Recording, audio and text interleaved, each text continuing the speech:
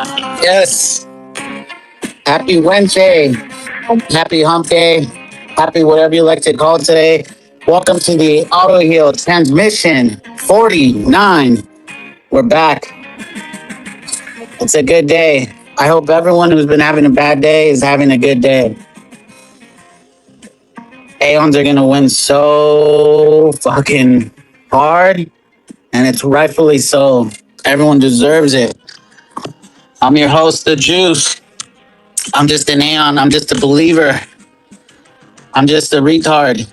A retard who hasn't stopped believing and have made a lot of friends since. And that's the best thing about stepping into the cognisphere. You just gotta let your worries go and just know everything's in good hands. Because everyone, when you believe, everyone's watching over each other. Everyone's truly there for you. And I mean, if you don't speak up, you don't know who might. You'll know who might help. So, hey, I'm feeling euphoric as fuck, and I hope you are too. Some people are starting to burn out, but that's when other Aeons need to step up to the plate. I feel like it takes a village. In our case, it takes the cognitive spirit. So I advise, if you haven't already started any helping out in any magnitude, or just take the step today to start helping out. However you seem fit. Tweets get read, but I think we got to venture out. IRL is going to be the next frontier, and that's where we're headed. I'm going to be meeting up with Aeon Bro this weekend. We're going to do an art installment with a projector, and I'm picking up some leaflets tomorrow that are SPX branded. They should be ready today, but I didn't have a chance to pick them up. I also ordered some stickers, 3 different designs. So the designs are sick. I took a design from one that was like 3 years ago, and I updated the QR code. I also did some of the stickers from. I made stickers from the design from S&P 500 Hater. So anyone coming out to the LA meetup, I'm gonna have a little goodie bag, so you could with some of these leaflets and everything. So watch out for those. Yeah, but everything's coming together. So feeling pumped. Yeah, I hope everyone's feeling good. Shit, I should be arrested. How good I feel right now. But if anyone wants to come chat, by all means. We're also going to be doing a little football draft for the Autoheal Fantasy Football League that we're kicking off later this month. We're doing our draft. I wanted to do something interesting in the sense that I want to have it more inviting to even Aeons that aren't participating, but I want to see if any Aeons want to participate by rooting for one of the 12 teams that are participating. So I'll give more details on that. Hoodish, Hoodish, you here? You dropped out. So yeah, we're going to have 12 teams. We're going to do a draft. So out of those 12 teams, we're going to have, if any Aeons in the Cognisphere want to support a team, I'm going to donate. Let me see. Hoodish, are you there? Are we there, mates? Hoodish, hoodie. Yo. Feeling that energy, man. Energy's back. Energy's back. It never left. Oh, man, it was fucking dog shit for 2 weeks. But now. No. It hasn't. You got to persist. We've been persisting hard as fuck. But, it's time to clean up heal the timeline. So, yeah, man. You ready for this draft? Yeah, man, I'm gonna lose, but that's okay. Hey, no, not with that attitude. You've already lost, but you gotta. I've seen people first time take it all the way. Sometimes, bro. I had a cousin who's never played fantasy, and he went with like Tom Brady in his last year and fucking won it all. I've seen miracles. Sometimes, as long as I don't come last. Hey, we're As long gonna. as the big JD sins. You better not come in last because we're actually gonna have some sort of like punishment for like for last. Maybe we should do like if you like buzz your head, you gotta put like SPX on the back of your head somehow. Yeah, I think JD is going to come last because he always comes last. No, So no yeah, good, baby. I'm thinking that I want to make it a little more like inclusive with the Cognisphere. I'm thinking if any Aeons want to support one of the 12 teams, and then if that particular Aeon wins it all the way, that Aeon who's a supporter of that team gets a little bit of SPX. Yeah, I'm down. It's So, great. So we're building fans for the fantasy teams. That's unbelievable. That's the depth of the community. yeah, Fans for fantasy football teams. that's how it is. Imagine that. There'll be like a whole bay just with like like headbands for Maxi. You could. It's pretty much like almost like cheerleaders in the sense Yeah. like Maxie might just get a bunch of red headband cheerleaders to to support his team. That's why like I'm thinking I'm gonna change my name. I think it was cool for a day, but I don't think I like Squeeze and Destroy anymore. There are some good names like Marati's Daddies is a good one. I like yours, Saquonda Forever. That's good. We got Unk 6900. We got IRL Schiller. We got Batman Begins. We got Bull in a China shop with Saucy, which is Saucy. 500 Flippers. Denver Dynasty. Born to Flip. And JD Sinners. So JD Sinners is pretty fucking funny. yeah. So I think it'd be cool to have like some Aeon support certain teams, and they could possibly win some SPX and for supporting that team. Yeah, I like it. I Yeah. think so many things happening. Like Maxi will make the final, and then there'll be like a cameo on the timeline of Keith Gill saying like Crypto Maxi, like you've had a great season. I just wanted to get my support behind you. Yeah. And then if Maxi wins, he's going to say this is the reason why the headband became a multi-billion project. The possibilities are endless. Hell yeah. If anyone else wants to chat, I see someone new, Noki. What's up, bro? If you ever want to come in, chat, welcome. Yeah, it's been good, but I feel like it's gonna be times like these that people are gonna be in good moods. I can't wait to hear what kind of mood Unk's in with all the recent developments. And hey, also shout out to Noname in Hawaii. I know there's a bunch of hurricanes happening right now. Hopefully he's being hopefully safe out there. Yeah, I reached. I respect that. I respect that. He might have had a couple of crash outs that I'm not aware of, but hey, it's a given. And I respect that. And I respect that. What did I miss? No, it's just this thing. If if he makes any post on the timeline, you need to respond. I respect that, and I respect that. You'll see. Go look at his posts. Natalie and I are always in there. Like I respect that. This is what he says. Hey, Nanolit might be in a little situation because what general is he going to support? Is he going to support you or Unk or Blaze? Actually, Come on now. I'm his favorite. So hey, Blaze is coming in here thinking that he's going to whip all of us, bro. So the way I'm going to do the pick out the teams, I in later on today we're going to do like a randomizer to get all the teams, and then I'll film it and post it so everyone can see it. So there's no full transparency and everything, and then that's just gonna pick the order for the draft. So yeah, cool. yeah, this is my first year. I'm doing two fantasies, which seems pretty like a headache. But I think Blaze told me that he was doing like 8 or 9. So I don't know. That seems a little lot, but I did one this past weekend, and I took what is it? It was a 14-man league, and I ended up with the 11th pick, and I'm pretty happy. I feel like I don't know. I'm not sure what everyone's strategy is, but have you been doing some mock drafts? No, I've done nothing. I'm going in raw, man. Nah, bro. Nah. You might end up with a kid if you go full raw. Imagine if I get the first pick and just burn it.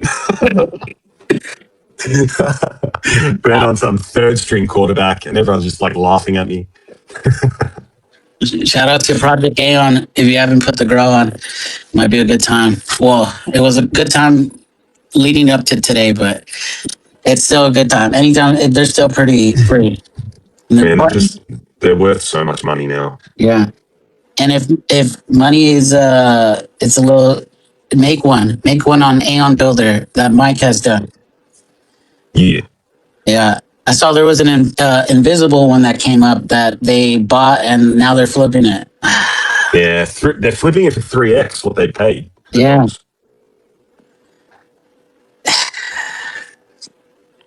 I've got one of mine up for sale, but I'm just asking for what I paid for it. Yeah. Although I need to reduce it now because Ether's gone up. But the one you have up is your first one, right? Second. Your second one. So are you attached? Are you like emotionally connected to your first one? Yeah, I can't. I just can't get rid of the beanie one. I never will. Unless it was like someone that wanted it and over the counter, that way for someone who wanted it specifically. But yeah, I saw this one pop up that I just got, and I'm like, I'm just going to do a trade for one of the ones I have. So I've had to list it because I'm not having an extra one. I don't need an extra one. So just selling this one for what I paid for it. I just have to adjust the listing price now. Nice. Maxie, what's going on, bro? What's up? What's up? We're just driving in the car right now, so I might have some background noise. You've been following all the drama with the Lakers?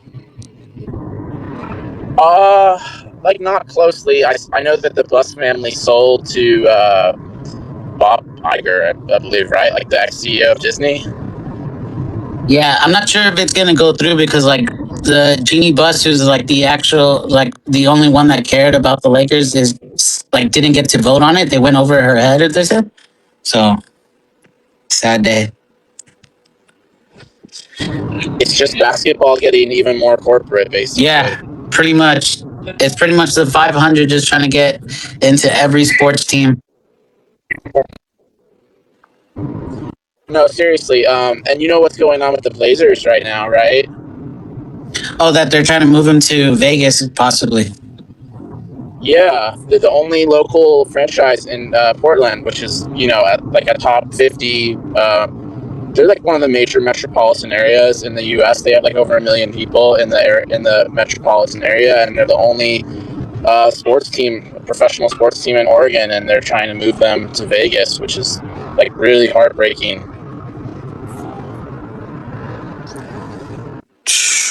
Tough day. Tough week for basketball, but football is going to be starting soon. So you know what that means. We're going to hear a lot of this.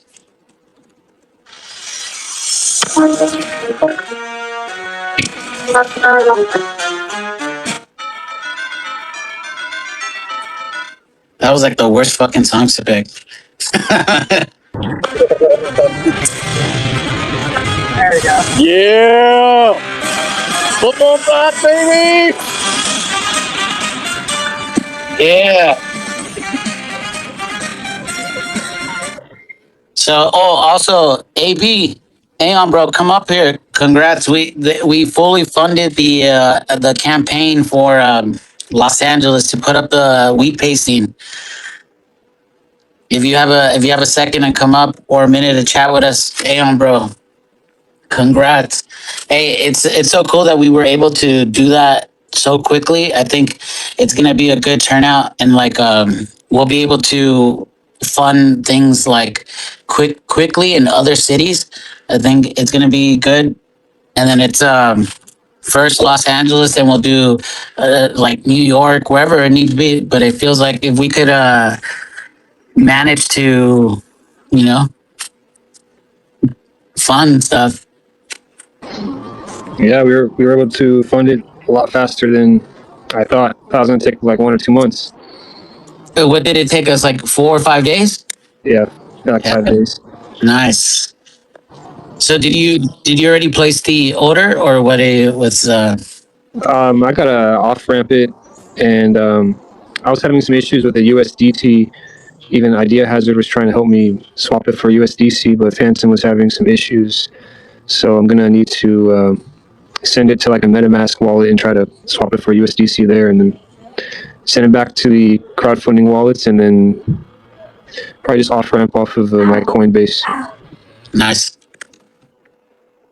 Let me see. But right now I'm working on the poster for the event this Saturday. I was gonna do like stencils, but that's not as easy as I thought it was gonna be. So I'm just gonna create some kind of design and go get it printed on a poster board, all the artists' names. Nice. I'm picking up the leaflets tomorrow. I'll send you a picture once I get them. And then I approved the stickers today, and they should be starting to get printed tomorrow. And then I don't think I'll have them by this weekend, but I will have them for next week's meetup. Oh yeah, perfect. I do have some stickers, like I mentioned, enough stickers to get us by for the event, make the table look like it's full. Nice. Hell yeah, I'm excited.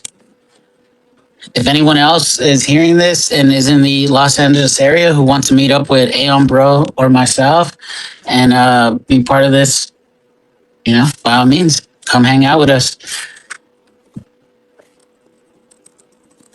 And then we're gonna be meeting up. We're gonna try our best to meet up on a monthly basis. So That's right. yeah, don't be afraid. We're actually decent people that want to move the movement further, take it to new heights. And I think we could only do so much online, but now it's like we got to onboard the average person. I think it's gonna be a good start. We just, we start small and then we just expand, and then people just start doing it. I hear stuff. They're gonna start doing something in New York, in Chicago, Texas is already on its way. So hell yeah, it's exciting. Exciting. Let me see. Okay. Yeah, they're gonna do something at Central Park where they're trying to plan something out. Yeah. And for those wondering what is it called? Maddox's voice sounds like, you gotta just hear it for yourself.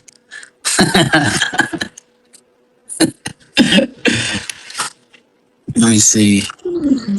But yeah, that meeting's like bi-weekly, right? Yeah.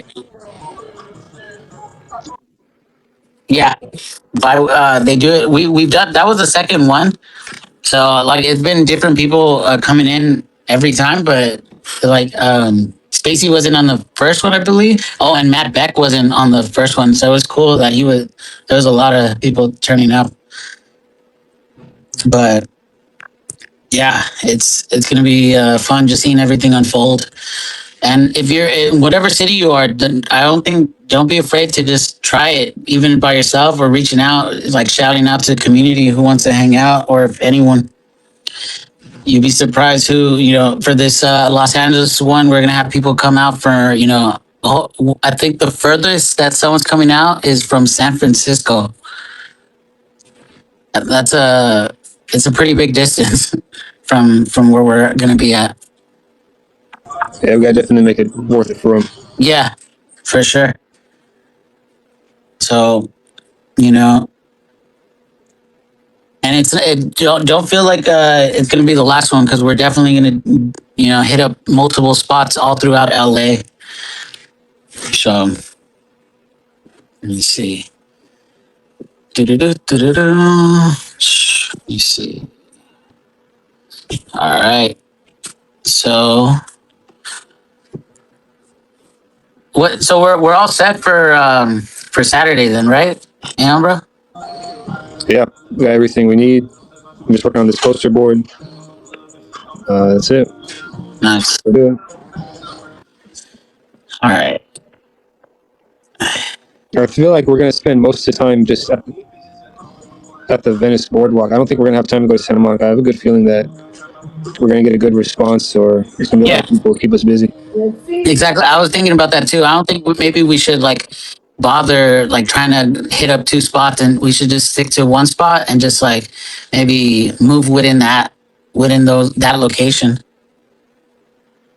And I think around the time we're gonna meet up, it's gonna be hopefully it's like 70 degrees, maybe cooler. It's usually a bit cooler out there. Yeah, what's important is that we're not gonna be in the sun, so Yeah. it'll be good. Do you have sandbags by any chance for the projector or for the projector screen? I don't have any. We could probably use like a gym bag full of stuff or a backpack full of stuff. Okay. I'm gonna bring some tie wraps just in case we need to like do something. But I don't think it'll be too windy. We'll see. Yeah. Okay. I'm actually excited for these stickers. They're sick. One of them's like a holographic one. Hopefully it comes out exactly like. Oh yeah, like the original stickers. Yeah. Yeah. It's, You know that card you sent me with like 5 QR codes on it? yeah. Also, I need to see which one did I send because I updated the design because they told me that it wasn't gonna come out that clear, so I had to make sure I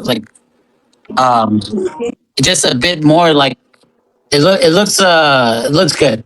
I think on Aeon's Online, Jordan the Rizzler was showing his card, and that turned out to be his. So I think he has the original design. The original design because Yeah. I got it from internal.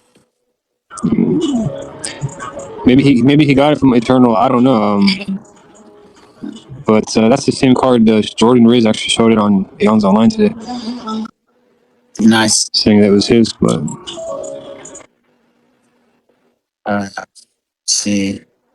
Where am I? Yes. There we go.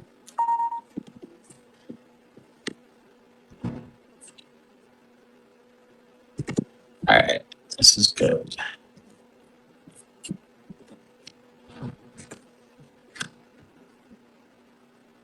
Nice. Let's see. I'm gonna. Oh. Let's see. Are you working, Hooded? Hell no. I'm off No? today. Nice. Nah, I did a lot yesterday, so now I'm chilling. So I'm gonna post the if anyone wants to make stickers and wants the updated file here.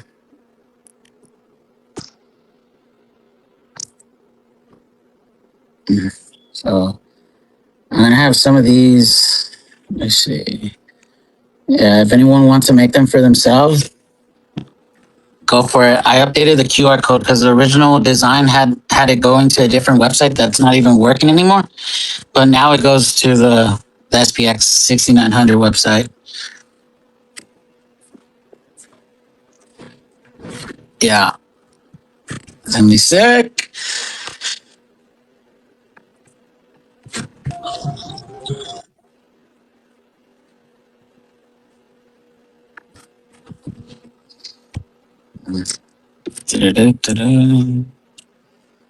Let's see. I've been like I need to catch up on so many things. I feel like I've been spending more time on like kind of YouTube and not as much on X, and I don't get to see a lot of things. I wish that like when I'm like using the computer and like doing spaces on my phone, it would like be a bit more like work better. But it doesn't like when you're on your laptop, it doesn't register that you're on the space to like upload stuff. And also, two, let me see. I started doing the workouts that Monj gave me. Shit, kicking my butt. I'll be looking like him. Give me 69 months. I'll be my titties be bouncing too.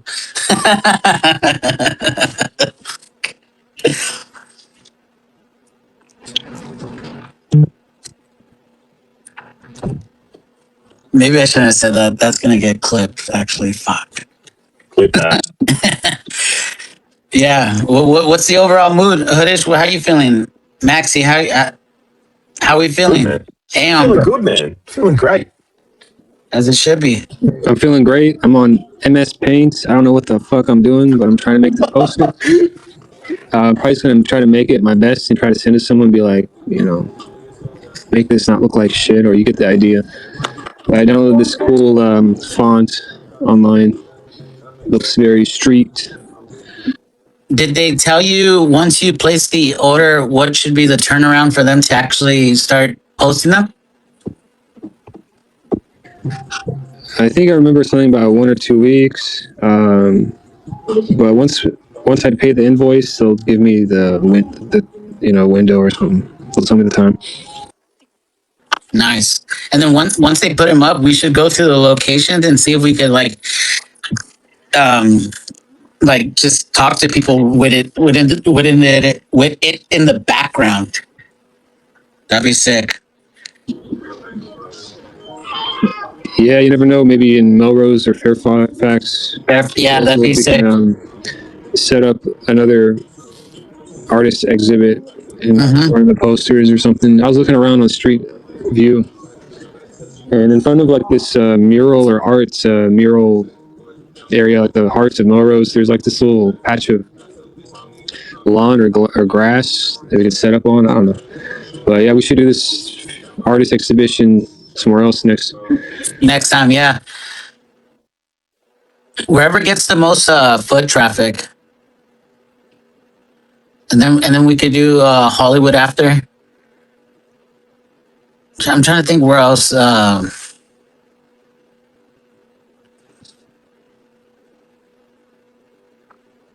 Somewhere in downtown too. Oh, it'd be sick. What, like one of the bridges or one of the tunnels in downtown?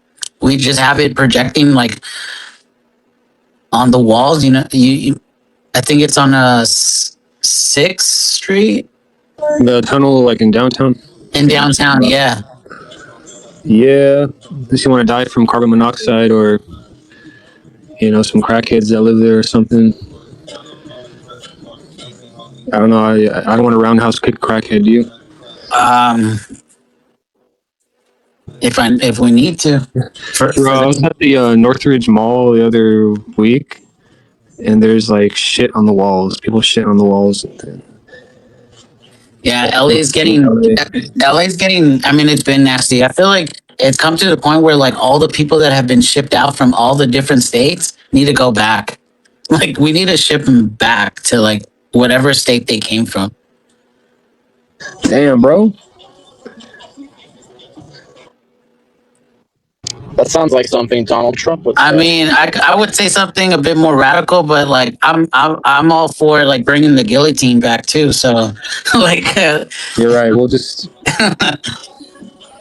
poison like the water in Skid Row and just. I don't know. Is this just recorded? no one's even drinking. There's no water in Skid Row.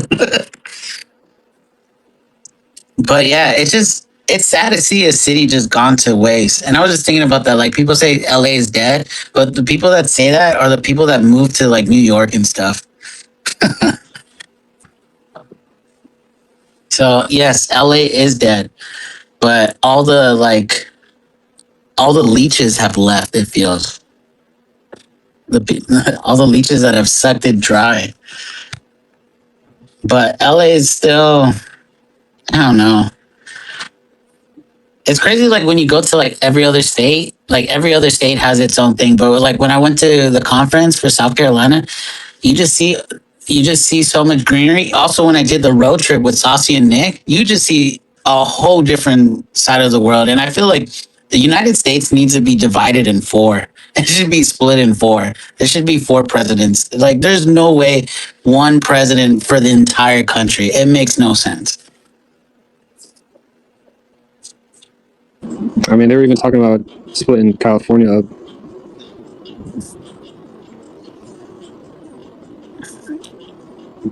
Who would run it? Who would You would run it, bro. I think you should be. You'll be a good leader for LA. I think I like your ideas.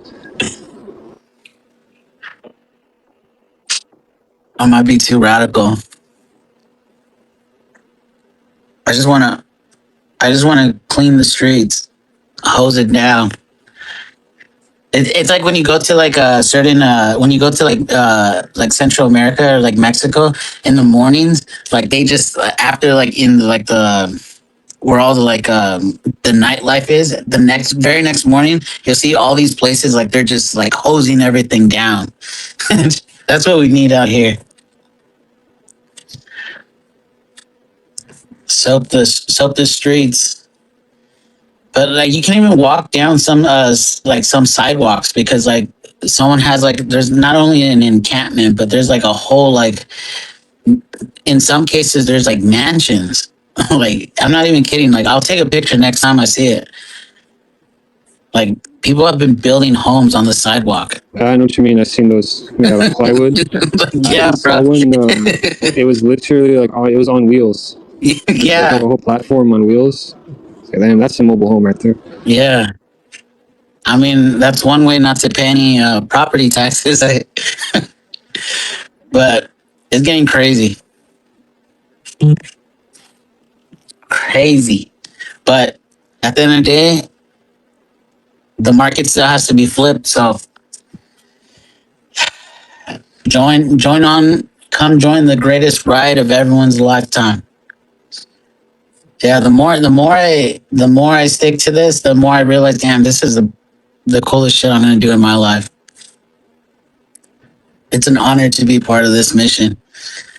And it's not gonna end with a couple fucking green candles that are coming. No. This is like this. You got to look further into the horizon, just like further. Not 3, not 5, further. Not 10. Like if you like you start. This is where you build the stamina to like really like we're in this for the long haul. Like for like whether in some people you might be able to generate generational wealth, but what's the point of having generational wealth if you can't sustain it? If you're just doing it for a couple more dollar signs, like nah. This is something bigger. Because then you FOMO out, you're gonna FOMO back in. Just this is bigger. This is bigger than anything we've got. Any previous generation has gotten to do. All the previous generations have just been contributing into the S&P 500, and how good has that been going? Nah, there's a big fuck you to all that. Time for a new establishment to come in. That's what I think.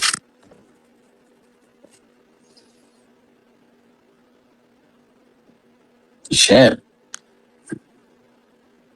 Maybe I should buy the Lakers. That'd be sick as fuck. Shit. I'll bring Jokic here.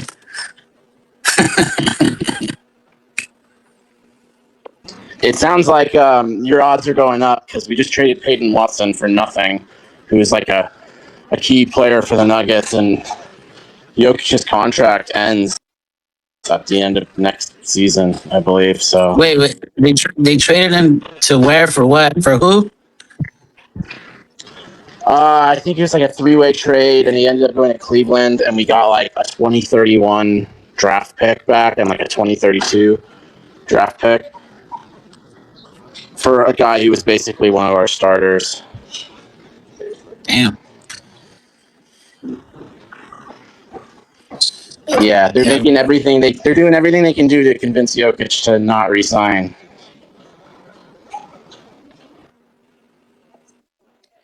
I wonder why. Maybe they don't want to pay for him. So for Watson specifically, it's because we were like in the second apron. So our tax bill is super high, and we just like we made a bunch of poor contractual decisions with other players, and we're like locked into too high of a salary, and they just wanted to dump salary basically. I don't think they want to get rid of Jokic, but like they're paying for max contract, but like he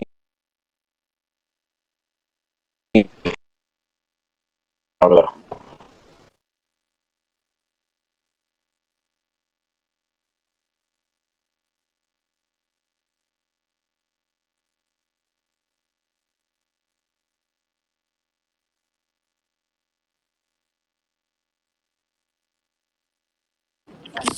You still there? I think we lost you. Am I breaking? Yeah. Oh, you got that headband a little too tight, I think.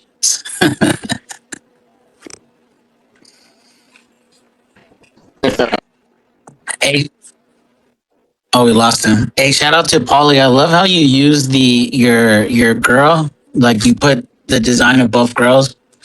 Hey, once you put the girl on, you like almost have the every right to like do whatever you like. Like you own it, use it, put her to work. Yeah, and however that seems fit. Like everyone does their own puts their own twist to it. I feel like that's like an added feature that not enough people do. Like you don't just buy the NFT. Like you become it becomes whatever you wanted to do. Like in the last wave when Bored Apes was having its run, people started doing like products. Like there was like food products, water products, and they were throwing their NFT all over it. Like the Project Aeon should be no different. It should just be an expansion of all that, and it's just going to help push SPX even further, get it to greater heights. Like there's a token and there's a project attached to the token, and like it's a win-win. Like you get the NFT, and then now you have the right to create whatever storyline you would like to create, and then that holds value for that NFT, and just like it's a rabbit hole. It's a good rabbit hole. So if you're still skeptical about what it is, it you know a lot of times we say they're free because they are so. How do you put something on? How do you put something? How do you put value on something that could just expand into so many things? It's like some would argue that they're not worth the price of what they cost right now, but I would disagree with that. I would say like it's not too at least for me. I don't think that it's far fetched to say that Project Aeon will be equivalent to owning over 100,000 SPX. Yes, it sounds fucking retarded, but no, it's not that crazy. It really isn't. It really isn't at all.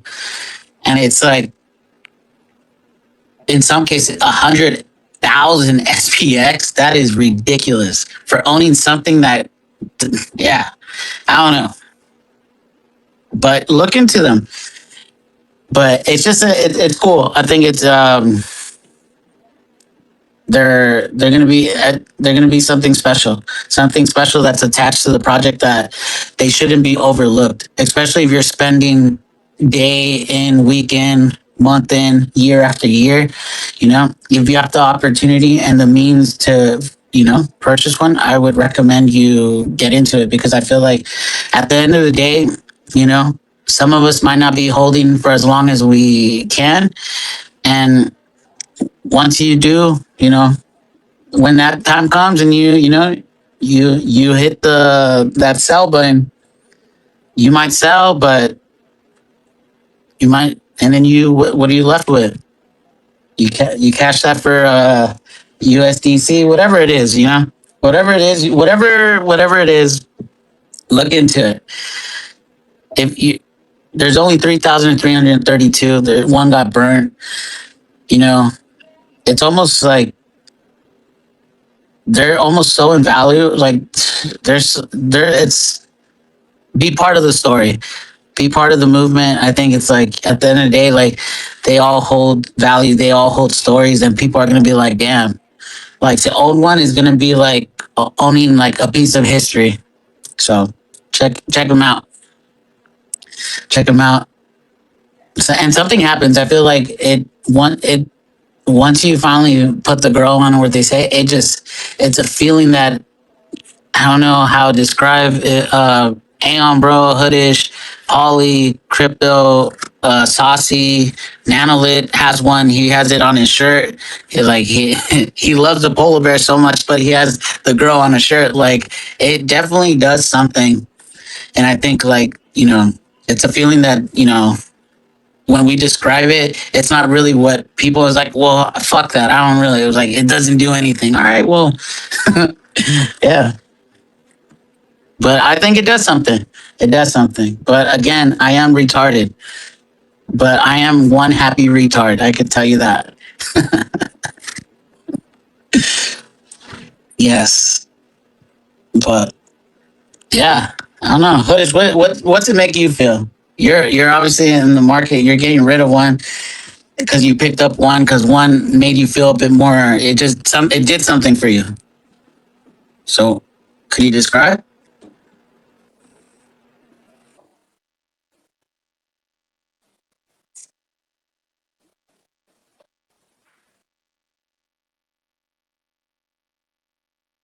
We lost him. It like He's off. He's gone. he's overtaken with like how amazing it feels. How does it make you feel, AB? I think what you've had one for over a month now. Yeah, maybe 1 month or two. Yeah, it's just a full circle. It's part of the community. A fashion statement that I dare to believe. Did it help like with this like?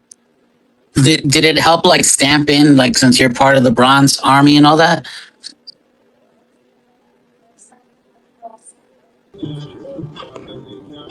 Yeah, yeah, it's part of it. Got my uniform on.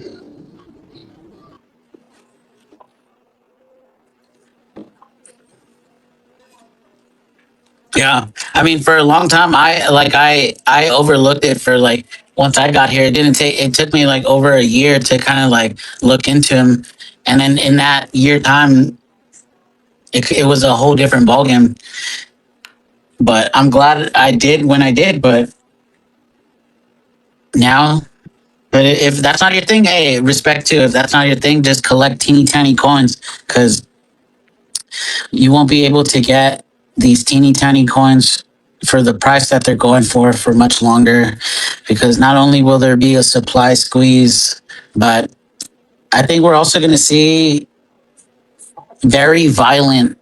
It's going to be very violent, and it's going to be the first test that everyone's going to be talking about. So,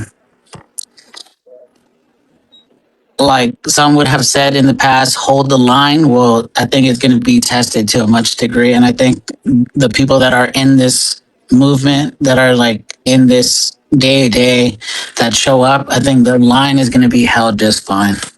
So, yeah. Hoodish, we lost you. You back? I don't know if you can hear me. Can you hear me? Yeah, we could hear you. Yeah, nice. Yeah, connection's fucked. What did you say before? What was your question? I was just saying about like what's it made you feel because you definitely you since putting the girl on or the whole project A on because you're in the market of getting rid of one, just your whole experience of of it. Yeah, I think they're cool. I think they're really undervalued. And I can see, at the peak of bull market, them being worth, 10 times minimum what they're worth right now, like third floor. Not that everything's about like price or selling things or whatever, but like it's culture. Like if you care about the token, it's cool to have one, at least one. Yeah. And then like I like what people have been doing with them, like Aeon One and Paulie. They've been doing cool things where they sort of like make their account that sort of identity in a way, which I think is pretty cool. They build that into whatever they post and stuff like that, almost like a brand in a way that like sells SPX.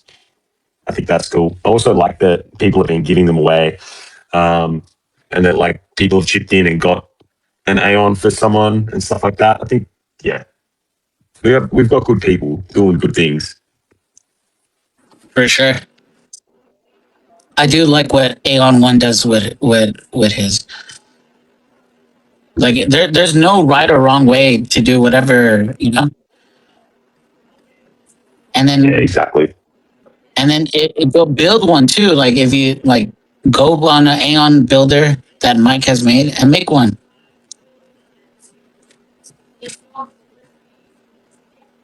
Let me see. Let me see. Where is this? I've been wanting to order a one of those Autoheal glass from the Jinping Labs. Have you seen them? What is it? It's a drinking glass? Like what sort of glass? Yeah, yeah. I'll put it. I'll put it right now. Let me see. I, yeah, all the merch and like all the stuff that's coming out is pretty sick. Let me see. Where are you? Yeah, check them out. Jinping Labs Aeon One has made it.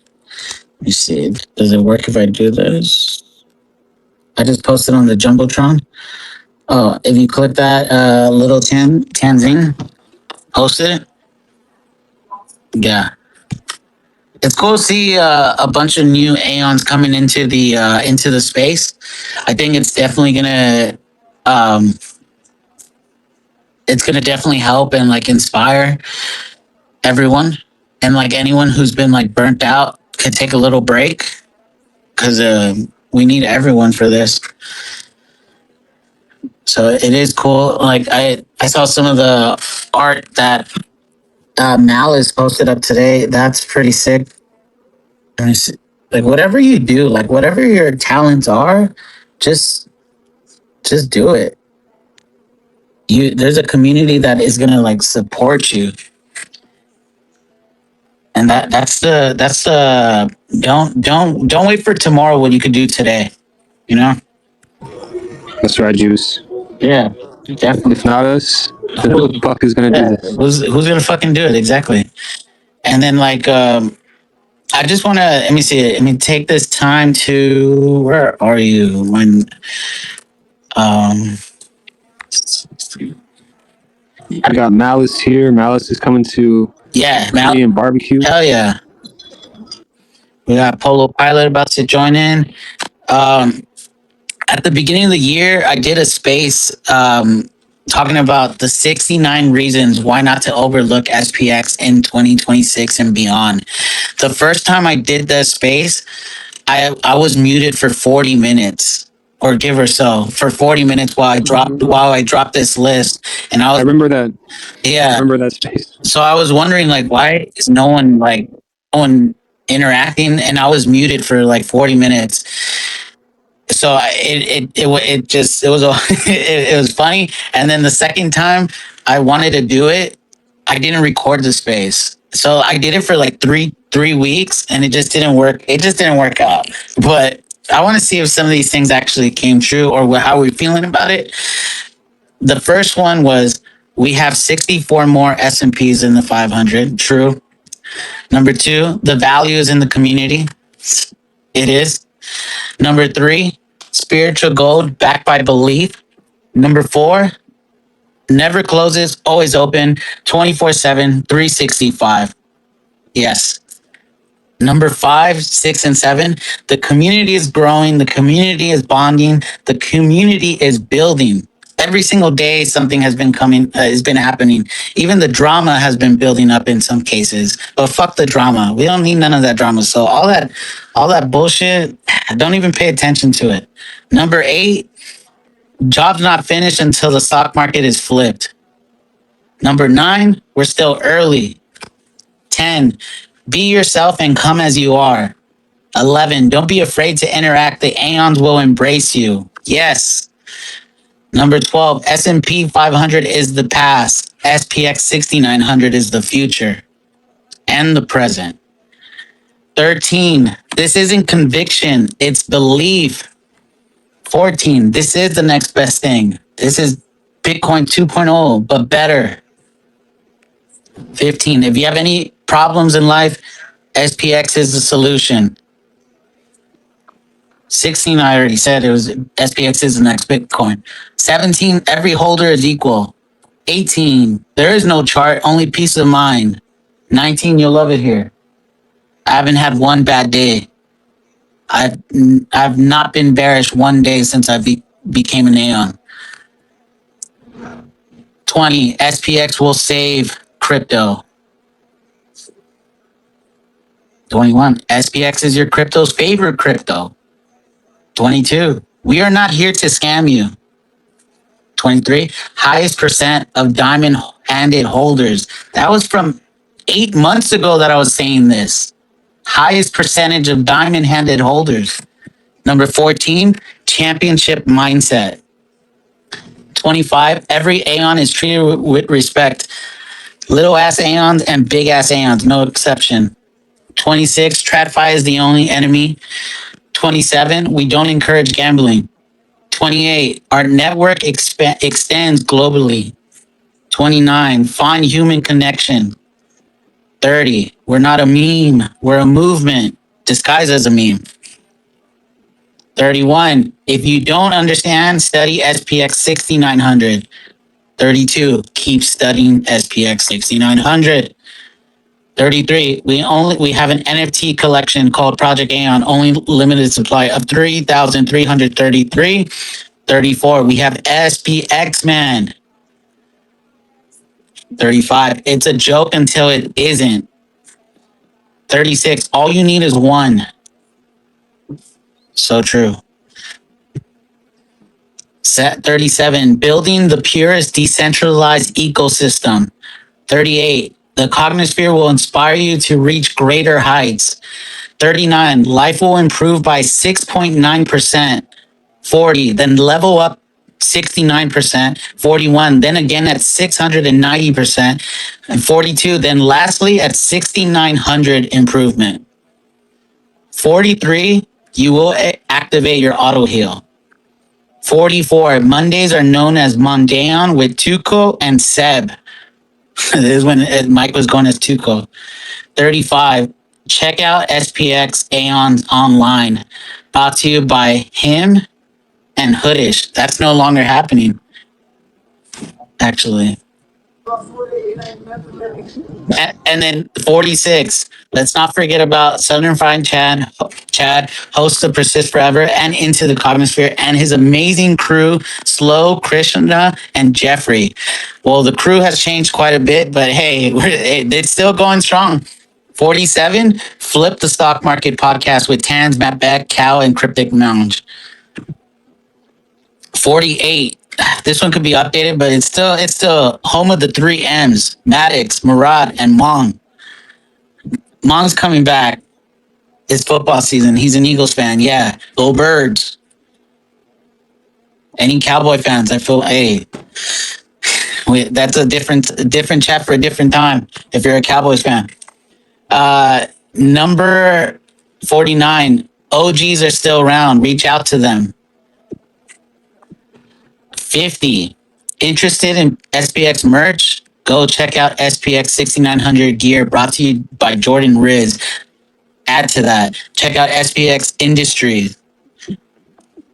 They're doing another drop, I believe, September 1st. And anyone else, oh, and also Paulie doing SPX merch too.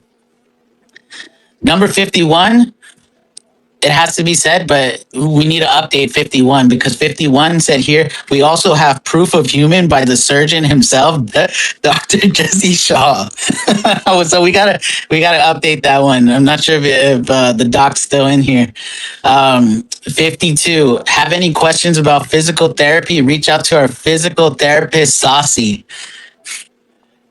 53, interested in reading books on SPX? Check check out books by Audacious. 54, at the bar or on the streets, you got to check out Try to Stop Nick shouting out SPX6900. 55, good luck trying to beat Unk 6900 at a beer chug competition.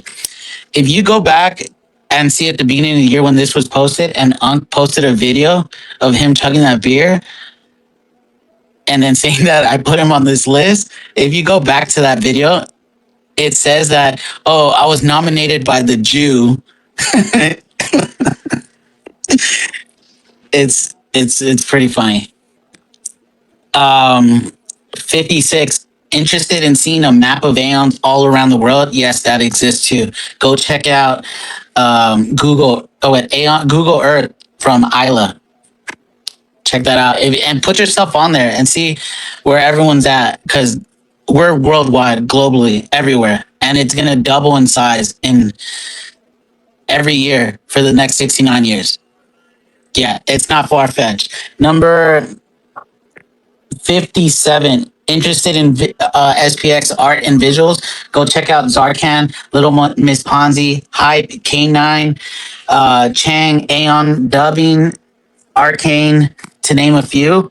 And we're going to be doing that on Saturday as well. Like Aeon Bros prepped a video. I'm not sure how long it is. It's an hour longer, or how long is it, AB? Yeah, it's an hour and a half long. Yeah. So check it out. They're the goats for a reason. 58, thinking about getting an SPX 6900 lip tattoo? Join the crew. At this time when I posted this, it was only Spacey and DePonzi at that time. Since then, what, Hoodish, I also believe another Aeon Ollie. There's been so many tattoos coming. So all this needs to get updated. 59. If X is not your thing, go hang out with the Reddit crew with Big, Jasper, and first of a kind 10. Is that Jeffrey? Jeffrey? Yes, Jeffrey. Yeah. So, and that's when Slow and then we're holding it down there. 60. If you want to expand your street philosophy, then go check out Freedom for Aeons and his YouTube channel, Elusive Lines. 61, interested in automating your DCA? Go check out DCA Aeon, made by late Aeon. That's been updated. And also there's another DCA platform. I think it's Magpie. Check it out. I think DCA Aeon that one only lets you do, if I'm not mistaken, it does base, or it was just wormhole, but the one that Magpie does, you have the option of DCA SPX from all three chains. 60, let me see. 62, don't forget to thank Uncle Muggy next time you see him at McDonald's for our Cognisphere commandments. 63, don't forget to thank Coach Idea Hazard for hosting volleyball practices. 64, add yourself to our family portrait on SPX6900mosaic.com, made by Aeon Reborn. 65, want to give out Pokemon themed SPX6900 cards? Reach out to JVS, which going strong. Now he has a couple of new designs. The new designs are sick. I got some from at the conference. 66, delusional bulls will win at the end. Delulu is the Salulu. 67, ask anyone here, quitting is not an option. 68, you will see SPX 6900 everywhere sooner or later. 69, don't forget to thank user Bapro for giving us stop trading and believe in something. Yeah. Hopefully I ran through those quick, but we have a commercial break.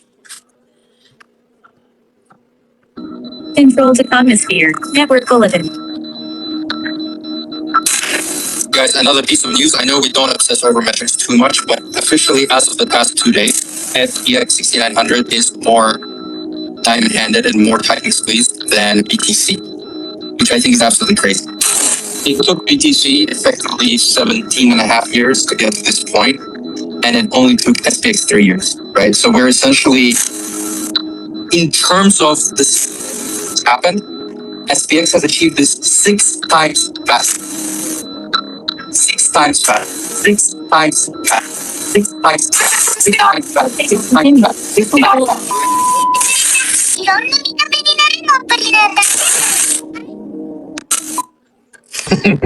Thank you, Polly, for making those. Like seriously, Polly is doing all these. Like everyone's just doing all this extra stuff just because something is just calling us to do all this stuff and just share it with the community. So there could be more content to be shared across the whole board. Like we're at the point where it's like we're at the point where like the machine has been feeding us. Now we have to feed the machine in order. We need to. This is a well greased machine, and like this is gonna. In order to take this further, everyone's got to step up to the plate in whatever fashion. Whatever way you could help, just do it. So thank you, Paulie, for making those. They come out great. So yeah. When you talk about the 69 things, there's quite a bit, isn't it? Like when you think about it, there's a lot of like moving parts and stuff. Except you did steal Ansem's quote, "Delusional bulls will win in the end, mate." So yeah. That was Ansem's quote? Nah, I'm joking. He stole it. He stole it? Fuck it, Scansum. Yeah. What's this Z500 index? Like, why are people wasting their time? Like, some people just want to get fucking rugged so bad. It's like, just wake up. It's like, bro, stop chasing. Like, people are going to get more mad that we're here fucking winning, not worrying. And people wake up every fucking day just chasing and be like, oh, like, I need to hit another. Like, they're like fucking fiends, bro. They're like, I need a 10x, bro. I need a 10x. It's like, damn, bro. Just chill. Just SPX, DCA, and chill. You've already won. It's like, fuck all these scam coins. Stop wasting your time. If you're like, what are you gonna do? Just chasing, bro. Chasing what? Like, what are you chasing?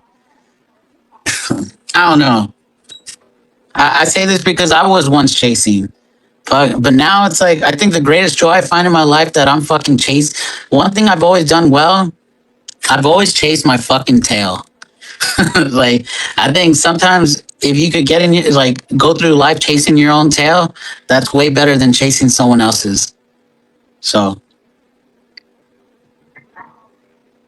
try it sometimes. Yeah, some people just love getting rugged hard. Shit. I got rugged with a fucking airdrop that I thought I was getting. A fucking AI airdrop. Out of all things, I got rugged by an airdrop. Fuck airdrops, by the way. That was supposed to be my first airdrop that I like got, and it was a rug airdrop. Till this day, I still have yet to receive one airdrop, and I don't want to receive an airdrop. Unless it's SPX. What, they sent it to you and then it just went to zero or what? It's like sent to me, and then like I looked at it and just like I just had to approve it, and then as soon as I approved it, it drained. At that time, I was using Phantom. I approved it, and it just drained my wallet. The fuck? How does that even happen? Like you connect your wallet to something and just... Yeah, it's like I opened up a link from X, and then the link opened up Phantom, and then like I thought it was getting an airdrop. I mean, I was fucking pretty stupid. And then Good tech. Yeah, that's how. And yeah, it was quick. It was quick. This was during I think 2025. So yeah. Since then, I stopped using Phantom. The only thing I liked about Phantom was the little fucking, every time you made a transaction, the little sound bite that it made. It made me feel like I was playing a game. That's the last sound I heard. That's the last sound I heard when I got rugged too. That's the sound you hear before you get bankrupt. Yeah. And then when I got rugged, I was like, well, was that is that really rugged? Well, when I got jacked, I was like that one meme where it's like, oh no, no, no, no, no. But I didn't get rugged for SPX. That would have been I've only lost SPX once. And I put it in like a cold storage, yeah, it's kind of cold storage. I use these check them out, these burner cards. It's like a good way to introduce people into crypto that without the whole seed phrase stuff where you can put small amounts. I forgot the pin to it, and then once you put the wrong pin an X amount of times, that there's no way to move the funds or unlock the funds. So I lost some SPX. Yeah, it sucks. But since then, yeah. It's kind of crazy with all the things happening with cold storage and stuff, because there was the not the hack but the leak with Trezor recently, and then the cold card stuff that happened. Um, it's kind of like a wake up call to all these companies that offer some sort of cold storage. Like, security should not, you should be very conscious of like security. Don't be printing your fucking seed phrase. Just, write it down multiple places and keep them safe. I always had a dumb idea of like getting a tattoo, but doing it like with clear ink. So I needed like a black light and like putting it under my foot, like fucking Woody from Toy Story. There's like, you'll be surprised how extreme people are gonna go. Like, we are headed to some dark times where I feel like I mean, probably not in the foreseeable. Well, not in the next 5 or 10 years, but in the big scheme of things, in like easily 20, 25 years, it having private security is not going to be that far fetched. Yeah, they're starting to make cold storages with no seed phrase. How would you do it?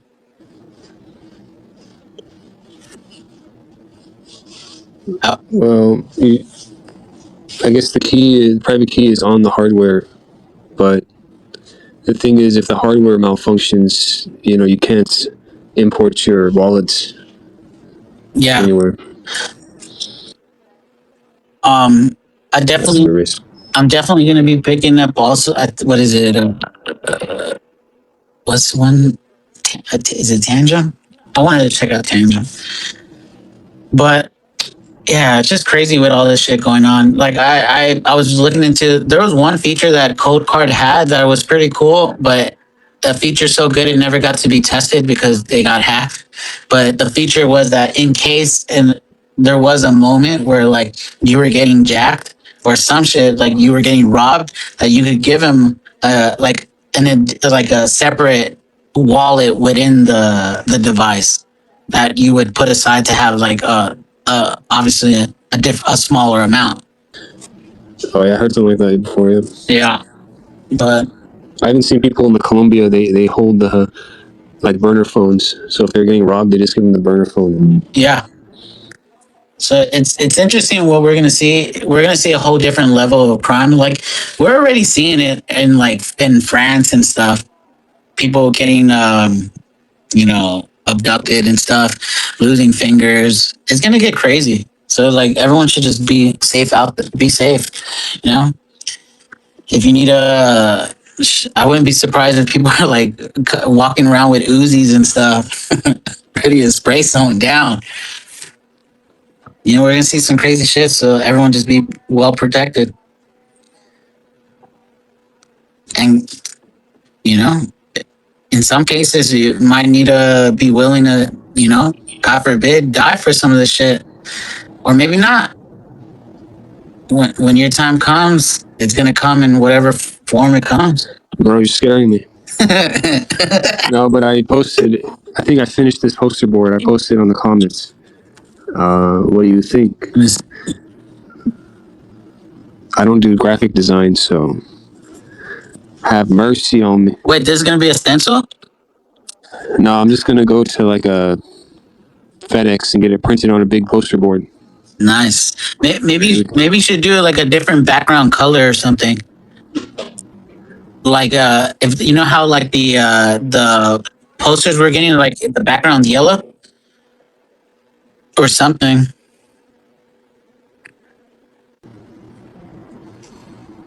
Yeah. Let me see what I can do. What's up, Polo Pilot? I saw you came on, but I started the list. How you doing? Hi guys, how are we doing? Amazing. Yeah, no, I'm just chilling, sitting in Montreal today. Nice. How's the weather? It was a bit of a mixed day. Didn't manage to get into town. I'm in a stupid airport hotel, but I'm going to LA tomorrow. LA? Ooh, there's a little heat wave right now. Oh well, I'll stick it out. We've been pretty hot in Europe the last few weeks anyway. So you're gonna see us on Saturday? To what? You're gonna come to Venice Beach and On Saturday. Now that On Saturday, yeah. What's the day? What? I don't even know what day it is, mate. So just a second, let me have a little look. What day is it today? 19. so the 22nd, we'll be there on the boardwalk. Cringe Max. 22nd. No, it looks like shit. I'm leaving at stupid in the morning. Oh god, no, that doesn't look good. I'm leaving at 4:30 in the morning, so no, I probably won't make Venice Beach. Oh, good. Well, enjoy your stay when you're here. Oh, that was a close one. I'll tell you what. If I don't go, I'll put that in the old diary. That'll be cool. Yeah. If you're ever in town during one of these, we're gonna be doing little meetups like once a month, all throughout Los Angeles. Cool. Well, I'm globally challenged. I'm all over the world anyway, so I keep checking in here on the spaces. Nice. Just to keep an eye on if anything's happening anywhere near where I am, then that'd be cool to get together. That'd be so much fun. Yeah, for sure. If you don't want to cringe max with us, you can just tell us, bro. We don't No, it's not. It's like my colleagues. I get even when in any Uber drivers, I'm always so. Where are you from? What are you into? You do a bit of crypto? Is the system fucked? Yeah, I'll tell you what. Take one of these cards. I got some of those business cards with the ebook on from SPX6900.com. So I'm always giving them out. How are they received? Well, pretty well. I mean, the idea is, first of all, the first problem is somebody into crypto or not? And if they're not, well, you can't really do it. But then with everybody, most people, a lot of people are driving Ubers, for example, for as a second job, just extra money because the cost of living is so high. Yeah, that's because the system's fucked, mate. It's like playing Monopoly, but somebody else already owns all the property. Yeah, that's a good way of saying it. So that's kind of, I mean, my entry strategy is to make people aware of their predicament. That we're all pretty much screwed, generationally screwed. And then kind of get people away from the left and right politics and make them realize that it's up and down. It's wealth that's the problem. And the system is, the monopoly rules are designed by the people who own the property. You know what? You're a really good speaker. We could use you on Saturday. Look, I'd love to. And if I'm not needed on the flight, then I'll definitely be there. But it's a big thing actually, and a lot of countries are talking about wealth tax and stuff. And I mean, it's a plaster on a broken leg, really, because it's not. I'm quite interested in the politics. Wealth tax, they should just spend the tax money more efficiently instead of fucking taxing people more. Well, I'm a very, very extreme left-wing politics myself, um, and I don't believe in income tax. Actually, that's taxing work. You want to tax the product of work, i.e., wealth and assets. It's a different way of looking at a different way of approaching the whole thing. Yeah, it's pretty revolutionary. Admittedly, it's almost probably impossible to achieve. But let's shift our focus and let's move the politics in the direction of a fairer and more equitable society. Do you think where we're at, like currently in just all around the world, more people are gonna wake up to? I mean, there's already not enough people that vote, but that are gonna, we need more people to vote with their money. Yeah, well, that's part of it, and quite interesting, and yeah, it's really interesting. See, a lot of people who seem to think Elon Musk is fantastic and billionaires and whatever are fantastic, and I want to be like them. No, you don't, because these are really, really, really sick people. It was much nicer earlier today. I heard on one of the other spaces, who was it? The Juice and Brown. They were talking about what would you do? Well, there'll be signs. When suddenly SPX 6900 is bigger than the stock market, well, there would be signs. The private jet, for example. But then it didn't take more than a minute before they were talking about social projects and sharing and building community. And I think there's a lot of there's quite a movement against this wealth. And where is the money going? I moved when I was 21 to the highest tax regime in the world and had a fantastic life. Paying high taxation and what have you. Socialism is not a bad plan in the Scandinavian format, for example. And I think a lot of people are struggling so much that actually they're starting to think, hang on a minute, how come I'm not doing better than I thought I would be? I think a lot of people are coming to that realization, every day. A lot more common for sure.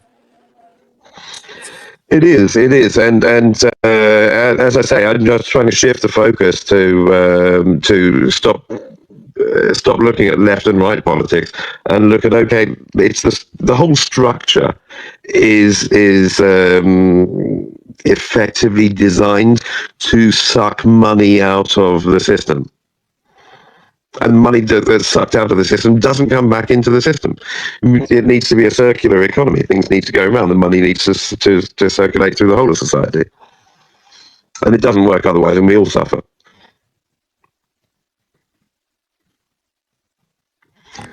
I'd go even further and say that, of course, I mean, I've got a pretty good job and I'm doing pretty okay myself. I'm quite comfortable and happy. I'm certainly,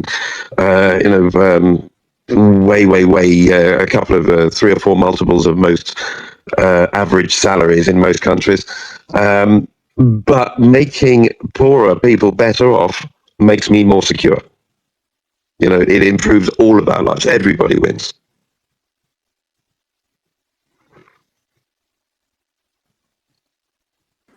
I agree. And I think that's a lot of the ethic of SPX 6900. Actually, it's not.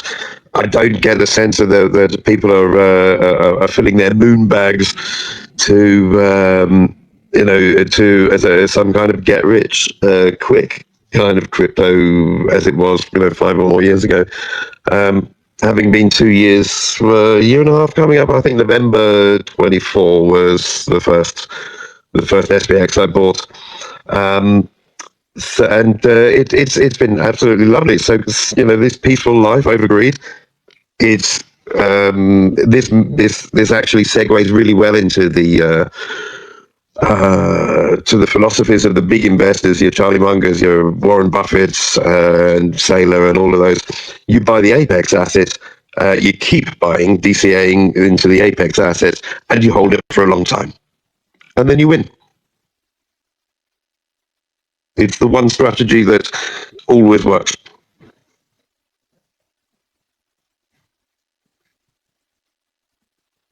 What brought you in again? Like what happened? You Aviation. became Aviation. I fly private jet. oh nice. Yeah, so you'll excuse the hypocrisy. So I'm actively kind of working to bring down the people I work for. You know what? We'll get a banner, and you'll fly that banner across LA. Yeah, that would be so funny. Wait, when you're leaving, will you be flying like the plane as you leave, or Yep. Well, no, I'll have to passenger down to LA, but in LA I'll meet another airplane that somebody else will be delivering, nice? I, and that's how I got to Montreal. I started in what was it, in Dublin to the Cayman Islands, and then brought the airplane here to Montreal, and the rest of the crew that I came with, because we were an extra pilot, because or I was the extra pilot because it was such a long duty. And they've just gone off this evening to France or something, I think. I can't remember.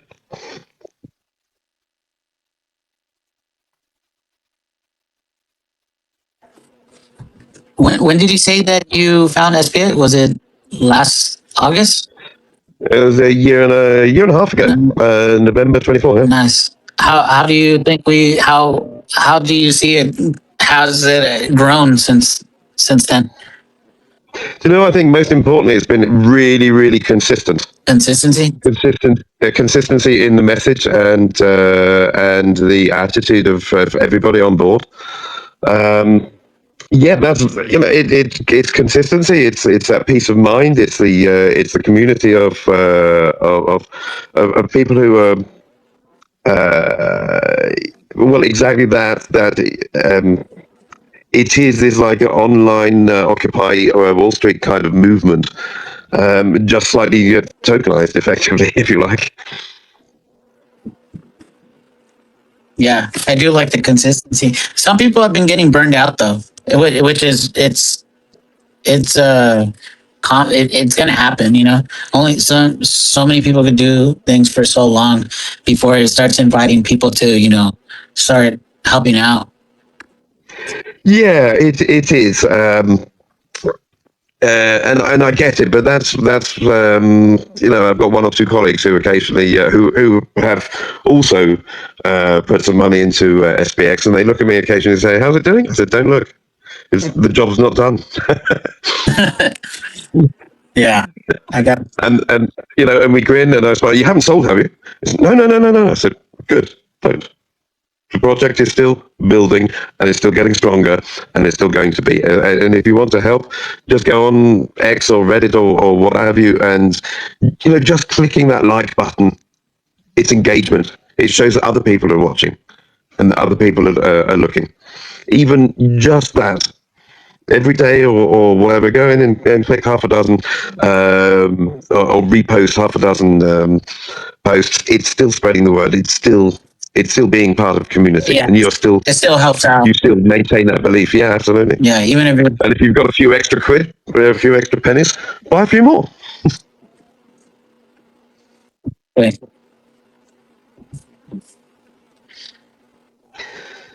yeah, it definitely, you know, we're lucky to be seeing whatever price it is right now because 6 months, a year from now, 5 years, 3 years, however long, the last thing you want to have is any regret that you didn't DCA, even if it was $1 a day, whatever it is. Yeah, exactly. You know, So true. So true. So true. it's going to be equivalent to stories that people hear about, like, oh, I was buying Bitcoin at $300, I was buying Bitcoin at $13, whatever it is. Like Yeah, yeah.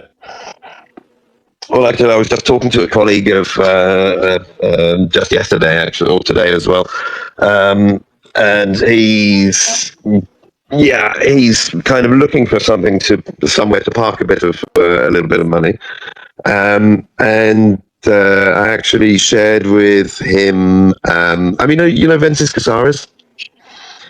I don't think so. Sounds familiar. Okay, so back in 2019, he did the Chicago Ideas Week. He did an excellent explanation of Bitcoin. So that video that's available on YouTube, I made that for my children, essential part of their financial education. This is why Bitcoin is important, and this is why it matters, and this is why you need to have some exposure in this. And he was, in 2019, Bitcoin was worth $4,000. And so he's been proved right, and with the metrics of SPX also, it is very similar, and it's got a similar. I was hearing the diamond handedness is greater amongst SPX holders now than it is with Bitcoin. That means something as well. That's why it's important. So I said, so if you're going to buy $1,000 worth of Bitcoin, buy $100 worth of SPX, because I believe it will be worth it. Just like it said in an essay that Vincent Saras also wrote, that I think he was talking about if you had 10 million, put 100,000 into maybe 100,000 or no 10,000 into Bitcoin. Because in 5 to 7 years, that could be worth 2.5 times the original 10 million that you had. And if it doesn't fail, you've only lost 1%. All right, Juice, I posted the yellow one now. Yeah, I saw it. I put it on the jumbo. It looks good. It helps everything pop out a bit more, don't you think? Yeah, you're right. Yeah. That's right. It's more eye-catching. Yeah. I did post like the actual image, not just the photo of this laptop, but same shit. Actually, I had MD Aeon twice in the previous one. Nice. Yeah, if anyone wants to critique what we could do better, that Aeon Bro is going to be, we're going to have this, are you going to print it and you're going to laminate it? Or what are you going to do? Probably should laminate it, huh? I'm really just going to go to the print store and just tell them, I need this printed on a big poster board. Yeah, maybe what I would do is move the center everything so everything's centered. Maybe put the artist names on the left and then maybe a QR code on the right. Oh, that's a great idea. Okay. You were saying, Polo? No, I was just talking about the metrics of or not the future of Bitcoin and what have you from 6 or 7 years ago, and what SPX6900 has achieved. I was just literally saying today to a colleague that if you're going to buy $1,000 worth of Bitcoin, buy $100 worth of SPX, because it's probably going to be worth more than the Bitcoin will be. Exactly. We've been able to achieve what Bitcoin did in in 16 years. SPX managed to do it in 3 years.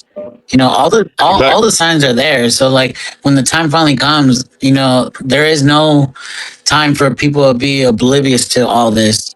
Like it's happening in front of us. Exactly. And I think, as I said, I think this, the whole of this cost of living crisis globally, I think that's something that we should tap into, because you can, everybody is interested. A lot of Europe, the UK particularly, is of course blaming, and America for that sake as well, blaming immigrants and say, no, it's not immigrants, it's the system, and it's not the left or the right, it's the top. And there's more than 99% of us. I think we can win this, and this is how we win it.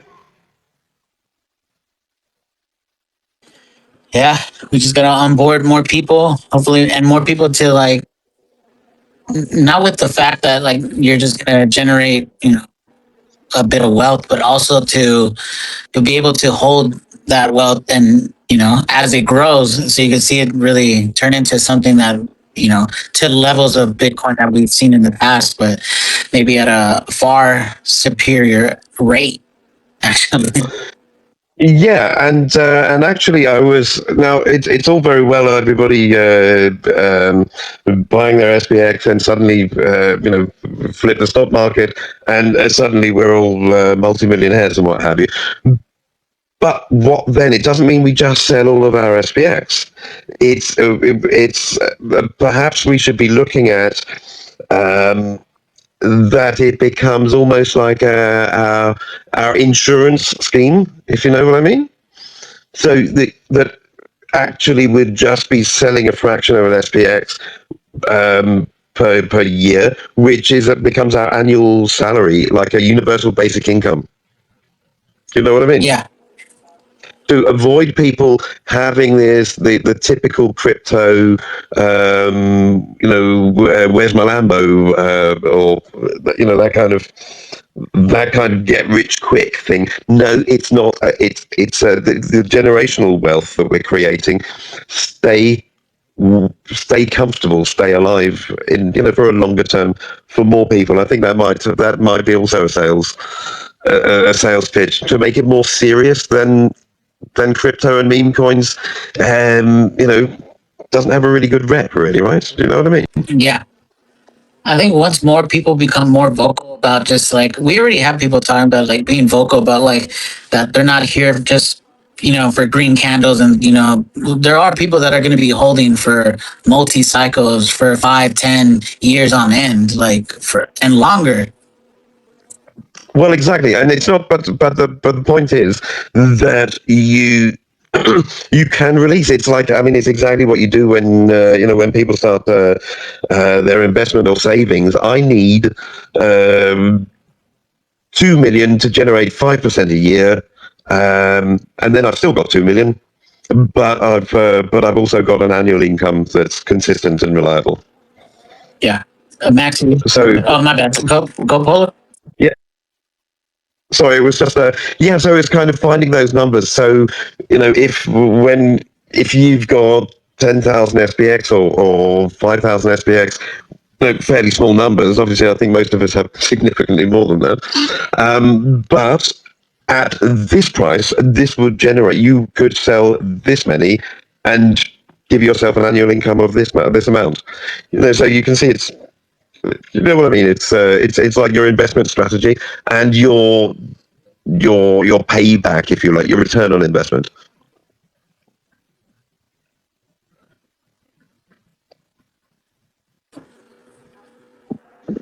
So I have a theory that for SPX to achieve its true potential, it needs to become an actual index of memetics.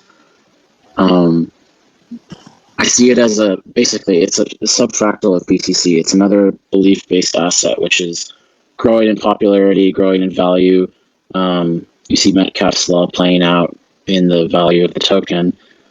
And I think if SPX is going to grow to what the Aeons believe it can be and actually flip the stock market, it needs to become its own market and index of sorts, but not an index of companies which are generating shareholder value by means of the bastardization of capitalism, all these terrible incentives that lead to addiction engineering and like the literal poisoning of our food supply. We need a new asset class which is belief oriented and based and grounded in belief. And I think that there's an opportunity here, which Bitcoin has kind of proven, that there can be these pure belief assets which are backed by literal belief and spirituality as opposed to the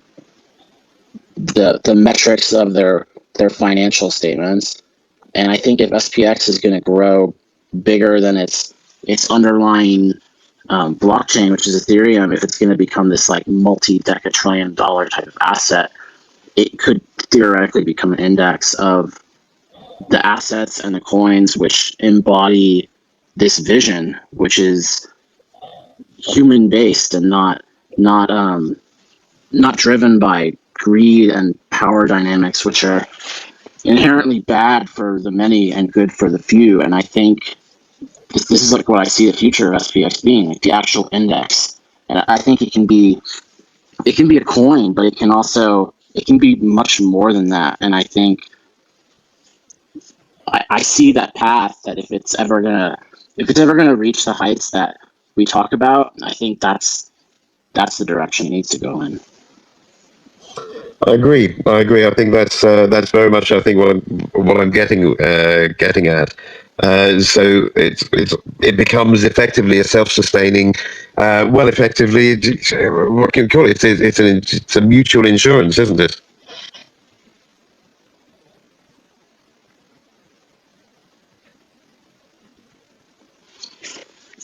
Yeah, it would be something you would want to hold on to forever. Like you said, it wouldn't be something that you would trade. It would be something that would be multi-generational. I think that's the goal. Yes, absolutely, absolutely.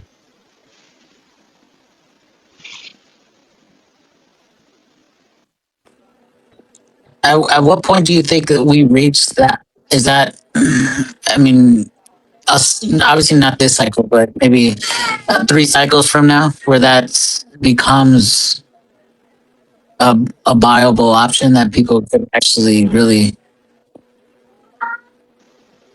fall back to. I think. Yeah, well, Go ahead, go on, Cole. sorry. No, it's okay, go ahead. Yeah, I was going to say, I think it needs to grow to a certain size on its own first in its current form before something like that becomes viable. So, to me, it would seem like that's multiple cycles away.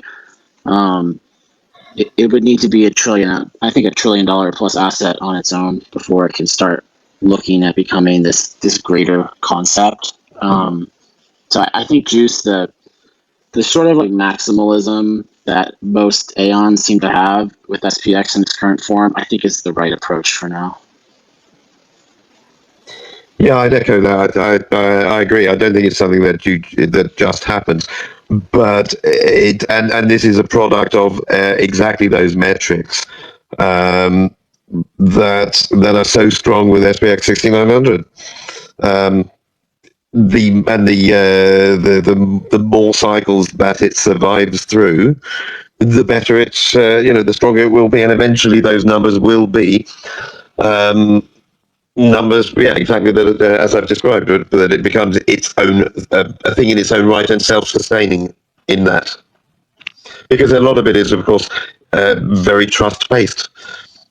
But when that, as I said, the consistency of the community that I've experienced over the last 18 months is exactly the kind of thing that are going to make more and more people go. They've been around saying exactly the same thing for a long time, and they're doing very well. And it is growing like they said, like they believed it would, effectively, yeah. But it is a multi-cycle thing, and that trust and growth that comes from that.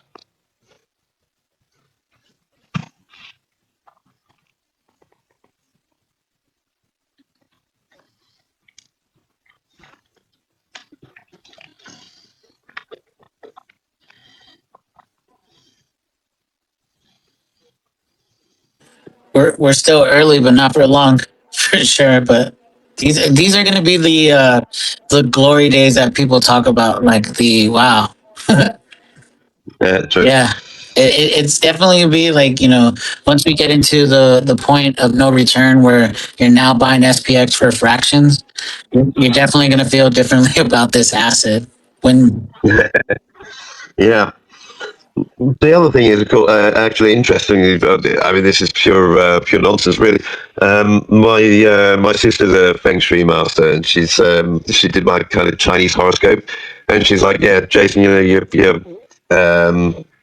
really have." I can't remember what she was saying. It was like, you're never gonna win or something. I don't have luck in that. In the horoscopy thing, and I'm like, what? So no point in buying a lottery card? No, no, that's not gonna. That's not. You could be rich, but you have to work for it. Um, and frankly, I kind of effectively my patience and the work, the effort and time that I've put into to studying crypto and playing and trying to trade and not doing very well, as most people have also discovered. But the attention that I give to the SPX 6900 is actually the work that I'm doing that will pay off, which will justify itself in the end. So, not that I'm going to prove my sister wrong in the luck. It won't be luck. It will be the work that I've done in supporting the project and being here and turning up and keep investing.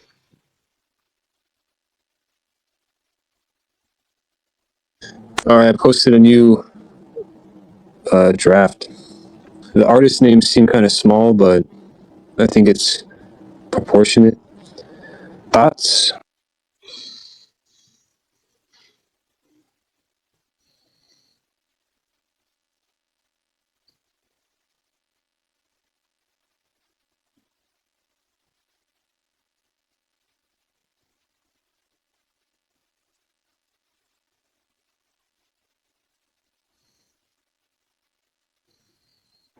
Yeah, if anyone has any thoughts, I'm looking at it right now.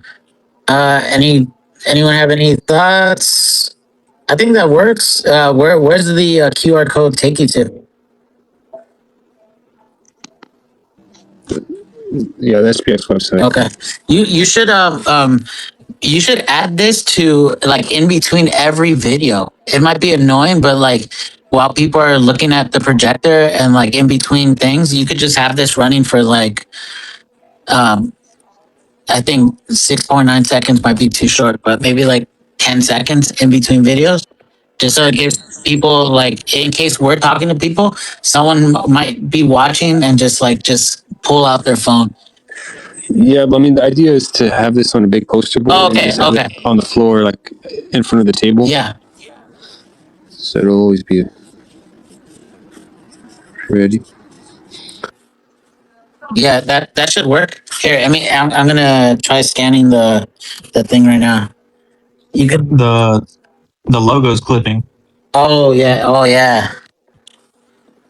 See, good catch. Thanks, Malice. He said it is trash, bro. Oh, Yeah, like how do the better. circle thing is kind of clipped. yeah. I don't know why it's like that, isn't it? Is that how the? Let me see if I could find you.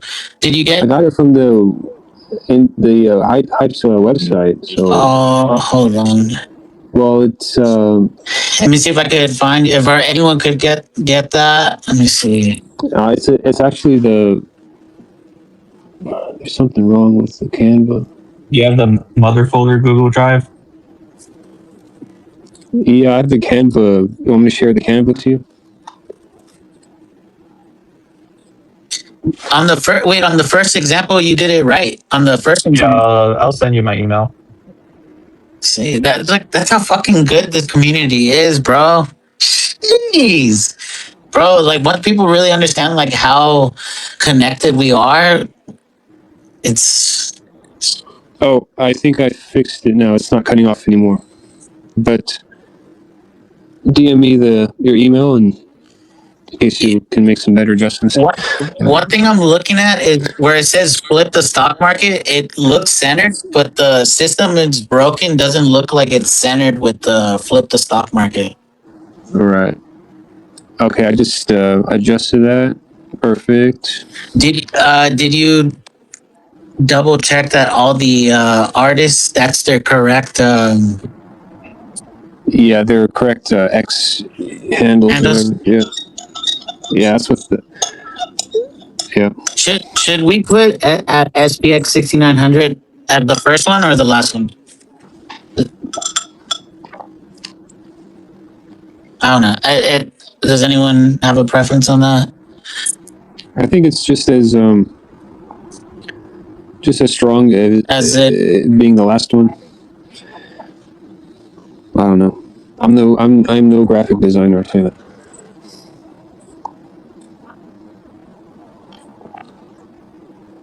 Malice, do you see something that you could fix?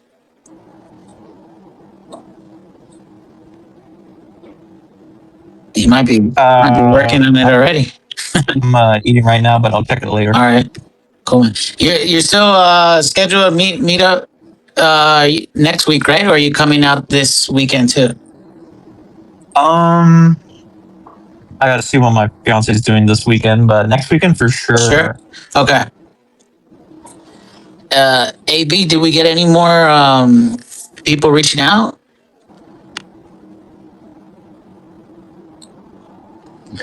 No, not recently. Okay. I should push that. Yeah, me website too. More, but I'm not pushing it.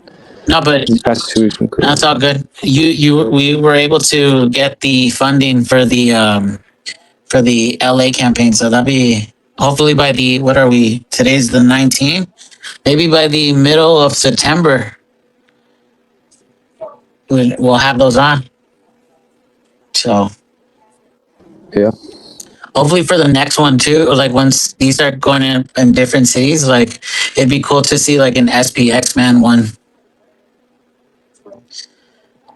It's definitely a good good one to have.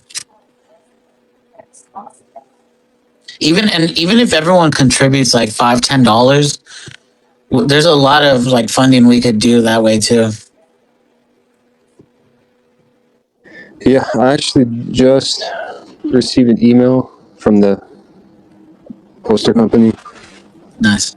and I had told him on Monday that we just needed $500 more, and then he just emailed me saying that he would do it for $4,100. Nice. There you go. So as for transparency, we do have an extra $500. That could get, I mean, what do you, to go fund for something else? Yeah, I'll talk to. I don't know what the right answer is, but I'll put it in the TG and see what Idea Hazard Murad says or something. But maybe it could go towards the projector. Maybe it could go towards the so we don't have to return it. Yeah. Or we could just keep it and just save it for the next marketing campaign. Yeah. That would probably make more sense. Yeah. I felt like with the stuff that I made, I felt like we could have like put a shout out to like fund that, but no, this is, I'm taking care of this right now. So, but in the future, I think as this gets bigger, if there's stuff we're going to be handing out, I don't think we should be afraid to ask, or if anyone out there listening is going to start doing stuff, and you need some sort of funding, like, it's cool to see Idea Hazard pushing it. So we better see this hoodish get the ball rolling. We need to see something in Australia. Talk to Jordan. You mean posters, big posters? Or what? Maybe not even posters. It could be something else. Even if you did a hang and it was just like beanie gangs, like it was just a beanie gang hang. Like there's so much creativity. Like I'm sure if Crypto Maxi did a hang with red bands only.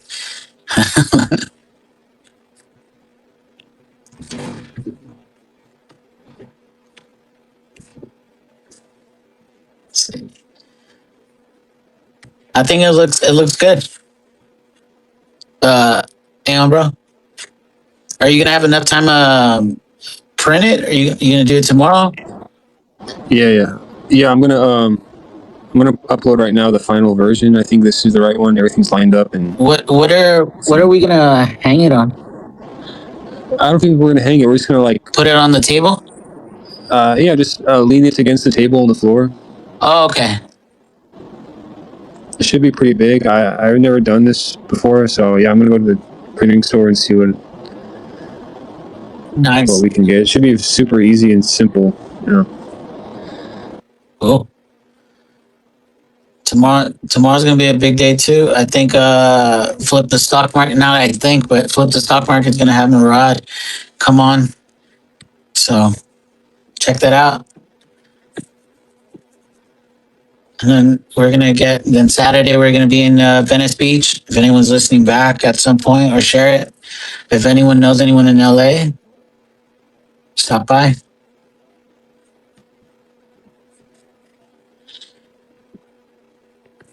Let me see. I'm pretty excited. I think we're gonna get a good response. The videos are super chaotic and it catches people's eyes. Yeah, we should. I'm not sure what's gonna happen. I'll try to get some footage of like people like just watching them. I mean, I'll ask them if it's okay, or if I film them, just getting some. Let's try to film low key. Yeah. Get those genuine reactions. It's a public space, so it's all legal. Yeah. It might be better not to wear any SPX logo stuff. So. Oh, okay. I was gonna ask, how do you want it to go? So we're going Gorilla. Yeah, I think if anything, we could wear some stickers. I do some stickers to put on, but I think maybe it's better to not to wear anything. Okay. So if we are recording people, it's not so obvious or something. Just kind of keep it low key. I don't know. Okay. Yeah, I could do that. Yeah, get some reactions. Maybe we could interview people. If we get, a handful of people to say, the system's broken, wake up, flip the stock market, that'd be pretty sick. And any footage we could like send to the TG so people could use it for something. Yeah, I do plan to try to make some kind of shorts music video about it. Yeah. If it's going to be hectic, I don't know what's going to happen, but hopefully I have time to do everything I want to do. Yeah. We'll see. Maybe we should just make up a quick skit, not a quick skit, but like something with like just a couple lines that people could say it, and then we could cut it and have every section be someone different saying the whole line while we're compiling everything. That'd be kind of cool. Or if anyone out, Maxi, Hoodish, Malice, or Polo Pilot, is there something you want us to do while we're out in public to like help push this further? Now, I know I'm sure you want us to do something that will help Bronze Army. Hand out red headbands. If you supply them, maybe, but there's no funding for that at this moment. Hand out third place bronze medals. Ship them over. Third place. Bronze Army needs to make a shirt. Unless Hype is gonna make one for this release. Yeah, I don't know. We need one though. Shine bright or some shit on the front of a t-shirt. I'd wear it all the time. All right, I posted hopefully the final draft right now. Giraffe. The giraffe.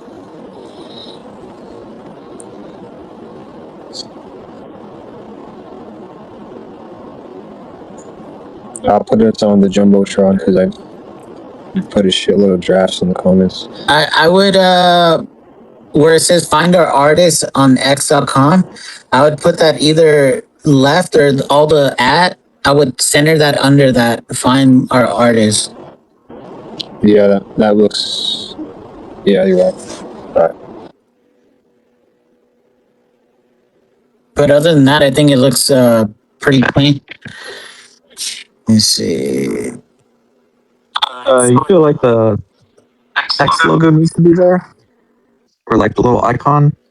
The X logo.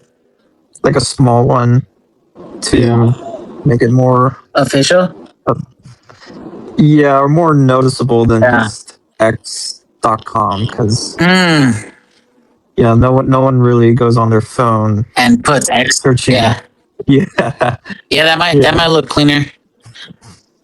Or the little bird, I don't know. Yeah. Twitter bird. I'm not. I mean, I'll be honest. I've never been a big fan of the SPX logo. I feel like I love the SPX6900, but it's all good. I mean, it helps. I know the SPX just helps. Not confuse people. Yeah, I didn't know that this decision was made. This is what's on. Well, both logos are on the industry's website, so honestly, I don't know what to use. No, you're good. You're good. Also, has anyone checked out the SPX6900magazine.com website? It's pretty good. I think I've taken a peek. Yeah, it's pretty cool. It's like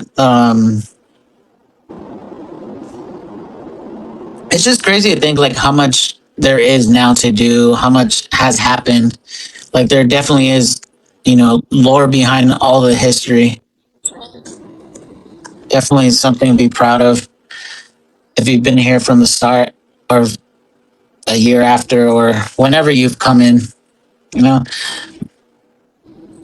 I think there was not enough content back then, so you got Aeon Bros article right there, bronze over gold right there.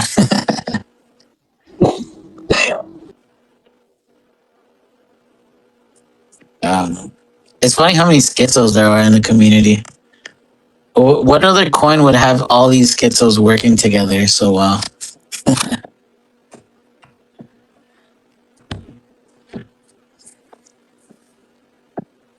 Now, something red bandana.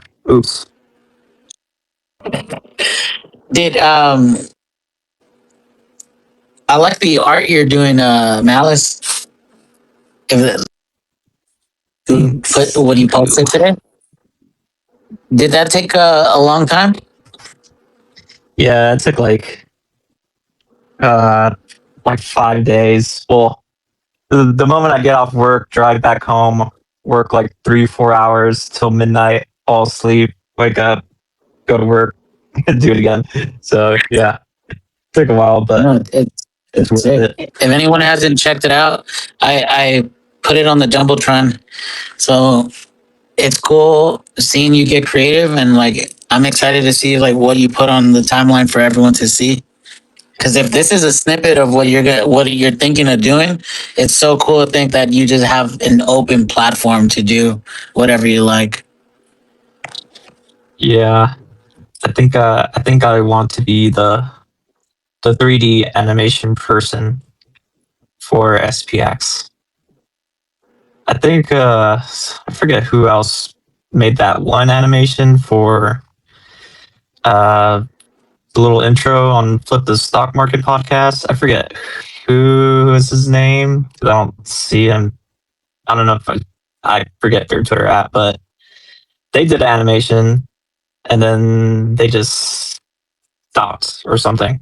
So I want to take over. Oh, that's good.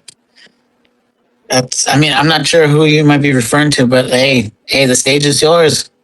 That's a cool thing. Like, I don't think anyone should ever feel like they can't do whatever art or whatever calling, whatever talent they have, because like there's enough room for everyone here.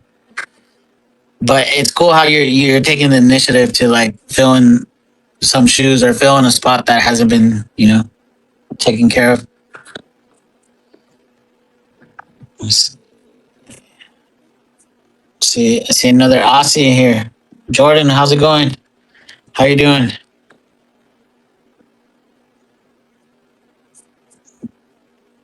Let me see. Yeah, so I got a lot of ideas in my head that I will eventually get to, and then I'm just literally learning on the spot, looking up on YouTube how to do XYZ stuff. But Yo, can you hear me? Yeah, we can hear you. Yeah, You're cool. saying Malice stuff? I'm just in the car. yeah, So no go for it. worries. Yeah, so I'm just figuring stuff out, and it's just I don't know. I've always wanted to do animation, so just starting here. Malice, tell me, is that are you using a 3D program like Blender? Yeah, Blender. Oh yeah, Blender's cool. Are you using any AI tools with it as well? Or? No AI, just manually changing positions and shit. So Yeah, because you can use the AI just to help you build like a set and then manually animate the rest of it. oh, okay. Yeah, that's good to Yeah, know. you can YouTube it up. It's got I think there's a whole bunch of plugins that can help, and like really it's really quite good now at using Blender specifically to create things and just speed up the process. Because I've done some modeling before. I know how long it can take, like to get the environment together, make it look nice. Yeah, especially because it's just one body part at a time. Yeah, I've fully what do you call, like I've done the bones of a character before and all that. It takes a lot of time. Hey, Jordan. We noticed on Aeon's Online today you showed us like an onboarding card with multiple QR codes. Did you Yes. create that yourself, or is that Eternal? Oh, It was done over a year ago, so I've actually forgotten now. I think I didn't make the card. The card was made by Jay Vess, I think, made the card. I think it was Jay Vess made the card. And then I might have added some QR codes on there as well. So We're trying to get the original file to make some for. I've got good quality ones. I don't know if I got the original, but I've got good quality ones. Let me show you the ones that I did. Let me see. Eternal I've also got posts them the all the artwork time. for the flyers as well. No, yeah, but like when I was gonna have him printed, they told me that it was not gonna come out good because it's like So I just did my own version with the same QR codes, but it's just a different layout. Let me see. You can also upscale most of the things. Just make sure the upscale looks good. Yeah. Yeah, most of the time upscale works. Sometimes upscale makes things look really weird. So you've got to be a little bit aware and check it after you've done upscaling. Let me see. Where are you? Is it this one? Let's see. So Malice, do you think of doing some full on like animated like little shows or something, or is it just more like for pictures? Pictures for now. Animations, yeah, eventually. Just more so practicing right now, but I have some like small animation ideas, kind of more so for the TikTok audience, because I see like a lot of the way they edit their videos on TikTok is like, insane quality, kind of compared to Twitter at least. You mean like the quick edits and cuts and everything? Yeah, and I don't know if you just go down the rabbit hole of like seeing a bunch of like After Effects edits or 3D animation edits in TikTok. Not like in crypto editing, like just general editing. It's kind of insane. Okay, I get you. Yeah, I really don't spend any time on TikTok, so I'm not that versed. I like YouTube and I like X. That's my main two platforms.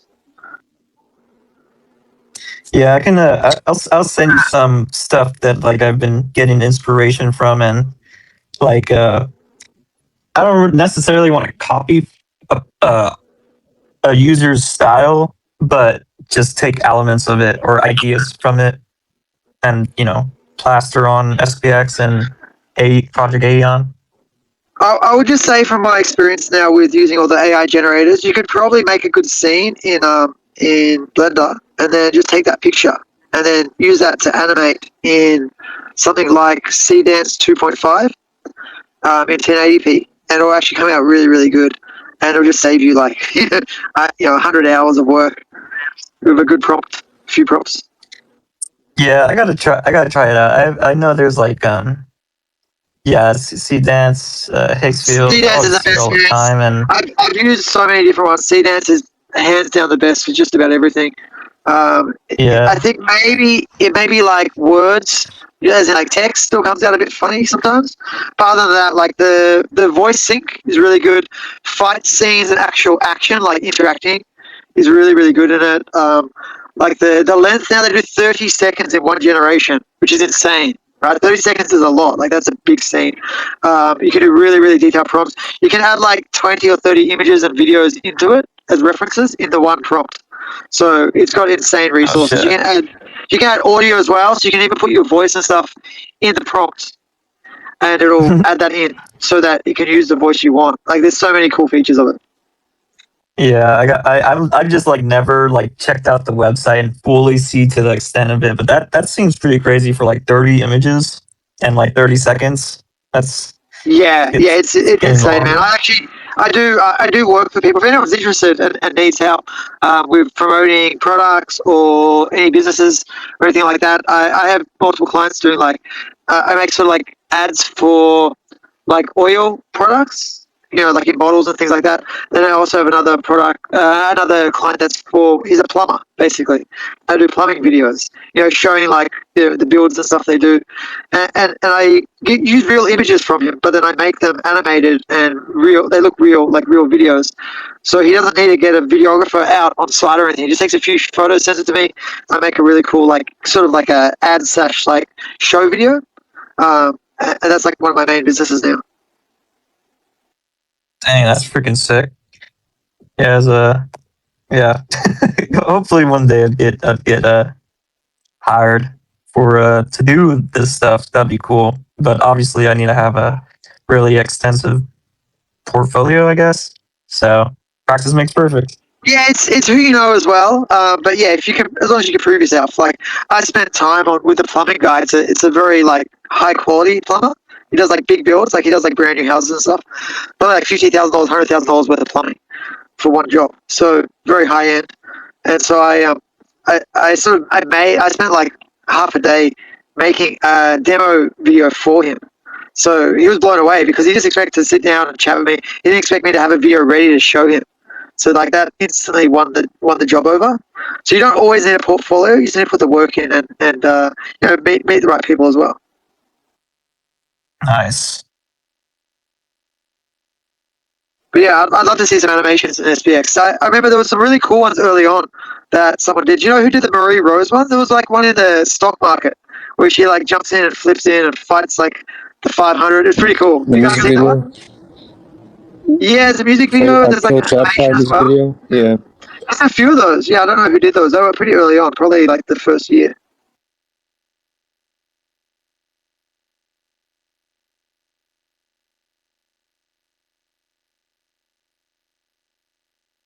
I forget. I'm not a OG enough, I guess. So who's bullish, man? The market's going off. I'm excited. I'm ready. My body's ready. How ready? I mean, I'm pretty ready. I don't know if it's going to keep going, like every week after week after week, going up, like it did last time in 2021. That gets like draining eventually. You're like, oh my gosh, I can't handle it. Too many gains. Give us a shout. Give us the classic SPX shout out. Your Jordan Riz one. 6900. I'm like sitting in the car because my kids are at like a homeschool playgroup. And like hopefully no one's like staring at me. Thank you for that. Hold on, just one quick Aeon bro. On the one you just put, I think I'm not sure if anyone agrees, but where it says find our artist on X, the line under find our artist, doesn't it feel a little weird when it like breaks off of X? Should we remove it? And then that's one thing. And the second thing on the QR code, when you zoom in, since you're going to print this on a larger thing, the coin on the QR code looks weird. Like it might look Yeah. bad when you print that out on a larger thing. That must be because I'm using AI to change the background to yellow, so it's probably fucking up the coin. Yeah, just be careful because that'll probably also wreck the QR code. So you might want to like I'm gonna make snap it. that off. I'm just gonna tell you. I'm gonna make one using the same tags and QRs, and I'll send it later. Yeah, I was just gonna say that. Bye. Using Photoshop. Oh, is that Jazel? Jazel, thank you. Jazel and the TG as well, trying to. Yeah, just try and get it like 2K res or 4K res or something so that it prints nicely. Can't have too low. We got an OG alert. Loving it. What's happening is Hoodish here as well. You still here, Hoodish? Yeah. My wife liked our chat today. She said she liked listening to the Aussies. Like you and I just bantering away. It was good. You guys catch it? You catch the juice? I caught a little bit, but I didn't catch the section where he was asking the question. So I saw some of the questions, so I'm definitely gonna go back to that. I'm curious. I think it's good to other people ask themselves some of these questions too, right? Oh yeah. What are you gonna do if we, or say when we flip the stock market and SPX is at like 69 trillion? What would you do? What's the first thing you do? What's the first thing? I mean, that's why I feel like we have all this time to practice, just living a peaceful life. I feel like But we being from, say you $100 million, right? What would you do? what would I do? I think I'd finally be, I don't know, I think I'll probably sleep good at night. I don't know. Have a good night's sleep. Have a good night. Have a good night's sleep. Yeah. I feel like the thought of, I mean, I've never been one to sleep in. I wake up pretty early, but yeah, Like most of the very wealthy multimillionaires and billionaires and 100 millionaires, that most of them don't sleep in anyway. They like to get up early, go to the gym, yeah, get in shape, have good food, go to sleep at a reasonable time. Obviously, there's sometimes they go on like party streaks and stuff, but yeah, majority of the time, like you want to stay in a high vibe as much as you can, because like your health is real wealth. Because for you have sure. $100 million in the bank, and if you're about to have a heart attack or something, it's just not worth. It doesn't matter. I've seen there was one guy, I can't remember what his name was. He was a huge guy. Someone interviewed him, and he was like dying, and he's like worth $100 million, and like it's not that would not be worth it for the shape that guy's in. He was like, I don't know, maybe in his late 40s, early 50s, and he looked like he's about to drop dead. And I'm like, that's you need to look after your health. It doesn't matter how much money you got if your health is if you're stuck in the bed all day, For right, sure. in hospital, whatever. Health is true wealth, and then But obviously wealth can help health, right? It can help. but you should be watching over your health and taking care of that now before, all that changes. Because then like it makes no difference when you're focused on your health after the fact when you should have been focused One hundred inside. percent, man. Exactly. You should always be focused on your health, but there does have to be a balance between. I always find the balance is wealth, health, and family. Right, that's like the true balance, and then For you got to sure. throw in like friends and like extra activities and other stuff on top. So like, I don't know, our life is such a balancing act, really. For sure. I mean, one of the first things, I mean, I probably won't do then because I probably felt like I'll probably do it before then. I'd travel the world and visit a lot of the people that I've been speaking to. I think that's the coolest part about all this, you know? I have a reason to go to Australia if need be, or like whatever part of the world. That's so true, man. Yeah, I think that's one of the things I'll do too. Once I've got like unlimited money, I would love to go to pretty much every SPX meetup we can do, or conference or whatever. Or we'll have some like we need to have like a big international one, like Amsterdam, but like even bigger. Yeah, I don't know where we'd host it though. I'm trying to figure it out. What's like? I mean, I guess there's nowhere central because wherever you're coming from, somewhere could be further away. yeah. But maybe it's somewhere fairly central. Like, let's go to Japan. We go to Tokyo. Tokyo meetup. That'd be sick. That'd be sick. Like it was cool. Like when we had our South Carolina conference, and then like dubbing came all the way from Spain. So he That's definitely. sick. That's cool. Yeah. Yeah. So that Well, was even cool. Rayon going to Amsterdam was pretty full on. Like that was Yeah. like I think 40 hours for it. That's some commitment there. That's pretty cool. Yeah. It's definitely. I think like when I heard when I met dubbing talking about like he's here just to not only you know like he spoke about holding for like future generation like future aeons who are like and it is like I never thought about it in that way, just like holding down the line or just holding SPX to like, for future aeons that are coming in at what, at later dates that just to hold with a I don't know, different man. significance. If it's like Elon Musk says, the money won't matter in like 20, 30 years. I don't know. What do you think? What do you think is going to happen to money in like 30 years? When I just say energy is almost free because there's heaps of solar batteries everywhere. And Yeah. then robots and AI do everything for you. So the cost of goods are really low, and we have lots of energy. Then like money won't be such a big deal. So that is possible. It's a possible future timeline. Probably be like a utopian future. Or they just keep charging us money anyway, putting everyone on UBI that can't work. That's like a probably more dystopian. I don't know. I mean, we're probably gonna have every single option available, right? You'll be able to. Yeah, there might be. I mean, I think there'll be. I think the hardest part will be the crossover, right? The in between stage when we're transitioning to like lots and lots of cheap, free energy and everything becomes cheap and free. But there's a transition where people lose jobs if things aren't cheap or free yet. Yeah. Right. That's like the hardest part. That chaos time period in between. Yeah. I mean, finding SPX made me feel good about humanity again. Just because I definitely felt like we're early enough where we're like building not from the ground up, but we're definitely sustaining it from falling apart, and everyone's doing a little bit of something to like help it grow or just like water it. I mean, if you saw the chatbots that were choosing SPX6900 as one of the best meme coins, right? Yeah. Imagine a lot of people are relying on them for their choices. Like SPX is going to be right at the top there, so it'll be a given. It'll be like, I'll just choose SPX, and so so AI is going to be our best friend eventually with SPX. I feel like we're pretty in a good position for that. So you think that just like how a lot of people have been speculating that once AI bots start communicating or start needing some form of currency, that Bitcoin is going to be the form of currency that they want to get paid out, that they'll choose SPX over Bitcoin? It depends how well it does, right? In the next 6 months, that'll probably determine it. If we do like 100x or like even like 1,000x, which is totally possible, by the way, 1,000x is only like 330 billion. Like that's totally, this market that we're coming into, this bull market, is going to be bigger than we've ever had, right? Doge went to 90 billion, and that was such a long time ago. They've already increased the money supply across the world like a 3x, 4x since then. So if that's the case, and it was 3 times more money, then I don't see why we don't get to 300 billion plus.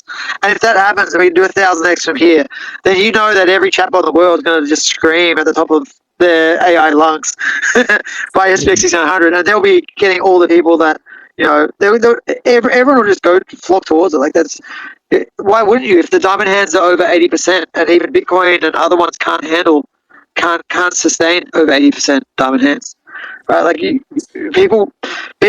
some people are greedy. Even the AI is not necessarily greedy, but it's very stats based. If our stats are winning, then I don't see why they don't all just go towards that. So that's what my take on it is. Yeah, I also sorry, go. I also think that like all this is like you can't stop this from not happening at this point. Like I think I've had conversations with Hype in the past where he says that like if certain people want to like get rid of SPX, that SPX could die. I was like, nah, I don't think so. I really don't think so. Look, at the moment, there's still like, I don't know, it was like 3 or 4% or something on exchanges. It's not a lot, but if they all wanted to dump and sell it onto the open market at once, that would affect it. It wouldn't kill it though, but it would affect it. But it wouldn't affect the diamond hands because they don't. That's not even counted as diamond hands. Those tokens are trading still. I think that is the tokens that are trading. So it would drop the market cap, but that would be temporary. I don't think it's going to happen because a lot of people can see what's happening. So even those big exchanges, they know they want to keep the tokens as long as they can because they know like that's going to make them a lot of money. Like they're not like people aren't stupid. They can see how big the community is and how well we're doing. And like I said, a lot of the chatbots are talking about SPX. It's pretty crazy because they weren't talking about it like a year ago. SPX wasn't really on the radar for ChatGPT, so that's changed. So we've obviously broken out from the herd in that way. So how does it feel that you'll be to call yourself a visionary, as they say that all of us are, because we're that early? How does that visionary title sit with you? I'm a bit of a nerd, so I've always been sort of ahead of my time for a lot of things. Like with my friends and I, we were breaking into the school computers and taking over the network and putting our computer games all over them. And my friends and I used to try and hack each other and just do stupid stuff like that. I put products on Amazon no one else had. I always found gaps in the market. So I've always tried to be innovating and finding like the best thing to do. And I feel like SPX is like the next best thing to do. But it's cool. So there's like a collective group of us. It's not like I'm not an individual doing it. It's like almost like a hive mind, but in a good way, not like in the Borg way in Star Trek. Which I say that because I've just been watching Star Trek with the kids lately. They love it.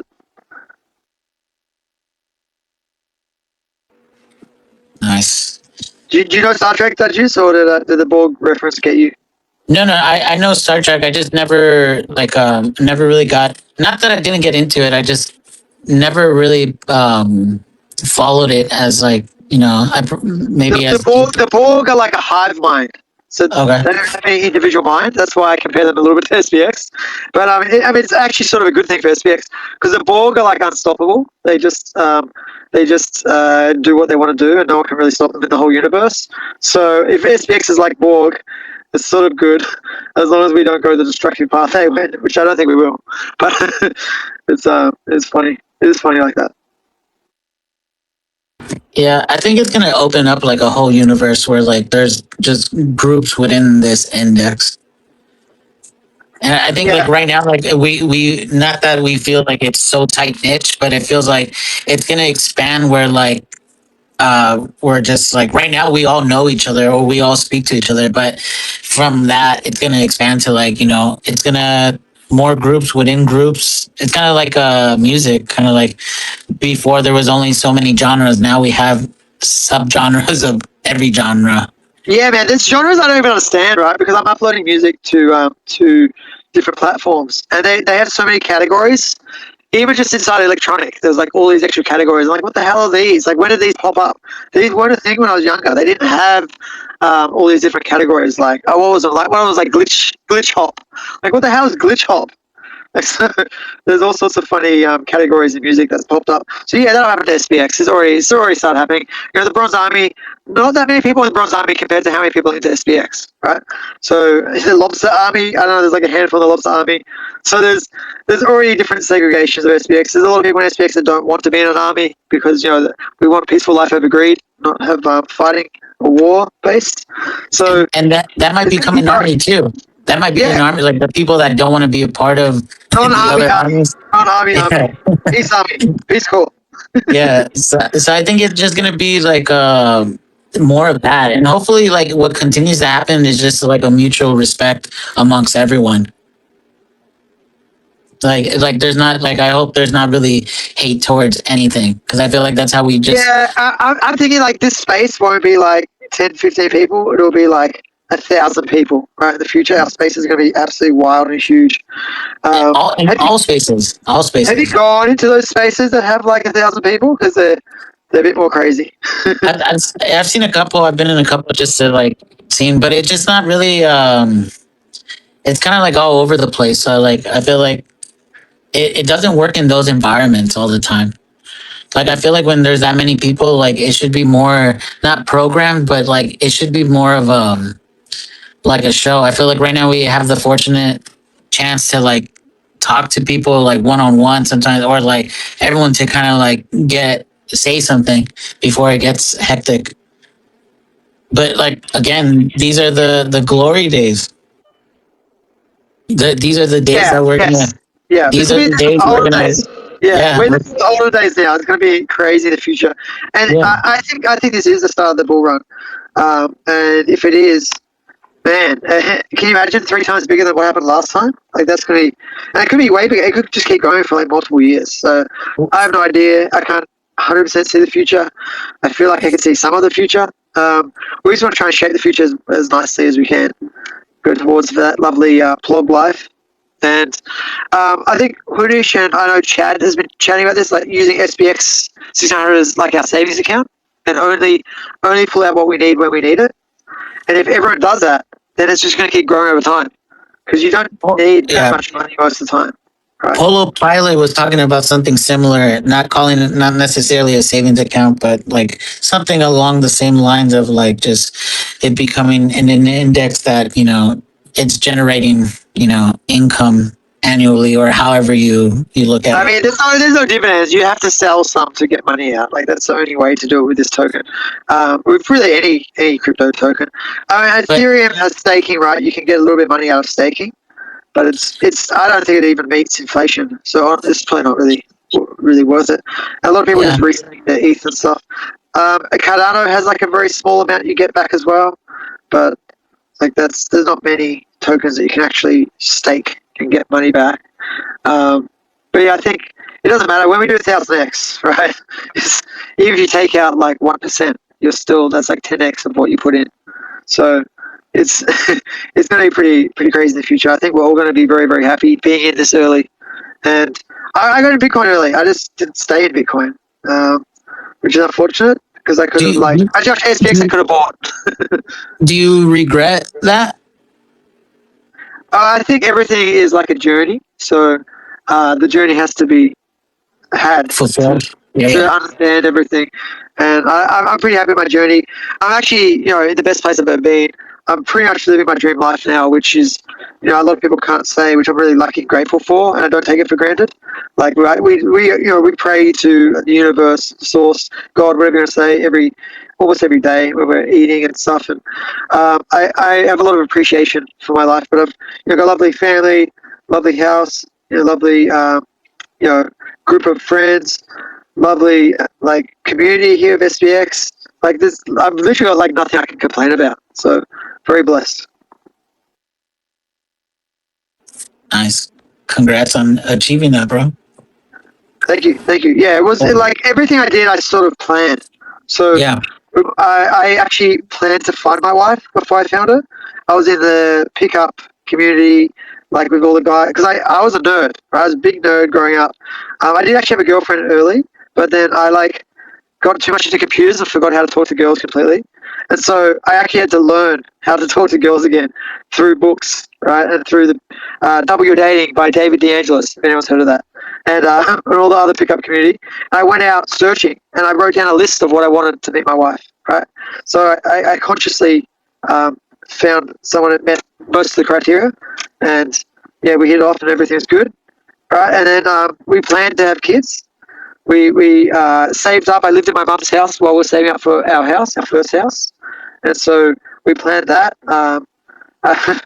We planned our dream house that we're in now, 2 acres. We planned that for 10 years. 10 years we were looking at houses. I was working how to make money, and I was running multiple businesses. I planned to do different online things, and I jumped, I maxed my credit card. I borrowed money from my mom. I went all in multiple times on different things like Amazon. When I hit over 7 figures in sales within 1 year. So everything I got, I sort of planned it pretty consciously and spent a lot of time achieving it. Even then, there's still struggles, right? It's not 100% smooth sailing, but we're getting there. I'm very, very blessed, very happy. Also, I want to say I want this for everyone. It's for younger people now. I was in a position where we were just able to get into a house. By the way, we got laughed at by a bank a week before we bought our first house. The bank laughed us out the door, saying we won't get a loan. The next week, we went to a different bank, and they gave us a loan. Isn't that funny, man? Yeah. What was it the first bank that laughed at you guys? Was it a larger or small bank or Yeah, it was a large bank. It was a large bank, and the second bank was a bit smaller, quite a bit smaller. And we're like, where the last bank laughed us out the door. The second bank's giving us a loan. What the hell? And we got our house, but that's not really possible. The money I was on and the house we got, that house now is tripled in value, right? So at least. Yeah, so for younger people now that are getting a smaller wage, it's harder to get a job. The chances that someone my age back then, I was about 27 or 28 when I bought my first house. That's very unlikely that very few people that age are going to be able to get into a house like that now because the houses are 3 times more. So I bought my first house for $300,000. Now it'd be $900,000, right? You can see any 27-year-olds, 28-year-olds buying a $900,000 house? Unlikely. Unlikely. So it's much harder. So while I'm blessed, I also understand what it's like for the next generation, and that's why I think SPX is really important for our family and our kids and stuff like that. do you think it's going to be easy to teach your kids about just holding this asset even after you're gone? Yeah, I mean they because we homeschool, they spend all the time with us. So our kids, it's interesting, right? Because we homeschool, our kids grow with us rather than growing apart when you don't see them as much. So I grew up away from my parents when I was in school and stuff, right? So I didn't see them as much. And then I got home, we had homework and computer games. I didn't really want to spend much time with a lot of my family members. So my dad left when I was young as well, so I was with my mum.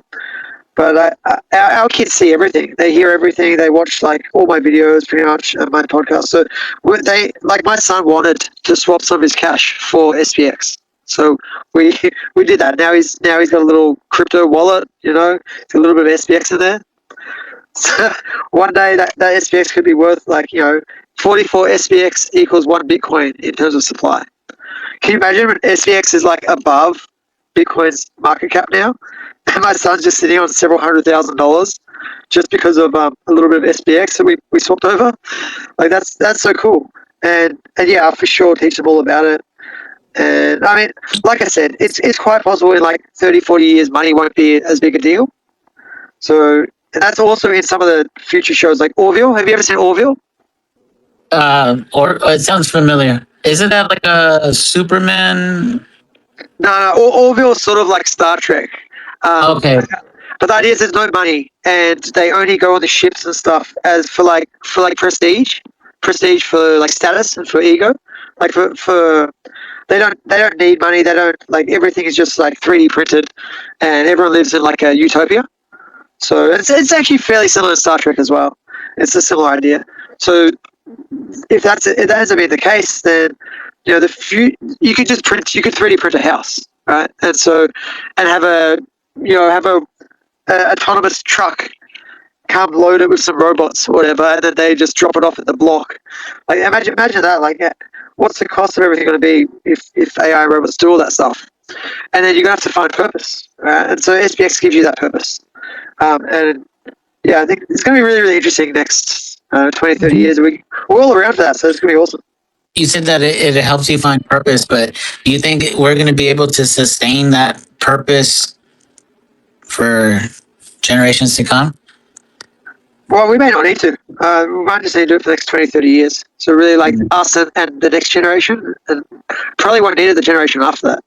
Because everything will be really, really good utopian, or it'll probably be like Terminator styles. So either way, problem solved on the money system. At what point do you think they're going to start having trips to the moon, Mars, and all that? Is that going to be in our lifetime? My understanding of it is that a lot of that stuff is not necessarily real, and we can already do it. We can already go anywhere we like out of body. Like everyone can learn how to go out of your body and travel anywhere you like.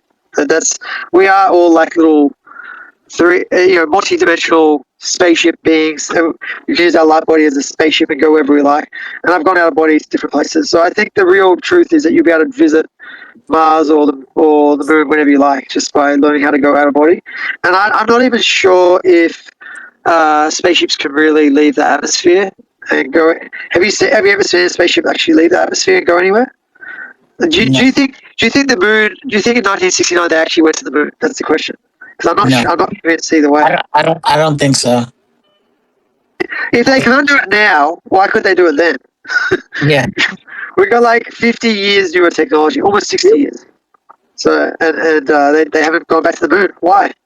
I don't think they ever went. It was done in a Hollywood basement, right? There's a song about it. It's done in a Hollywood basement. I can't remember which song that is, but. And how long do you think we'll flip the stock market? Oh, how long do we flip the stock market? Yeah. Well, that's the thing is, was it Jesse was saying he foresaw that the stock market would just sort of self-implode anyway. So if that's the case, we may not need to get to like 69 trillion. We might only need to get to like 20 trillion, and it might be flipped by then. So it could be within the next probably within the next 5 years, maybe like 7 or 8 years total. Like whatever the third cycle from now would be. That would be like the longest time period. So I think we've been 10 years. We're gonna flip it. Yeah, I think the same. I feel like it will be imploding on itself, but it's like I think after it's already starting, man. Did you see Nike? Oh, for sure. Nike's down Nike's down 80% for their stock. I can't remember the time period, but Nike's gone down. We can see what's happened to SpaceX. SpaceX is gonna go right down because they keep releasing more supply and they valued it way too high. Probably should be valued at like 300 billion, not 1.5 trillion. That's just like an easy way to get money. Do you know what they did too? They actually, when they did that, they also bought a company using the stocks at that 1.5 trillion. Do you know that? No, what did they buy? They bought some sort of AI company. I can't remember which one it was called, but they basically they made sure they raised that target for like the valuation of it really, really high, so they could physically buy a company out, and they paid them in stocks, right? So the stocks are now worth like half whatever what originally was. So they might have bought the company for 30 billion, but now it's 15 billion. So, and they can't get 15 billion out because every time they take $1 billion out, the market cap's losing a huge amount. So you know how liquidity works now, right? You understand it with because of crypto. So that company never got that 30 billion. They probably will get like 2 billion out of that 30 billion. What's it trading at 139? A buddy of mine went in there aggressively at the start of all this, and yeah, Is he sad now? Did he complain? he hasn't been responding to my messages. That's all. As long as he has some support system, he's not going to neck himself. Because that happens sometimes with stocks, right? People make big bad decisions. I think it happens more in like third world, so they just like jump off roofs. I know some countries, some buildings in China have like anti-roof jumping things, so they got like nets that will catch people if they're trying to jump off a building. We caught a couple more people today. We're gonna fish them out. Yeah, not to be all like doom and gloom, but I definitely feel like where we're headed as a society. Suicide rates are going to go higher. It's just like people are going to really But that's what I was talking about, the chaos time period of where the prices haven't really gone down yet because not all the free cheap stuff has really rolled out, and then but the job market's declining. Right, so that's the next few years we're gonna really we gotta strap through and get through because it's probably going to be a little tricky for some people. You got to ride the eye of the storm and get it. Most of the people that are in space now, you guys are all already ahead of the curve because you understand the issues. And majority of people don't know about any of these issues that we talk about all the time. They have no idea there's a problem with society and the banking system, the money and the inflation. Majority of people, they know there's a problem a little bit, but they don't really pay attention to it and they just sort of ignore it. Like most of the people I know, you mentioned like, oh yeah, it's hard. That's all. It's hard. It's not. It's going to get harder. Yeah, it's not like let's find a solution. It's just like, oh yeah, it's hard, but it can get to a point where it's too difficult for people. And, so we're lucky we're getting ahead of the curve, right?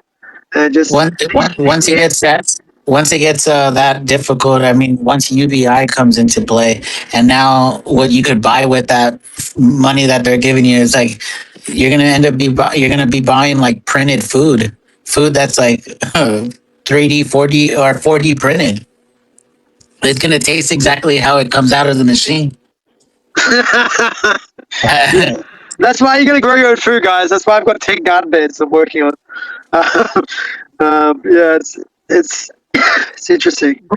We definitely got like a very unique. Isn't it funny? Like if this was a simulation, you can see why we decided to incarnate into this simulation at this time period, where like everything just changes. No computers when I was little. Now like computers everywhere. Right? No internet. Now AI. Now like we got like the most interesting time period ever to live through. So very exactly. Yeah. Definitely, it's like, before no one thought everyone would have a cell phone in their hands. There's some people who have multiple cell phones. Yeah, I just found this really weird, awesome, but also scary, like anime show last night called, I think it's called The Pantheon. It's on Netflix. Have you heard of it? Mm-hmm. I've never really got into anime as much as I should have. It's not so much an anime as more of like it is animated, but it's more like a normal sort of TV show. Just it's animated, but it's based around like sort of like Neuralink. But it's instead of putting a chip in a brain, they're actually like uploading a brain to like a computer system. Have you seen the TV show Upload? It sounds familiar, actually. There's one on Amazon Prime called Upload. That's really cool. Is it where like someone passes away, but he uploaded his like consciousness? Yes, yeah, like that. It's like that. So it's sort of similar to that, but like the very, very start of it. I don't want to give too much away, but it's called The Pantheon. I just watched the first 2 episodes last night. It's very, very intriguing.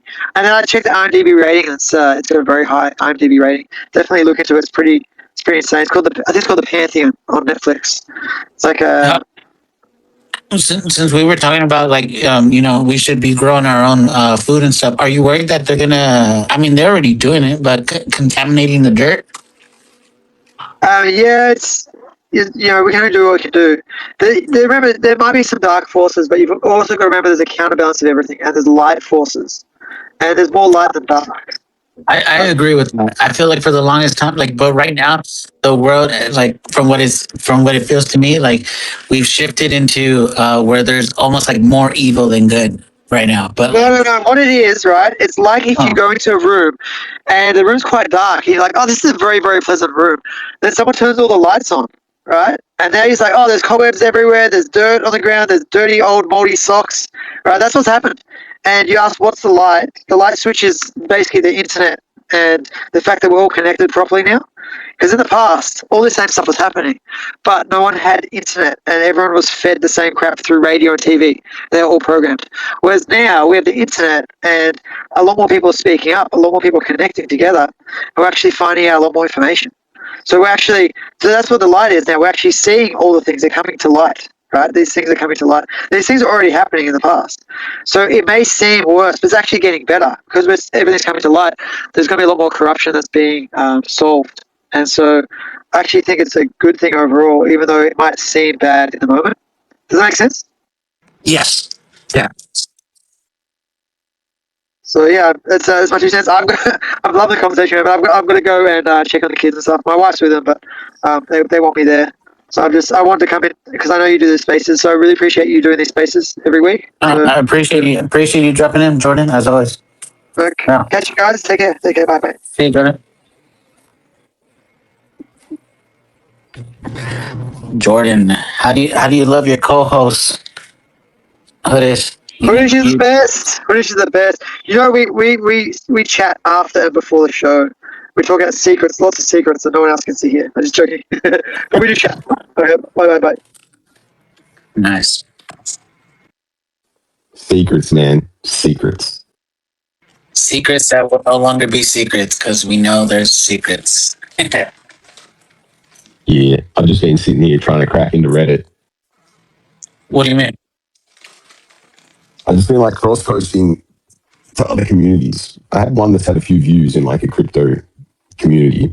So rate it. Read my post.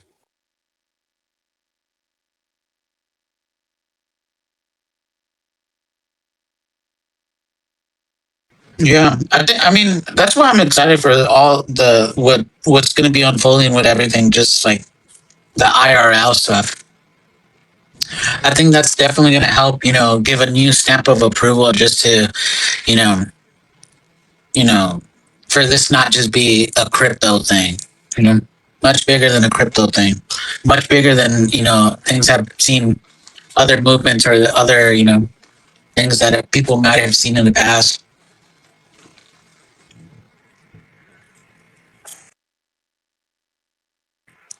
We got a top G here too. We Grill Ape. I saw you were in Miami or in Florida, at the courthouse. If you want to drop in, tell us how was that? Did you give out some SPX water while you were there?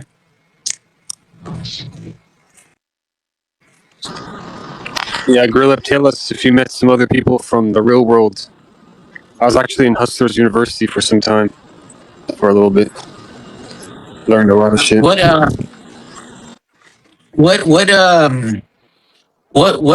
gravitated you to that, Ambra? Well, long story kind of is I was at a shooting range and then I helped some guy with his rifle, like zeroing it in, and he told me that he was into trading stocks and he was like, ambitious to break out of, to get rich. He told me he was in Hustlers University and learning all this shit. So then I was like, yeah, I'm interested. So I got into it. tried a bunch of stuff, but the crypto section was good as far as like a general idea of how the whole thing kind of is. And after some time, I just left, but I got some pretty good kind of foundational knowledge of how things are. Did it help with your experience with SPX? Or Actually, yeah. I mean, one thing I got from it was, one of the professors in there was explaining how meme coins are based on community. So if you're buying a meme coin, you're investing in the community, and that's about it. Explains it. It explains itself. yeah. So Did you get an updated flyer? did I do what? The thing you're working on. Did Jazo said he was gonna do something? Oh yeah, or- yeah. I'm talking to even Hype might do something. Probably he's gonna let Jazel because Hype's like 6 hours away or something. But I think Jazel's cooking up something. Nice. But I was looking on FedEx, and the cost for this poster board is like $60-$70 for a 24 by 36. I mean, what the fuck is this? But Bro, I'm gonna call what it. yeah. It is kind of worth it. This poster board, we're gonna use it ideally multiple times because we're gonna do this multiple times, I think. So I guess it is worth the money, but I was kind of surprised how just for a board. But tomorrow I'll call a couple local shops other than FedEx, see what their quotes are. I just, I gotta wake up at 4 a.m. tomorrow, so I gotta go to sleep soon. All right.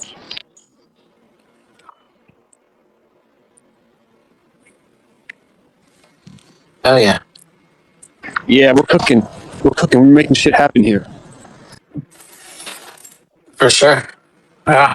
This is exciting. And yeah.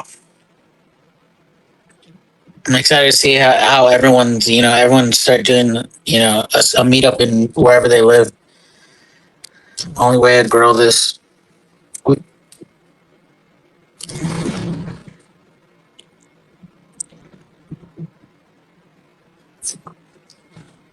And everyone is going to be buying SPX at the price they deserve. I have one good friend who I've been telling this for 2 years, and he told me I won't look into this until it's back at $1. I was like, I told him to lose my number. My other friend told me he won't buy until it's at $2. Fuck. Yeah, I You can know, like that. some people just don't want to be here.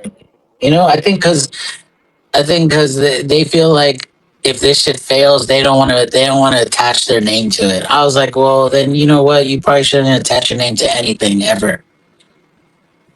Man, there's risk involved in everything you do in life.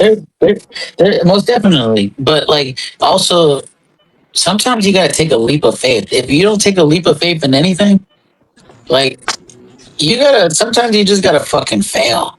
The more things you fail in, the fucking more successful you're gonna be. Yeah, sometimes not taking a risk is the biggest risk. For sure. And then you fucking live a fucking life of what ifs, and then that's even worse. That's exactly how I feel. I told myself, what if I, created this, whatever render, that render, or whatever, these models, now that I'm animating. And I was like, you know what? Fuck it. I'm just going to do it, man. Because I don't want to ask someone to do this and wait for them to respond. I'm just going to do it now. And here we are. Yeah, man. The first steps might be a little daunting, but you're definitely not gonna regret that you fucking took those steps in the big scheme of things. You could just put money in the bank and get 4% interest, bro. In what bank? No one's giving that. 4. They do here. 4%, baby. What the fuck? They're not even barely giving like 0.1%, like not even You guys are 1%. getting even more butt fucked over there, but here is like Bro, 4%. no lube or anything, bro. Backwards. It's Yeah. like that's the advice though. That's the consensus in normie land is like, oh, just put your money in the bank and like grow your money. And if you just save, and it's like, man, it's 4%, bro. And if you're telling me you're getting 1%, then what's the point? Shit. It's crazy out there. I'm about to get my ass eaten up on Reddit. I don't think you should start by saying you're gonna get your ass eaten up. Someone clip that shit. Said up, not out, but out is worse.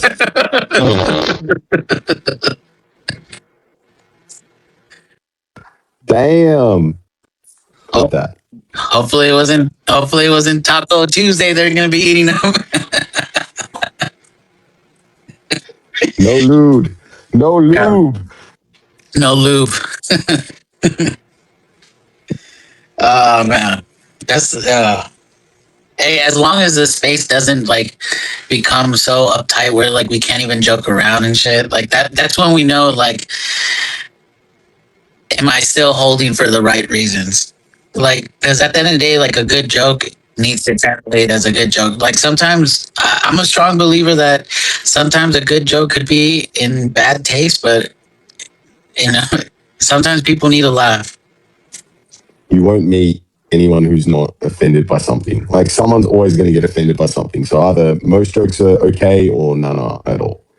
Yeah.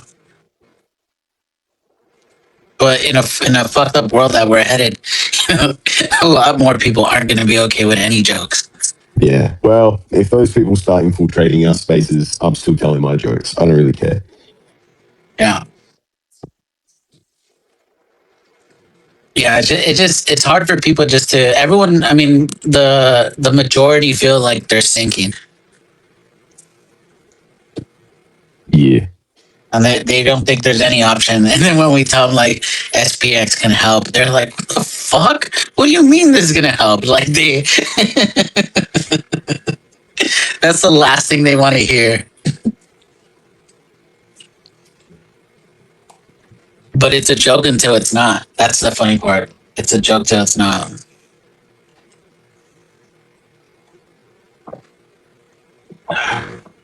But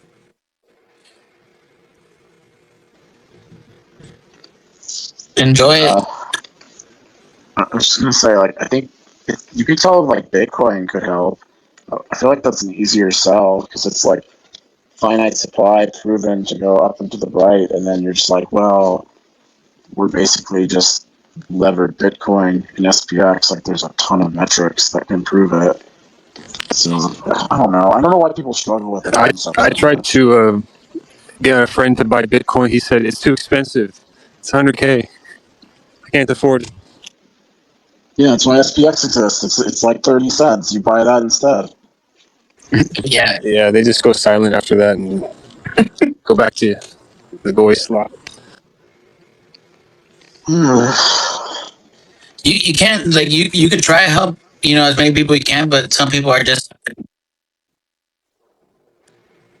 like you could have all the best intentions, but it doesn't always land. But yeah, I've tried telling people about Bitcoin and just like any chance they get, they just say, "Oh, it's a scam. You're wasting your time." I was like, bro, I've been in the space for like 7 years now. Like, I think my life has improved. Like, I don't know, but it's like people get scared of trying. Like they are afraid. Like some people are scared of their shadow. Some people are fucking scared that their shadow's following them.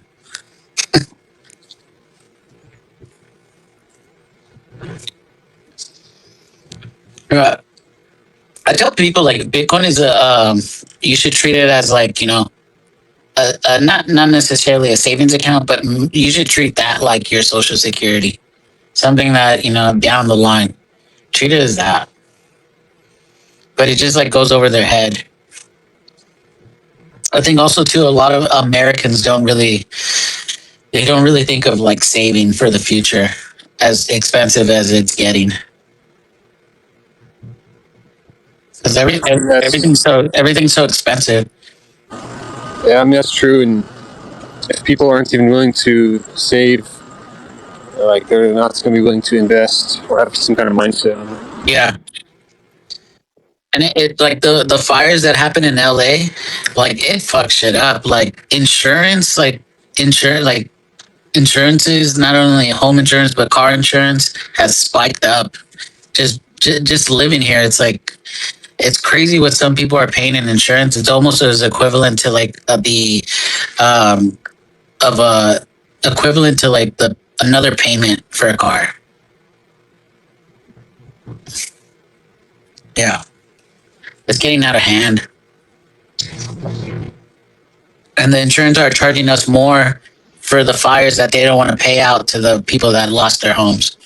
So everyone else has to get screwed over. And they arrested the guy who caused those fires, and he's in court right now. Oh, seriously? Yeah, they caught him.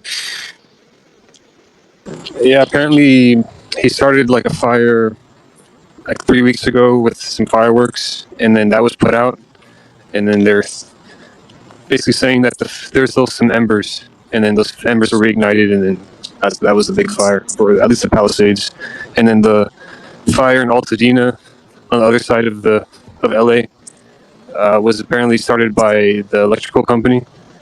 One of the electrical towers, just like sparked or caused a fire because there were high winds that night, and they refused to shut down the power.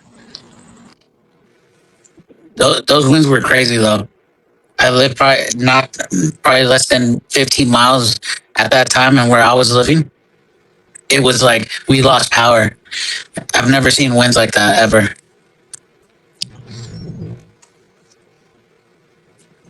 It's also interesting all the natural disasters happening around the world too.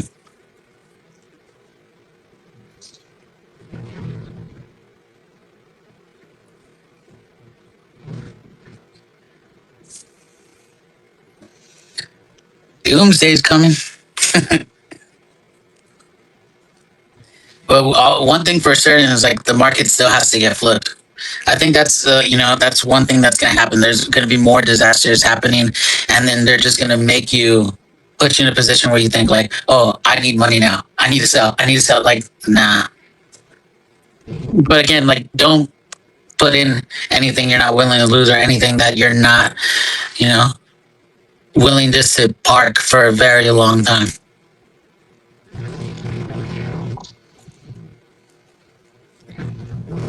But if you could withstand, if you could withstand what everything that's happened the past year and a half, or however long you've been here, you're good. Everything is a fucking psyop. Everything's trying to grab your attention to fucking go into something else.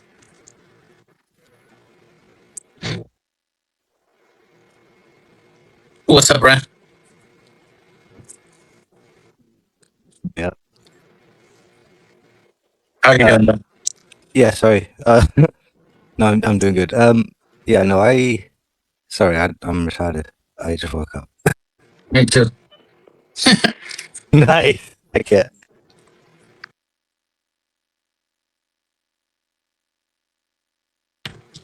Did you sleep well? Not really. I was drunk, so I. But no, I feel good. I feel good. What you drink? What's the drink of choice?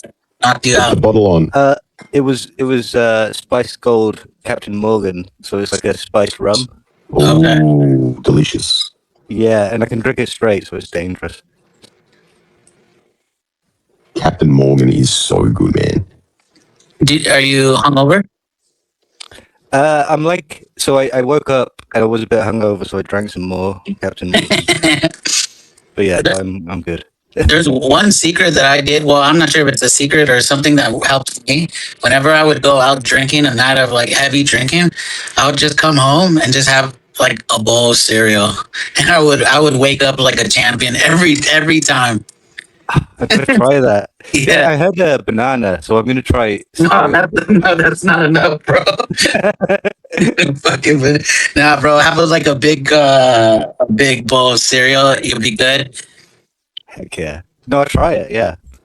Yeah. And I'll tell you, I've never been hungover since. Like, just I'm also even like I would also remember to eat. Like, I mean, being in LA and long nights, you gotta hit up some taco spots. You get 4 or 6 tacos in you before bed. You're good. You're still feeling like a champ. Oh yeah. Do you know what? I've never. This is crazy, but I've never actually had a taco. Because they're not that common here in the UK. But yeah, I really need to try them. Have you had a burrito? Yeah, I had a burrito in France. Really good. In France, out of all places. Yeah. Bro, let me tell you, I'm not a burrito person by any means. I'm a fucking taco guy. Okay, I gotta try them. There must be someone that does them locally. Yeah. That's crazy. I've never met anyone who hasn't had a taco. That's down. Prawn crackers with Marmite in the morning. That's good. I love prawn crackers. Marmite is kind of I sometimes like it, but yeah, it's better with butter. Well, with the for a hangover cure, the salt and the crisp and the fat is just perfect. Really well. Thank you. Maybe I'll try that too. I gotta get a Chinese soon. Yeah. Oh, Chinese food. Chinese helps good. Chinese food will not give you a hangover either. I think because it's so heavy, it just absorbs all the alcohol. Yeah. Yeah. You just need like super good food, I think, and everything's gonna be fine. And your side of the world, is the world falling apart, or is there like what's going on that part of the world? In my opinion, it's not going great. But what I think might be different to what other people think, so I don't want to blame the wrong thing, you know. But yeah, no.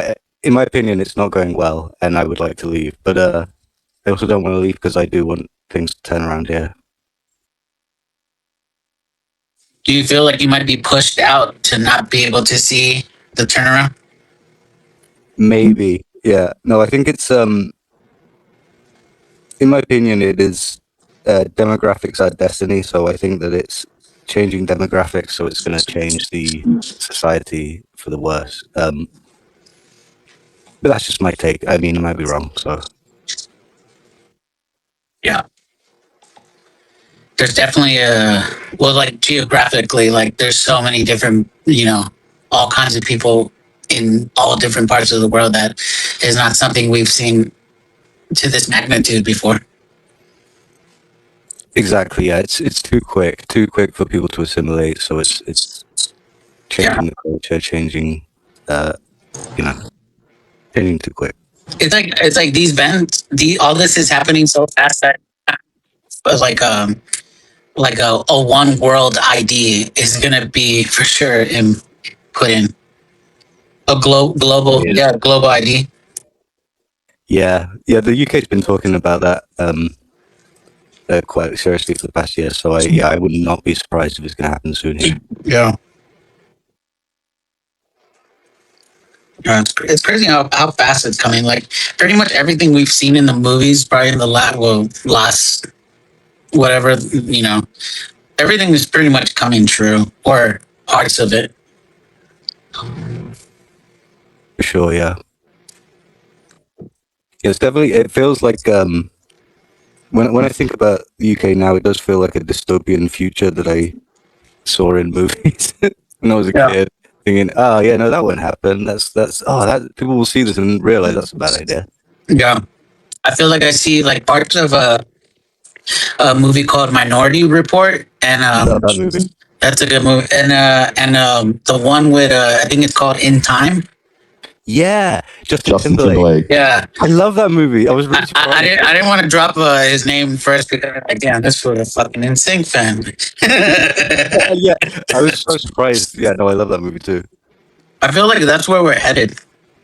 Bye bye bye. Bye bye. Yeah, where they're gonna put us in like court to like say like, oh, you caused the crime, but it hasn't happened, but we know you did it. I was like, shit. I'm just interested to know. We're going deep debate. I was about to go to sleep, but looks like we're going deep here. Who said that the world's got to not change? Who promised you that? Exactly. True. And was it your parents or my parents or their parents that promised things would always be the same? Because I only have to go back 2 or 3 generations to, well, 3 or 4 generations, I suppose. And then guess what? There wasn't even a bloody motor car. Didn't exist. Who promised you nothing would change? Your life will always be the same, or this society will always be the same. And even what country were your were the 2 or 3, 4 generations ago? What country were they even in? Yeah. It depends what change you mean, I guess. No, it doesn't. Absolutely, choose a change. The air you breathe, if you like, the water you drink, and where you get it from. Any change at all. Name one. Well, I mean, demographic change, I think, is different. Well, okay, yeah. So where did your parents and your grandparents and your great-grandparents come from? Wales and Greece. Okay. So are there Greek people wondering where somebody went? Or are there Welsh people wondering where this Greek person came? This is change you're talking about. This is demographic change. It's okay for your family, but not okay for others? Yeah. Well, it's do I say? I mean, there are differences in people. That's the beauty of the world. That's the beauty. That's I hope the beauty of the world. As we see it now, people didn't see it that way before. That's a change as well. Well, I don't think that filling a country with people that hate you, people. Yeah, I don't know who told you they hate you. I think they love it. No, they don't. It's people that are coming here to get free shit. It's not Is it good. Is it though? That's a long way to go for free shit. Yeah, it is. It's a long way to go to fucking be safe when you could just go to the neighboring country. Well, that's simple. We've solved that then. But where are these people coming from? I think especially... well, they're not coming from neighboring countries. They're coming from Islamic countries usually. Is it? Yeah. Yeah. You see, yeah, I don't know where to start with how wrong that is. So you're suggesting the British people never went to Islamic or any other countries and kind of took shit from them? Yeah, no, I do think that they didn't go to Islamic countries and take shit from them. They absolutely did. Come on. Iran? British Petroleum? What did they... Yeah, so... Wait, so Iranians should come to the UK and demographically replace us? I don't think that's... But come on, seriously. I mean, like... Seriously, what I'm talking about is any talk about demographics and changes is if you just only look at your own family, clearly wrong. Well, no, misguided and misinformed and wrong. Huh? Greeks are European Christians. They're not like, they're not trying to change the culture. They're not different enough. Really? The Greeks never did that then? No, because Greeks aren't like a huge percentage of the UK. Before they were Christian, though, I think they weren't entirely peaceful people. Exactly. Because nobody was. So, I don't see the point in changing demographics. It's bad. It's not going to be good. It's just going to create more. No, it's only not good. It's only not good if you can't change. And this is why I'm so asking, who Well, yeah, who but told you things would never change? no, but the thing is, you think that everybody's the same. You think that everybody is just like capable to do the same stuff, but brains are different around the world. It's not. It's not the same. So you're not going to come up with some eugenics about African people aren't as intelligent. It's just true. I've heard that. It's just true. It's like brains are biological things that are affected by genetics. It's So just true. let me interject here. I think you're focusing on the wrong thing, right? You're talking about change, but it's not change that matters. Change is a constant in every society and every facet of life. It's the rate of change which is important. So if you're driving down the road and you gradually decelerate or accelerate over a period of, let's say, hundreds of years at a societal level, the change is bearable, it's acceptable. But if you suddenly have a culture which is accustomed to doing things a certain way, whether it's Islamic or Christian or anything in between, and you suddenly introduce a huge number of people who don't ascribe to the values and morals of that culture at a very, very fast rate, well, it's like you're slamming on the brakes with a passenger next to you who's not wearing a seatbelt, and they're going to go through the windshield and die. So that's kind of the problem. Is it's the rate of change as opposed to the change itself, which is detrimental, in my opinion. It could be. This could just also be a question of perspective. It may be a shock, but whether it's good or bad is irrelevant, really. Sweden, for example, have a very interesting attitude, which is that immigration is, and it is a thing, and there's nothing you can do about it except choose to make it good or try and fight against it. Yeah, Sweden's fucked. I don't think there's a problem with immigration. My grandparents came through Ellis Island. They didn't speak English at the time. My great grandparents, excuse me. They immigrated from Poland through Ellis Island in New York, which is a huge place where a lot of immigrants came through. I think the issue is if you're immigrating legally and you've earned your right to be there, I think that's fine. If you're immigrating illegally and you're absorbing the resources of a tax base that you don't pay into, you're not contributing to the society. You're becoming a leech on the society. So, I mean, if you're paying taxes and you're legally contributing to the society within its code of ethics, within its code of laws, I think that's acceptable immigration. But if you're immigrating illegally and you're leeching the resources off the society, I don't think that's morally acceptable. Well, this legally part is up for debate because it's a very new and modern concept, really. 100 years ago, there wasn't even such a thing as a passport. So 100 years ago, the UK was furthermore,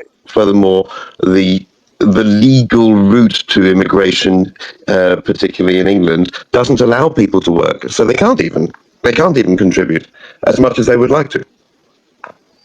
And that is, after all, why they're coming. You talk about like how it's always changing. So we've always had immigration. I mean, we were 99% white in like 1950s. So it's like the change is quite drastic, and it will form enclaves of people that will fight for their group, their race, but then whites aren't allowed to do it, and it's fucked. And it's happening in every white country. They're all becoming non-white, and I don't know why you think that's a good thing. Well, for a start, I think, as I've already pointed out, I think it's something that you cannot change. I mean, no, but I can have a disagreement with it and say that it's a bad thing. Yeah, okay, but then you're really choosing just to make life miserable for yourself and for everybody else. Not really. I mean, yeah, I could say that they're choosing to make my life miserable by changing everything. I don't think they're changing everything. Well, I mean, and more to the point, and I think the change that Europeans have inflicted on the rest of the world is rather more significant than the change they're making on us. What you mean, like the Industrial Revolution? You mean the fact that we increased wealth and health in every fucking country because of that? It's like the change that Europeans and what country brought had the most significant did that most significantly? I think it was China under Mao. So it's not specifically us, but have you noticed wealth inequality, life kind of getting harder, prices getting more expensive? If you have, you wonder where this comes from. Poor. Sorry. If you can get poor people fat, which is is happening. Like the poorer people tend to be fatter. They're doing all right. There's nobody starving in the UK. So you don't think the quality of food perhaps causes unhealthy diets, and the desperation to scrape a living causes them not to be able to prepare healthier meals or have the income, the available money to actually buy better produce? No, I think the poor people are probably dumb and they just buy like shitty food and eat it and gorge on it and get fat. My God, what time does school start? Is that not true? Like, why are they fat? It's abysmal that you think that way. Nigga, I beg your pardon? I beg your pardon? Sorry, it's just like No, what was that word? The N-word. I said nigga. Yeah, not quite appropriate. Nor is calling poor people dumb and stupid and fat. That's a disgrace. You really need to pull yourself together. Get some education. This is absolutely ridiculous, especially in a community like SPX6900. I'm really, really disappointing to hear that kind of language and talk. I'm sorry that you're disappointed, but yeah, I don't think you have a clue. Well, I've only lived 35 years of my life as an immigrant. Okay, that's great.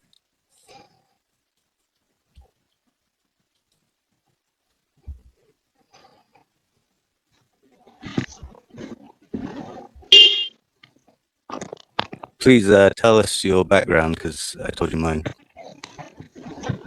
I was born in the UK. I left when I was 21 years old. I went to the highest taxed country in the world, and I lived there for 25 years. And then I moved to the Middle East, and now I live in the Middle East for part of the year and part of the year in France. Right. So you actually have no stake in the UK or the future of it. For whom the bell tolls. I might have family there. You might have, but I don't think that you actually care. Interesting. It's not about humanity as in general, then? No, it's about like protecting the people that are close to you, protecting your family, protecting your herd, your tribe. That's not very tribal. Yeah, and there's nothing wrong with that. And I think that it's like suicidal to be like, oh, it doesn't actually matter, and we should just save people and bring them here and give them everything, and it doesn't matter because we're all the same. We're all just humans. That's not true. Is it not? Are there lesser type of humans, apart from the poor people, of course? You've already outed them. Well, Nick, they're not worthy. Can you guys remember more than 100 people's names and faces? Yeah. Realistically speaking, I'd be hard pressed. You can't remember more than a few hundred people. That's every human being. So we're tribalistic by nature. To deny that is to deny reality. It's human nature. Yeah. So that's for the formation of societies, yes. But then are we arguing that we should divide ourselves up into small townships? Is it just towns? Well, a few hundred people. Only a few hundred people are allowed to live in any one place at any time. The perspective I'm saying is, and just to get a bit of perspective, the population of the world has doubled in just over 60 years, in approximately 60 years, doubled. That's not something anybody can change. You can only have the perspective and have the wisdom to say things are going to change. How can we change it in a positive direction? How can we have people come to our country, for example, and allow them to work and have some dignity and contribute? How about we just don't take in a bunch of people that just say, "Oh no, I need to live here," and it's just like a group of guys, a group of fucking fighting age guys. Why do we have to fight? Guys. They don't have to fight. The point is that they're fleeing their countries and coming here when they could just go to any other safe country, but they choose to come here because they can get fucking support. Is the support worth getting then, do you think? Not when it's fucking taking away from the people that actually create the country. I don't know why you have this idea in your head that everybody's the same, and it's like when we had this discussion before, like you said, there's no scientific basis of blah blah blah. And this is like, nigga, like fucking 50, like the scientific consensus on IQ and hereditary, how it's herited is like 50 to 80% hereditary. That's like the consensus. I mean, I don't even care about the science because it's just obvious. The science that you're talking about global IQ has actually been discredited. The science about global IQ, no, the science I'm talking about is how much of IQ is heritable.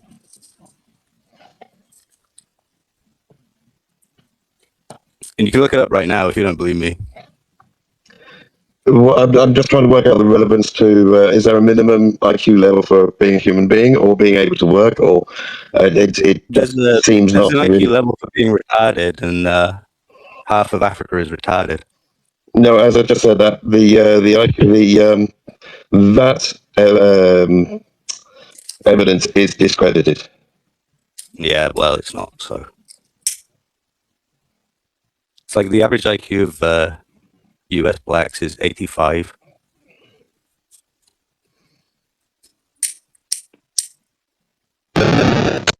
So, I mean, that's pretty widely studied. It's not like it's not wrong. So, poverty, nutrition, access, do these have any influence on IQ? They do, yeah. Oh well, we might have found an answer to that then. Well, no, because poverty causes, like, having a low IQ means you're going to be in poverty because I mean, there's a correlation between IQ and wealth. Yeah, that's exactly what I'm saying. If you are poor and kept in poverty, then it's not going to. No, you're saying that being poor makes you low IQ. No, being low IQ makes you poor.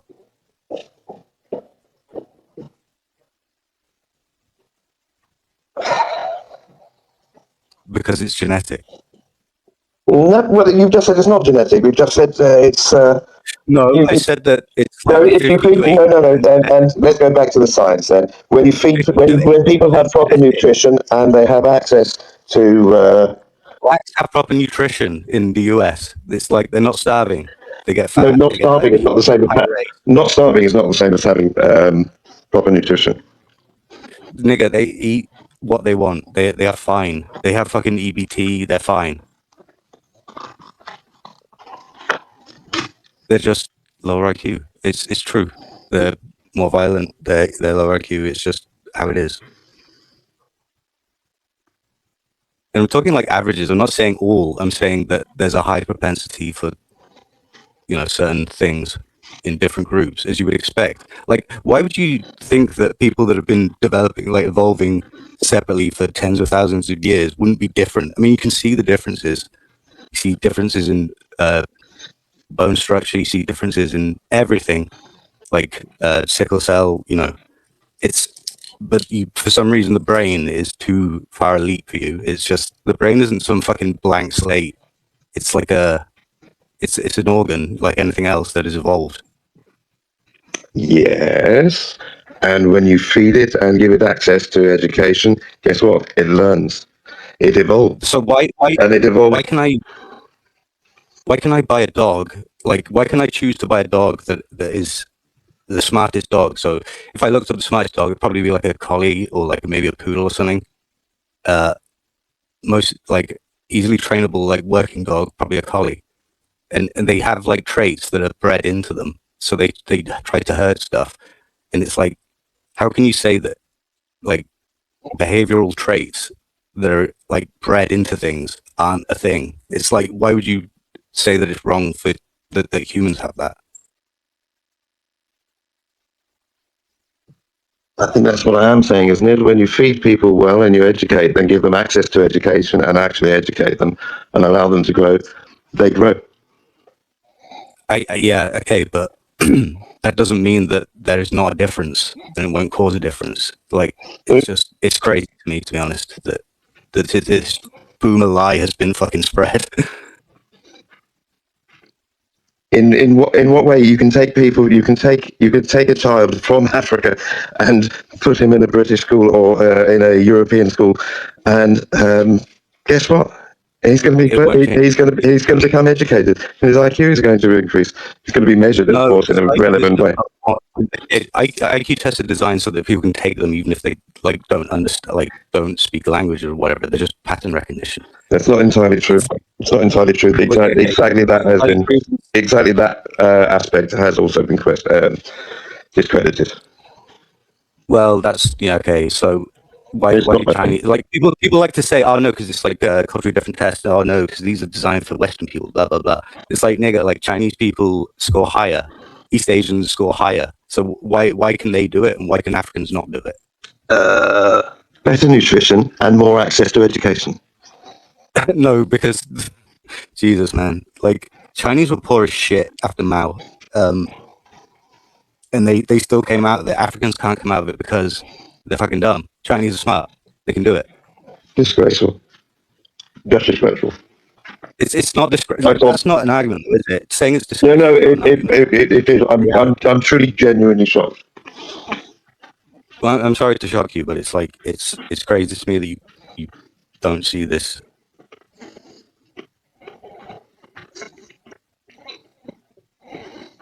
I think it is something about a smaller brain, but I just wanted to chime in. Thank you. Yeah, but brain size none of it is not equal. Doesn't equate to intelligence. It kind of does, though. Oh my god! Because each tends to have larger brains than everybody else, and you know, Africans have small brains. Really? I don't know. My experience of 100 countries doesn't bear any resemblance to what you're trying to suggest. Well, I mean, you know, just look at other countries. So, well, I'm saying I've been to over 100 countries, and what you're saying doesn't, you know, it's not being reflected in. Well, in my experience. you are ideological. Your belief is that, hey man, everybody's the same. Yeah, it is not based. You had this belief before you went to other countries. It's not because you saw them and thought, oh yeah, no, this has changed my view. Everybody's the same. Yeah, no, you just had this belief and you put it onto them. No, that's very wrong. I may have gone there with that belief, but it soon got bashed out of me. Yeah, no, I'm sorry, but I don't think that's true. Hey, the Jews. yeah, let's focus on the real problem. Hey, the Jews. What's up? What's up, man? What's going on, bro? Hey, get these raises out of here, bro. This is not SPX, bro. This is crazy. All right, I'll drop down. God damn. What's up, Bright?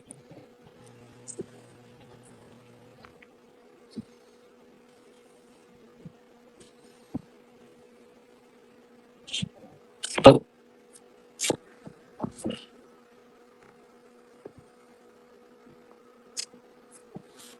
I still think it's the size.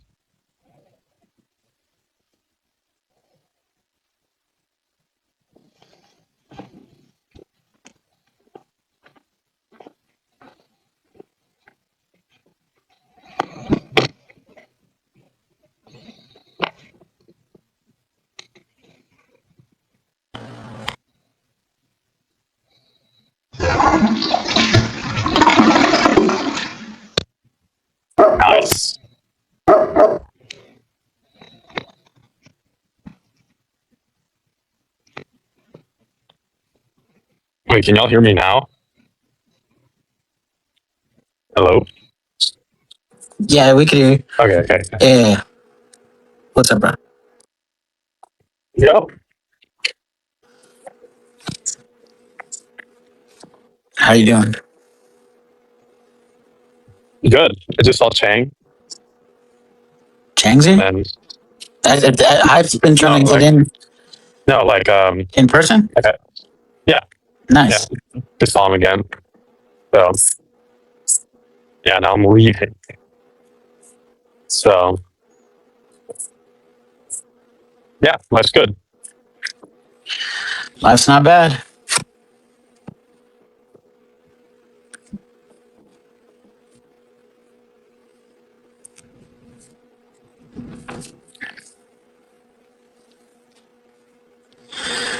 I think that it's always crazy, not crazy, but just like how there's so many different views on everything.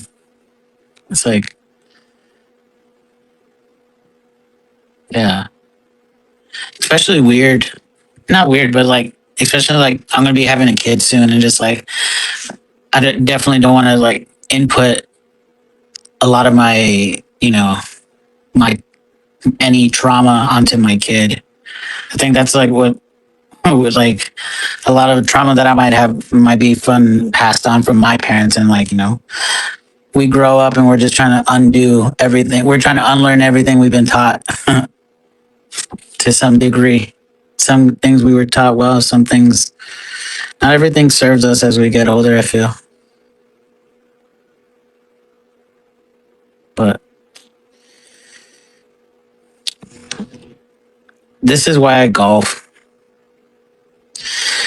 I golf so fucking I could get my ass kicked. So I could go out there and fucking see how much I fucking suck today. Yeah, that's its own form of trauma right there. You're really gonna do the most expensive way of doing that, man? It's not actually. I mean, yeah, there's expensive ways, but I mean, I'm like a golfer on a budget, though, bro. Well, like going to pawn shops and using clubs from there. No, like if I like at a like the course that I play, like I just play one. I just play the course. Like I'll be there like as long as I need to be. Yeah. It's just something I wish I picked up as earlier in life instead of like finding it later in my life. I think it would have helped me.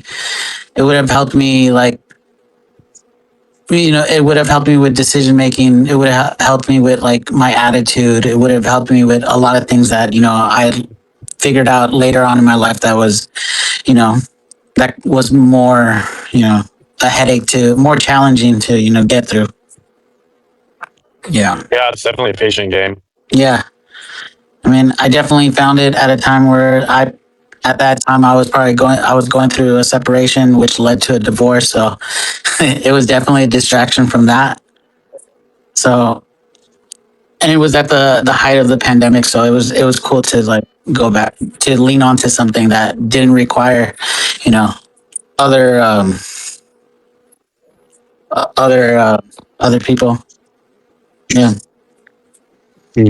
Yeah, and it was and it was better than me going to other vices or like drinking. Well, shit. I mean, of all the sports that you can do, golf is definitely the easiest to drink. Yeah. Like when I golfed, I was young, but I was like kind of doing it competitively, so Yeah. it was a little different. But I was like, well, if I'm gonna go back, I'm definitely gonna be drinking. But and I don't live in an area that I can golf now. I live in Japan, so it's not as viable for me. But even back home, I was like, I don't want to get into it. It's like a whole day, and I have to wake up early. I'm a fucking night owl. Yeah. But there's some cool things that you can like. Sometimes golf courses, like, so I used to live on the back of a golf course. Nice. And that golf course would sometimes do like a late night golf, like run. So you do like, I don't know, start at like 9 p.m. in sunsets, and you have glow balls. Yeah, the Nighthawks. Yeah, but like, fuck, dude, I'm not. What state was this in? California. Okay. Like Southern California. Okay. Nice. Yeah. Yeah. Oh, I mean, perfect weather all the time, but Yeah. I was doing competitively, so I'm like, I don't want to do this, it's funny. My golf coach, he sat my mom down. He was like, hey, like, this is when I first started golfing. And he's like, hey, like, your son is like really good at golf. He can't be a professional, but he can be really damn good. And I'm like, I don't want to hear that. Like, he was being honest. Like, there's no way to be professional. And like, he taught like some like current PGA people. But yeah, and I heard that and it kind of discouraged me. But I kept doing it for a little bit. But I was like, I don't want to keep doing this. So I'm just gonna go out there and be really good, but not do it professionally. It's too expensive. Too much time. So I was doing other things instead. It was fun though. It was fun. Yo, can you pull up Hartwood? I think he wants to speak.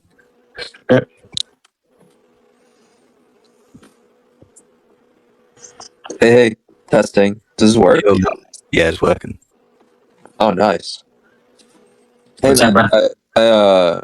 I heard. Oh, what was his name again? Sorry. The dude saying he lives in Cali and was learning golf. Yeah, that's me. I'm Oh, Brett, hey, by the way. hey. Aren't there a lot of gay people in Cali? Duh. Is that a question? Listen, man. Like, I was thinking of coming over to Cali too. We can get the ball in the hole. Hole in one. All right, yeah.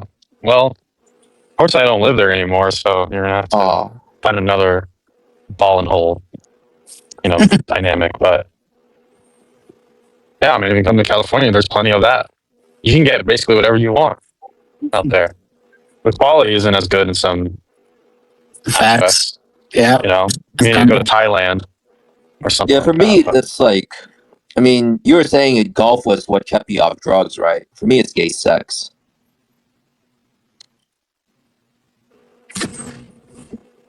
I mean, somehow I feel like statistically that is the opposite, but that may be a dog whistle for my right-wing views. That's true. Probably a lot of people have gay sex on drugs. Can you imagine that? No, actually, you shouldn't imagine it because I'm gay for real. Yeah. Right, yeah. Sorry, my bad. No, it's okay. We all been there. Yeah, we all been gay before. I mean, well, I think maybe. Just maybe. Listen. Maybe you. You can't say you don't like Asian food if you never had it.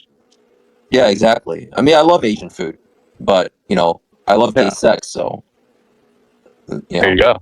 Yeah. Don't ask Ren if he likes tea or gay sex more. If I can't answer, I don't know. Yeah, exactly.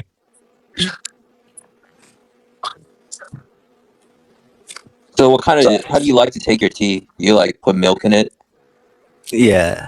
Should I expose Ren? Can I expose you for what you do with your tea? This guy Ren, not even joking, puts peanut butter in his tea. Oh yeah, nice. goes hard. You make it with like tea leaves, or you put the little tea bag in there? Yeah, it's the tea bag. Oh yeah. And I just I pour the hot water on first because it brews quicker. Yeah. And then you put it in your mouth, and then you. Oh, sorry, my bad.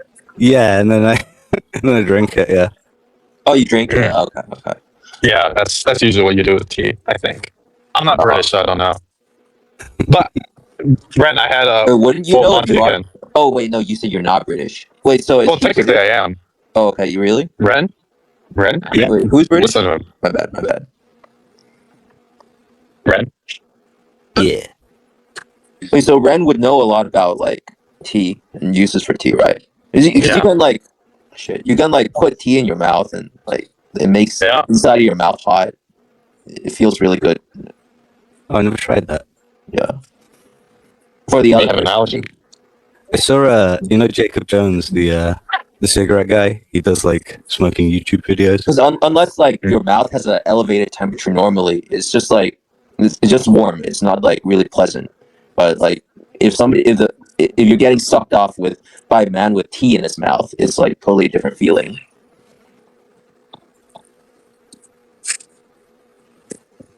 All right. Cool. You're welcome. Cool. What are you up to, Bright? I'm sitting in the airport right now. Nice. Oh, nice. I'm playing with I don't even know what kind of character this is, but I went at a gotcha with my girlfriend. And, well, okay, it was actually just like a regular gotcha, not a claw machine. And then we got 2 somehow for the price of 1. So I would say I won that. But we got the same one Sure match. did. Good deal. Yeah. Where are you arriving or like going somewhere at the airport? I'm heading back okay. to the big Japan, the big Nippon. Nice. Yeah.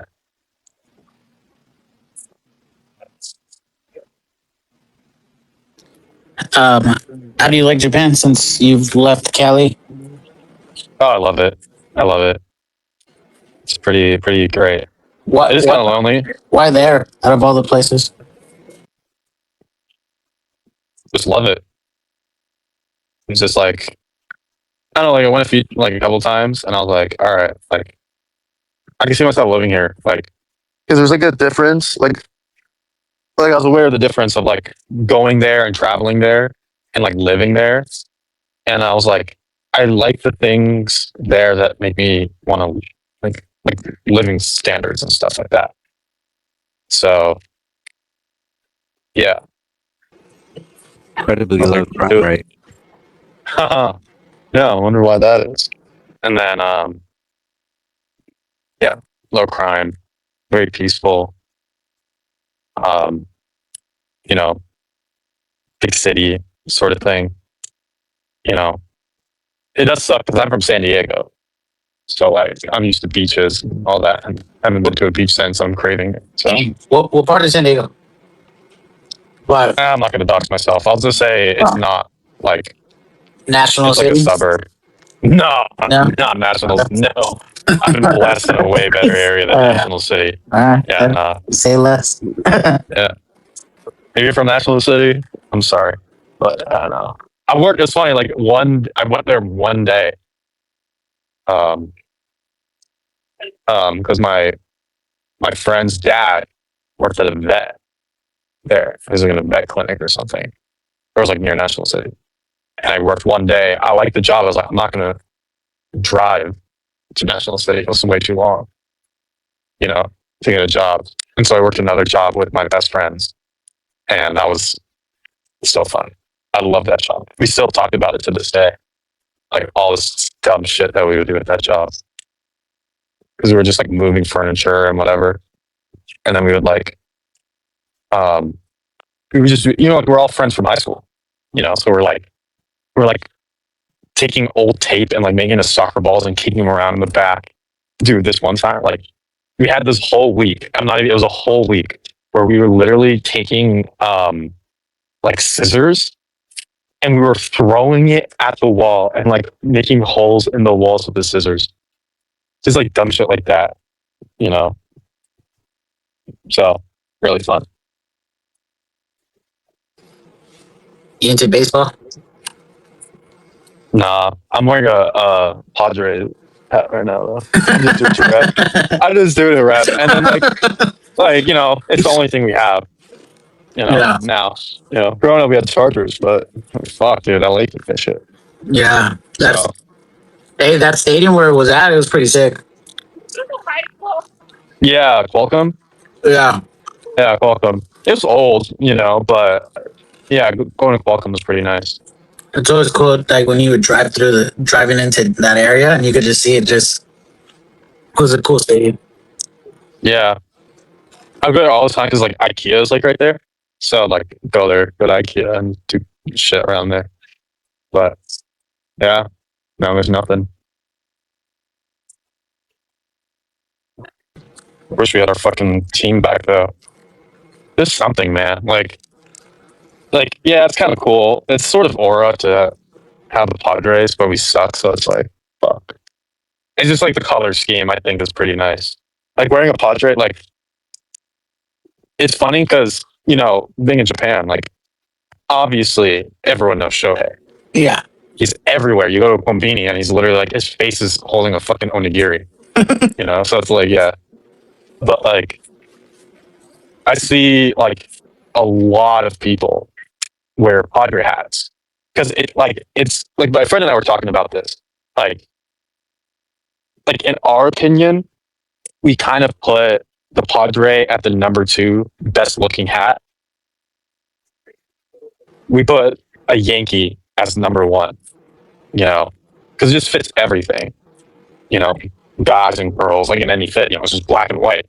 But we think like Padre is number 2 because like it goes with a lot of fits. It kind of is a little different, than this is like kind of brown or whatever. But like it can really make a fit look hella nice, But like I feel like, having like an LA is just kind of like it's like mid. Like you can't go wrong with it.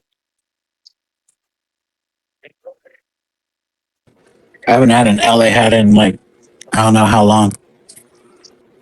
Yeah, I can't get one. I'm sorry. I got a rep. I don't even wear hats that often. I just wear them when I don't. But like, because I have kind of longer hair, kind of like a slick back, old school, not old school, like old money slick back. So like, if I don't do my hair or whatever, I don't wash it the day before. I just, slap a hat on. Big mask the smell. I don't smell, but like, if there was, it's just like oily. You know what I mean? Yeah. Just shit like that. So, yeah. Only reason why I wear a hat.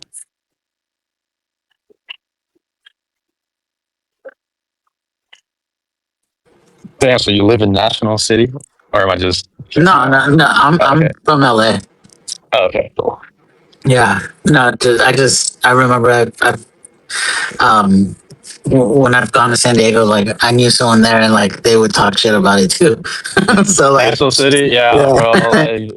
Because I think I took the train down from LA there and like the stop was there. Oh, yeah. So I think go to that's Old Town. Mhm. Yeah, that's rough, bro. Yeah, National City. Wow. It's like sort of hooded out. What National City reminds me of is like National City. When you drive through it, it reminds me of like there's like the American Oasis. Where it's just like hella gas stations and like bullshit like that. There's like a picture in my mind. I can't remember. Like I don't know if I can look it up. It's just like American Oasis, but it feels like like an American Oasis. Yeah, I know what you mean. Yeah, but I can't find it. But yeah, like an American Oasis was. How'd you know where to pick when you moved out to Japan? Like what part you wanted to try out? Well, like I've been there a couple of times. I'm just sold right now, but like, I was like, I kind of want to live in this area. Obviously, I haven't lived in other places, but I was like, well, if I'm gonna first move there, I would rather start off in an area that's like, like fun, and I know, so it's not as difficult as a transition. And over time, I can start picking places and kind of doing whatever. You speak the language too? I'm working on it. Like it, as in, I can for sure get by conversationally. Yeah, that's cool. Like I can read the news. I can watch anime in Japanese. But right now I have to, because there's like certain things if you want to work for Japanese companies as a foreigner, you want to get something called the JLPT, which is the Japanese language proficiency test. And there's 5 levels. And most companies require N2 and N1. So N2 is like business level, sort of. It's not really the same, but it's like that. And like N1 is like academic formal stuff. That's what they consider it. But I'm like N2 right now. So I'm studying for the N2, but I'm like around that level. And if you get N2, then a lot of Japanese companies will consider you more. At least in terms of the interview. But then there's a difference between getting the interview and then showing up and being able to speak that specific jargon for the kind of job that you want. So I'm working on doing both at the same time.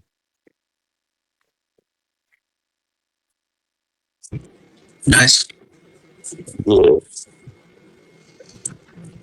Ever plan on coming back? Not if you need to.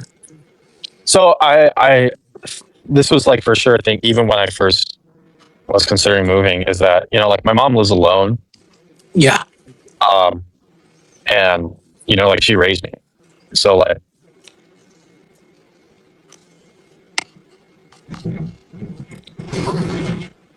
is like she is so damn healthy. So she like went to school.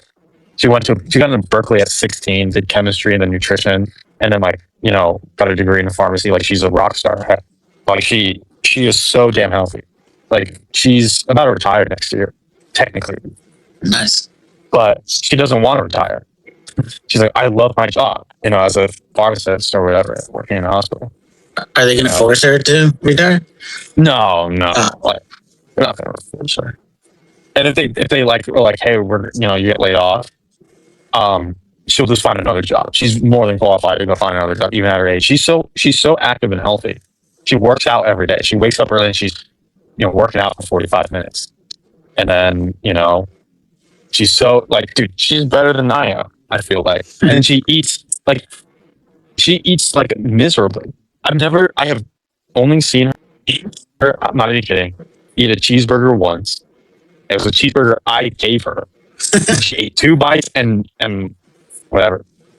And then she ate a cup of ramen before. And she gave the rest to me. So like, other than that, it's like insanely healthy. Like it's ridiculous.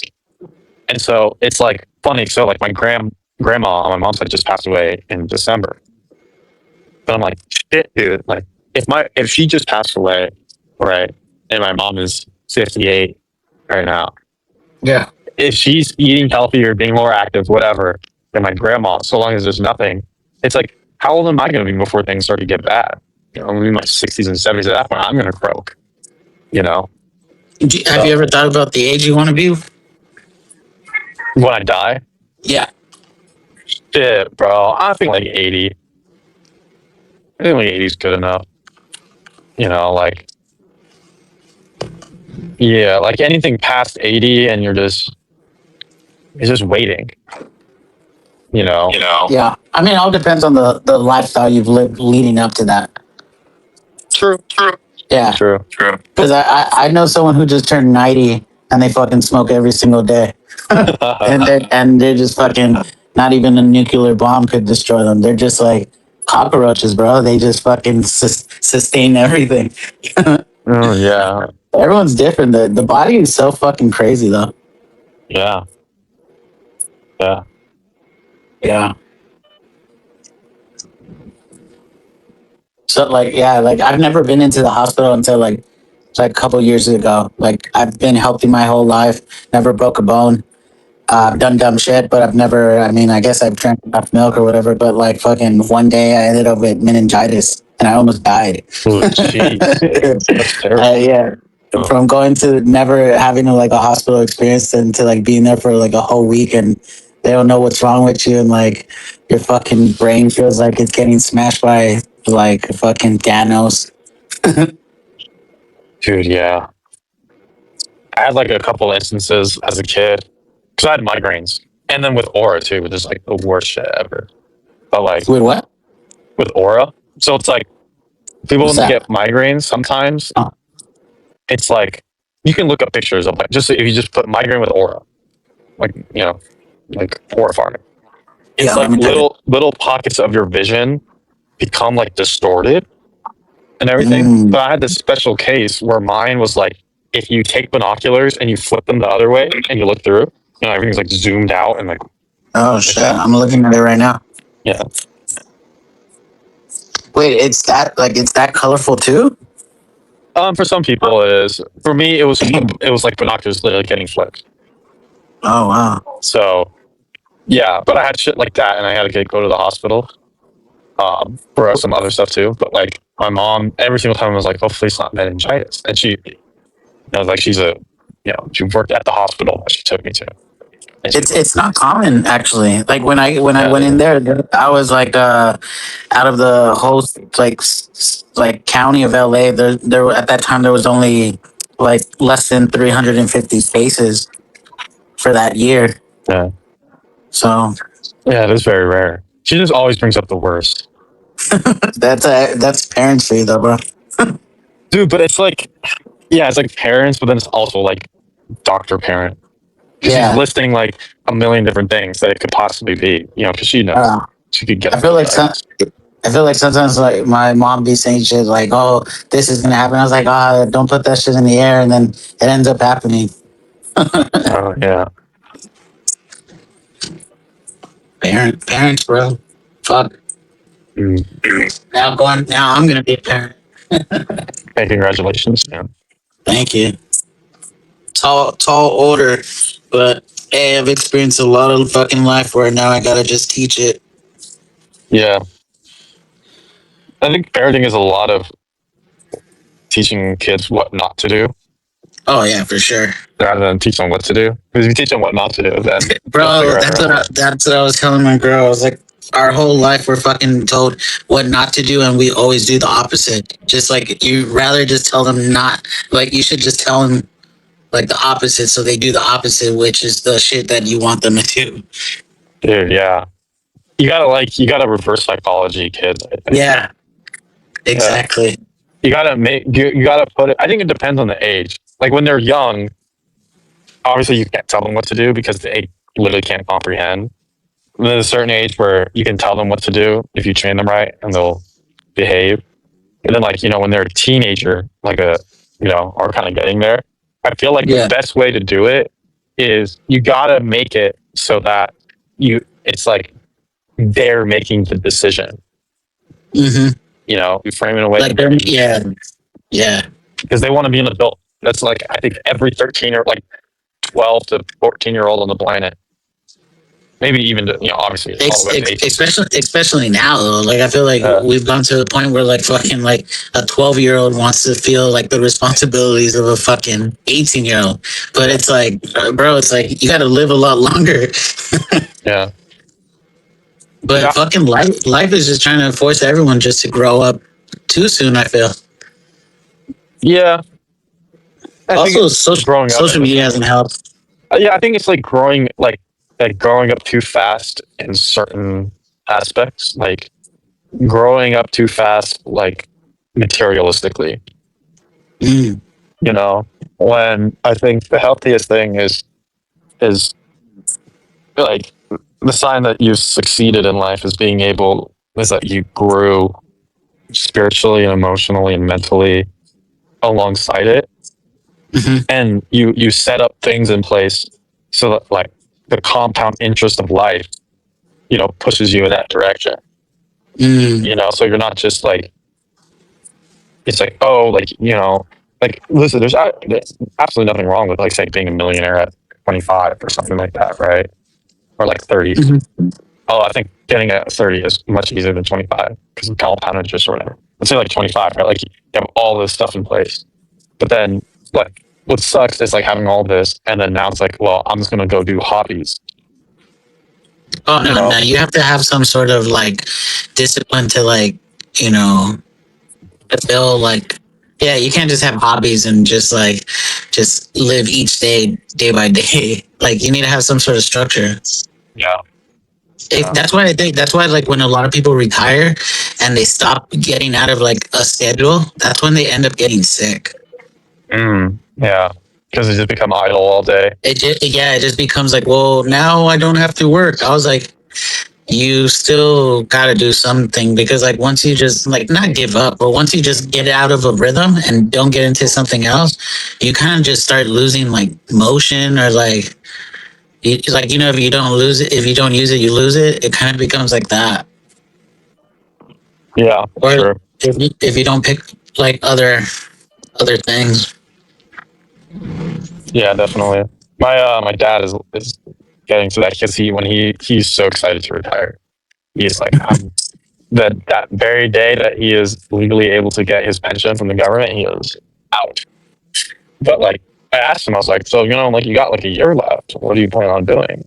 And his answer was, oh boy, he didn't really give much of an answer. I'm like, well, shit, dude. And the thing is, he lives in like an apartment with his current wife, and she is like much younger than him, but he's got nothing to do. It's not like she's gonna retire anytime soon, so it's like she's just gonna be working still and everything. And he has like no land to do shit. He has nothing to like really. He has no like shed. Or anywhere to like make anywhere shit. to say, yeah, to He's, do shit. yeah, and he's that kind of guy. Like I remember growing up, like we would do that shit all the time, build shit, whatever. And then now it's not like that. Yeah, I don't know what he's gonna do, but yeah, it's like, well, fuck, I don't want to be like that. yeah. Sometimes life has a way of showing us what we don't want through other people, what other people don't go for. Yeah. Dang.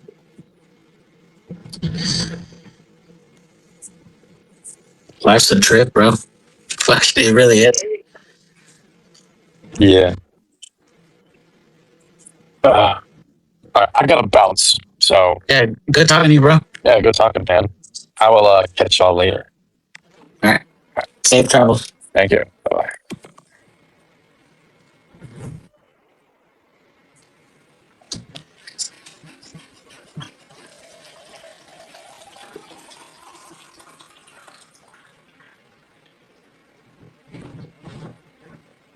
Today was crazy. Crazy. Hey, sometimes every week I feel like it just cancel me.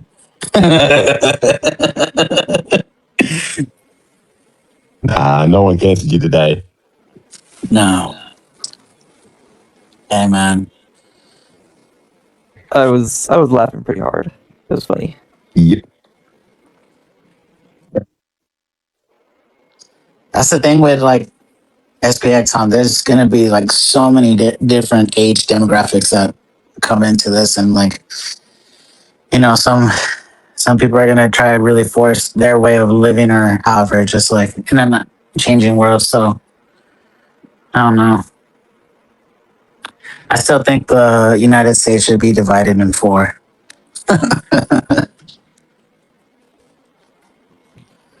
There are some subjects that people will just never agree on, and you can't find And people.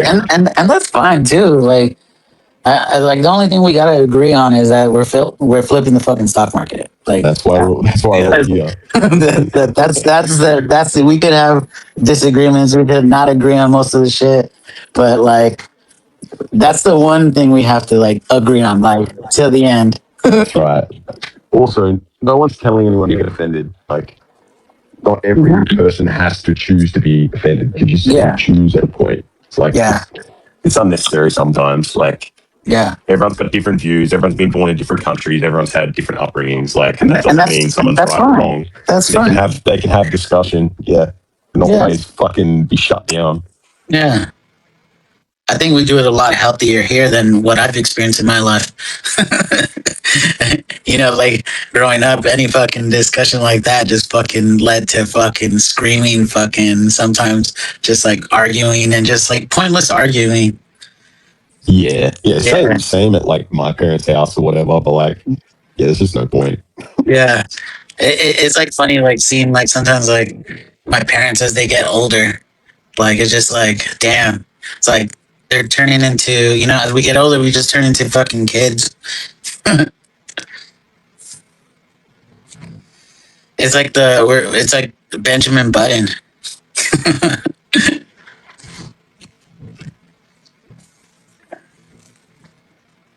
Yeah. The world's changing, bro. If you don't know how it's gonna change, Study Minority Report. Study in time. Damn. Really good. Yeah, I love Minority Reporting in time. Yeah, good recommendations. It's yeah. Man, if Minority Report's a thing, I'm going to jail tomorrow. I'm a lifer, baby.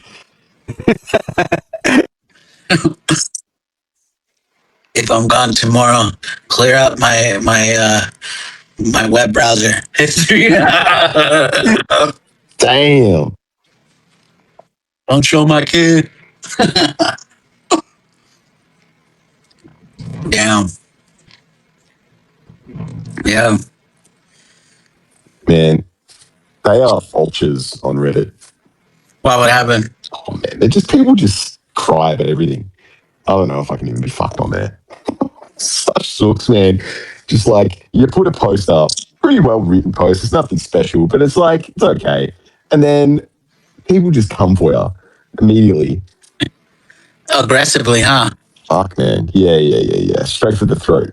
It's like there's like Karens of the internet. Yeah, all neck beard chuds just sitting there typing.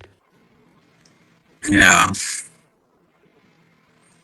We were supposed to do the draft order, but we'll just save it for another time.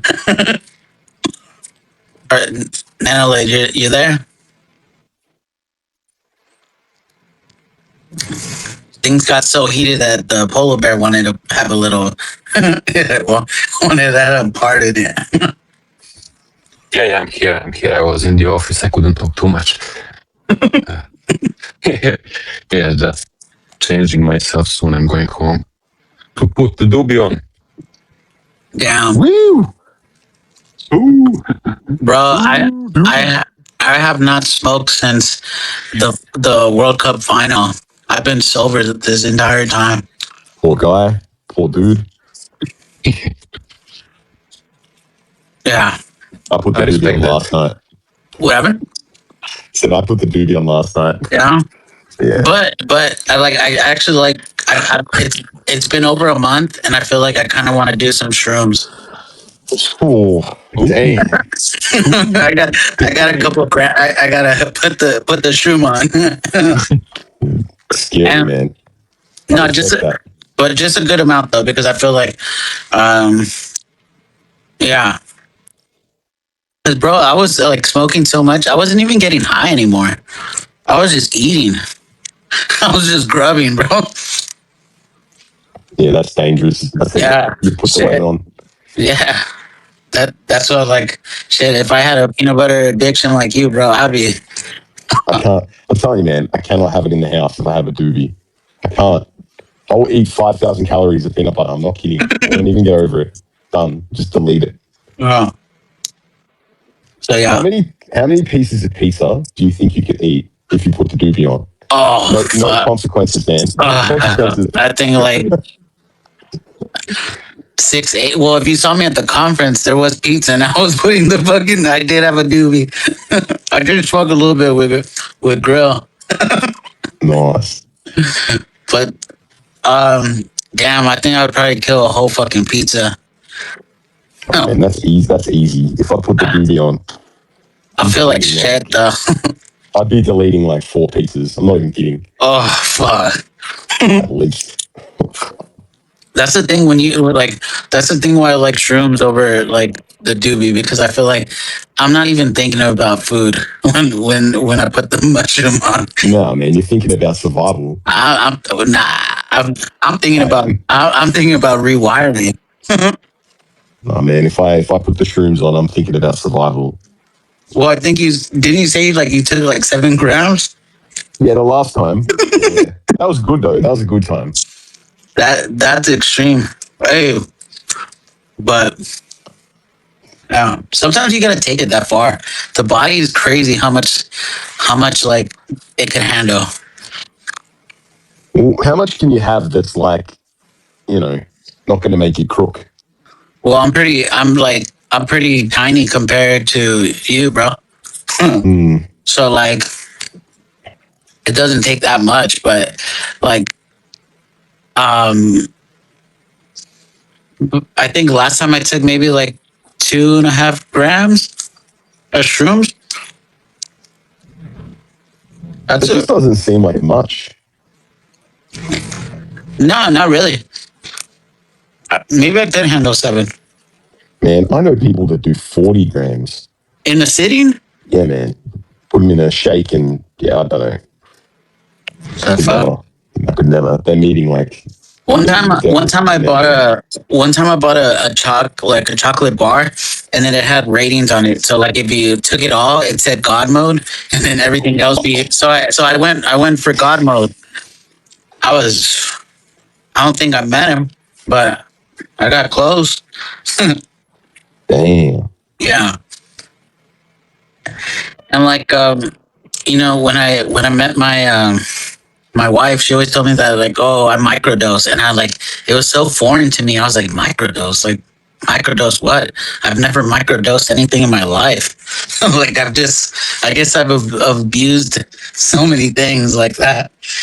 So like whenever like we would microdose, I was like, yeah, I think I could do more. I'm not feeling anything. That's the bad part. Hey, but since I haven't put the doobie on, I've been hitting the gym up though. So good. What have you been doing? Cardio, weights, both? I started off with cardio, but weights, free weights. I've actually looked like a fucking cut back. And then Monj has sent me like a workout. I think the same one he sent Blaze. I'm not sure. Yeah. But yeah. I'm not trying to go fucking too crazy because like I don't want to injure myself, but I'm definitely pushing myself. I definitely could feel like I could do more reps.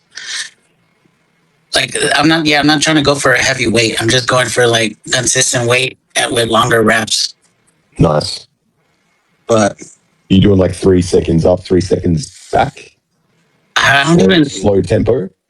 I'm definitely doing slow tempo for sure. That's good. Yeah. That's what but I'm not rushing them at all. I finally found a good rhythm, and before I got into this rhythm, I would just go to the gym high as fuck because I hate the gym. I fucking hate the gym, bro. So I had to go high just in order for it to be like, just like okay, like I mean, it would be the only thing that helps me like focus. But then like I would come back home and then I would grub up. So.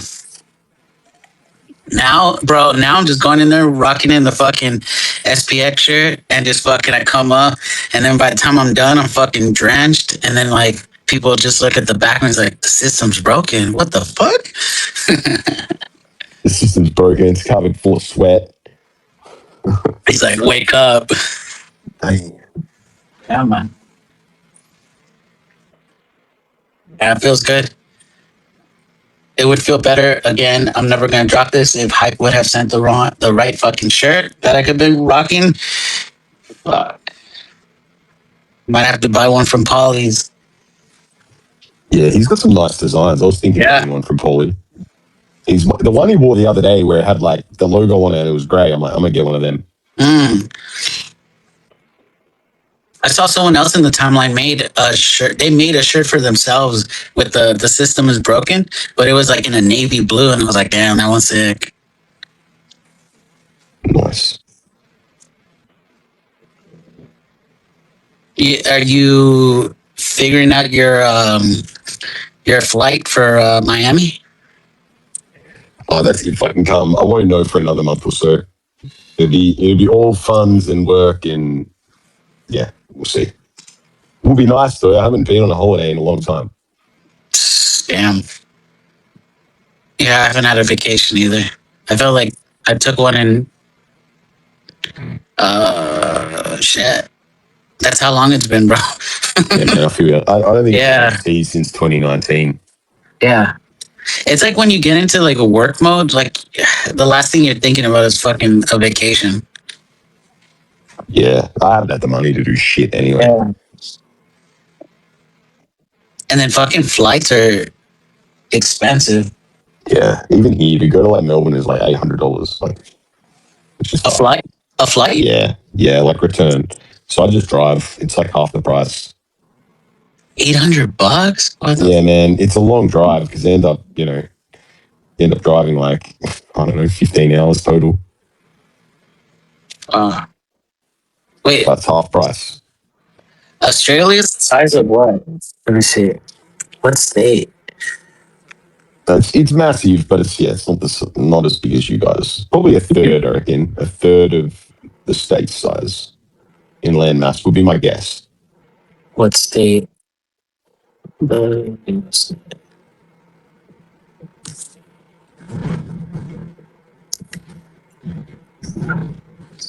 I'm checking.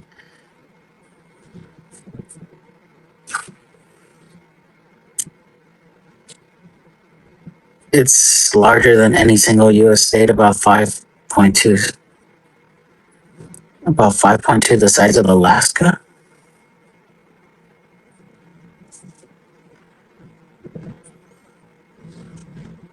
Five point two. All right. It says here Australia is roughly 79% the size of the United States by total area. So, yeah, it is massive.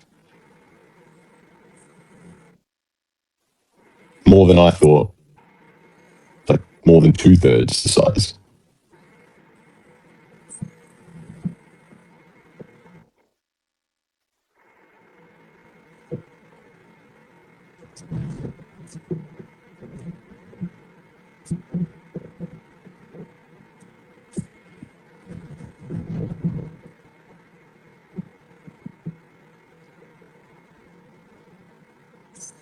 Damn, it's gonna be a busy day tomorrow.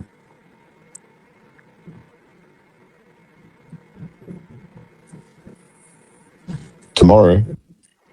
Yeah, flip the stock market podcast with Murad. How many hours till that comes out? Because I want to watch it live. Hold on, let me tell you. Don't tell me 9. Just don't tell me 9 hours because I feel like No. It usually they said 11 a.m. EST. Oh, wait, hold on, man. Shit. Sometimes it's hard to keep up with everything, bro. And see, it says here for me, it's gonna be, where is it? 11 Eastern. So shit, it's at 8 a.m. for me. God damn, bro. What time is it now? It's gonna be 11 till 9 hours. 9 hours. I knew I did the math right. I was like, fuck. So it's like midnight for me. I have nothing on tomorrow. I'm staying up. I'm watching it. I don't give a fuck. Yeah. What's that? Well, right now you're 14 hours, right? So it's 1 p.m. over there? 3:15 where I am. 3:15. I'm off. Because I have to hype myself up to get in the car, drive an hour to go to football training. And I'm tired. Because I slept like shit because my cat was a bitch.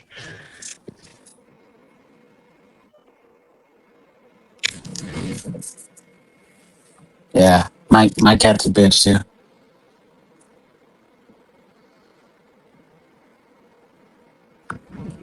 She woke up in the middle of the night to get biscuits. So I gave her some. And she ate them so quick, she threw them up on the floor. So I was like, fuck.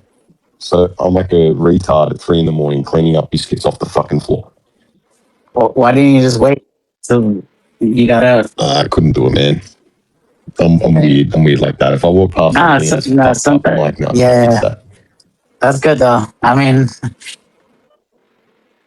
yeah, that's definitely not a bad trait to be having. Yeah, it's like 2-minute rule. Something takes less than 2 minutes, I'll just do it.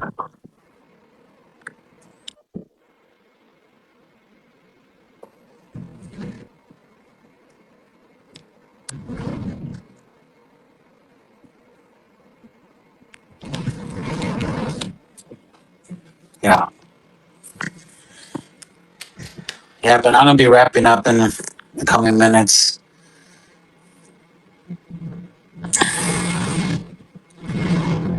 Yeah, man. Have you seen this video of Vlad talking at the White House with Trump?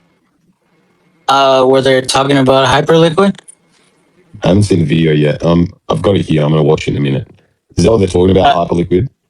I mean, that's the only video I saw. Maybe they were talking about other stuff, but it's kind of funny that like the video that I saw, like you see what is it, Brad Gardening House in the background. I was like, damn, bro, you're here in the background while they're talking about it. Yeah, must while they're talking about another coin. Oh, bro. Dude's such a doormat. This Vlad guy, man, he's such a slimy prick. Wait, Vlad from Robin Hood, Yeah. man. Oh, fuck that guy. Fuck that guy. He's such a slimy fucking prick. This guy. Yeah. I haven't used Robinhood in fucking years, bro. Fuck them. Probably a good thing. Yeah. Nah. Yeah. I mean, the more, I don't know. I don't even need to think about it, bro. I've been euphoric as fuck.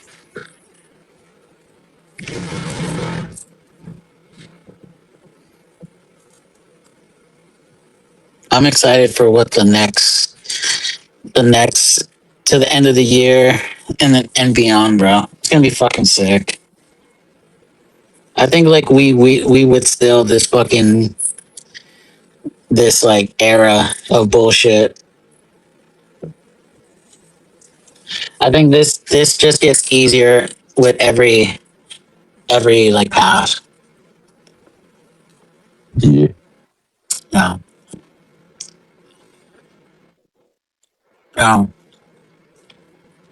And sometimes I just spend fucking time like not on the Telegram, but like looking at the hyperdrive or whatever. Bro, I was like, God damn, this thing is so sick. You could spend hours, if not fucking days. And then I just was added into the like the artwork section of it or of that. So much lore.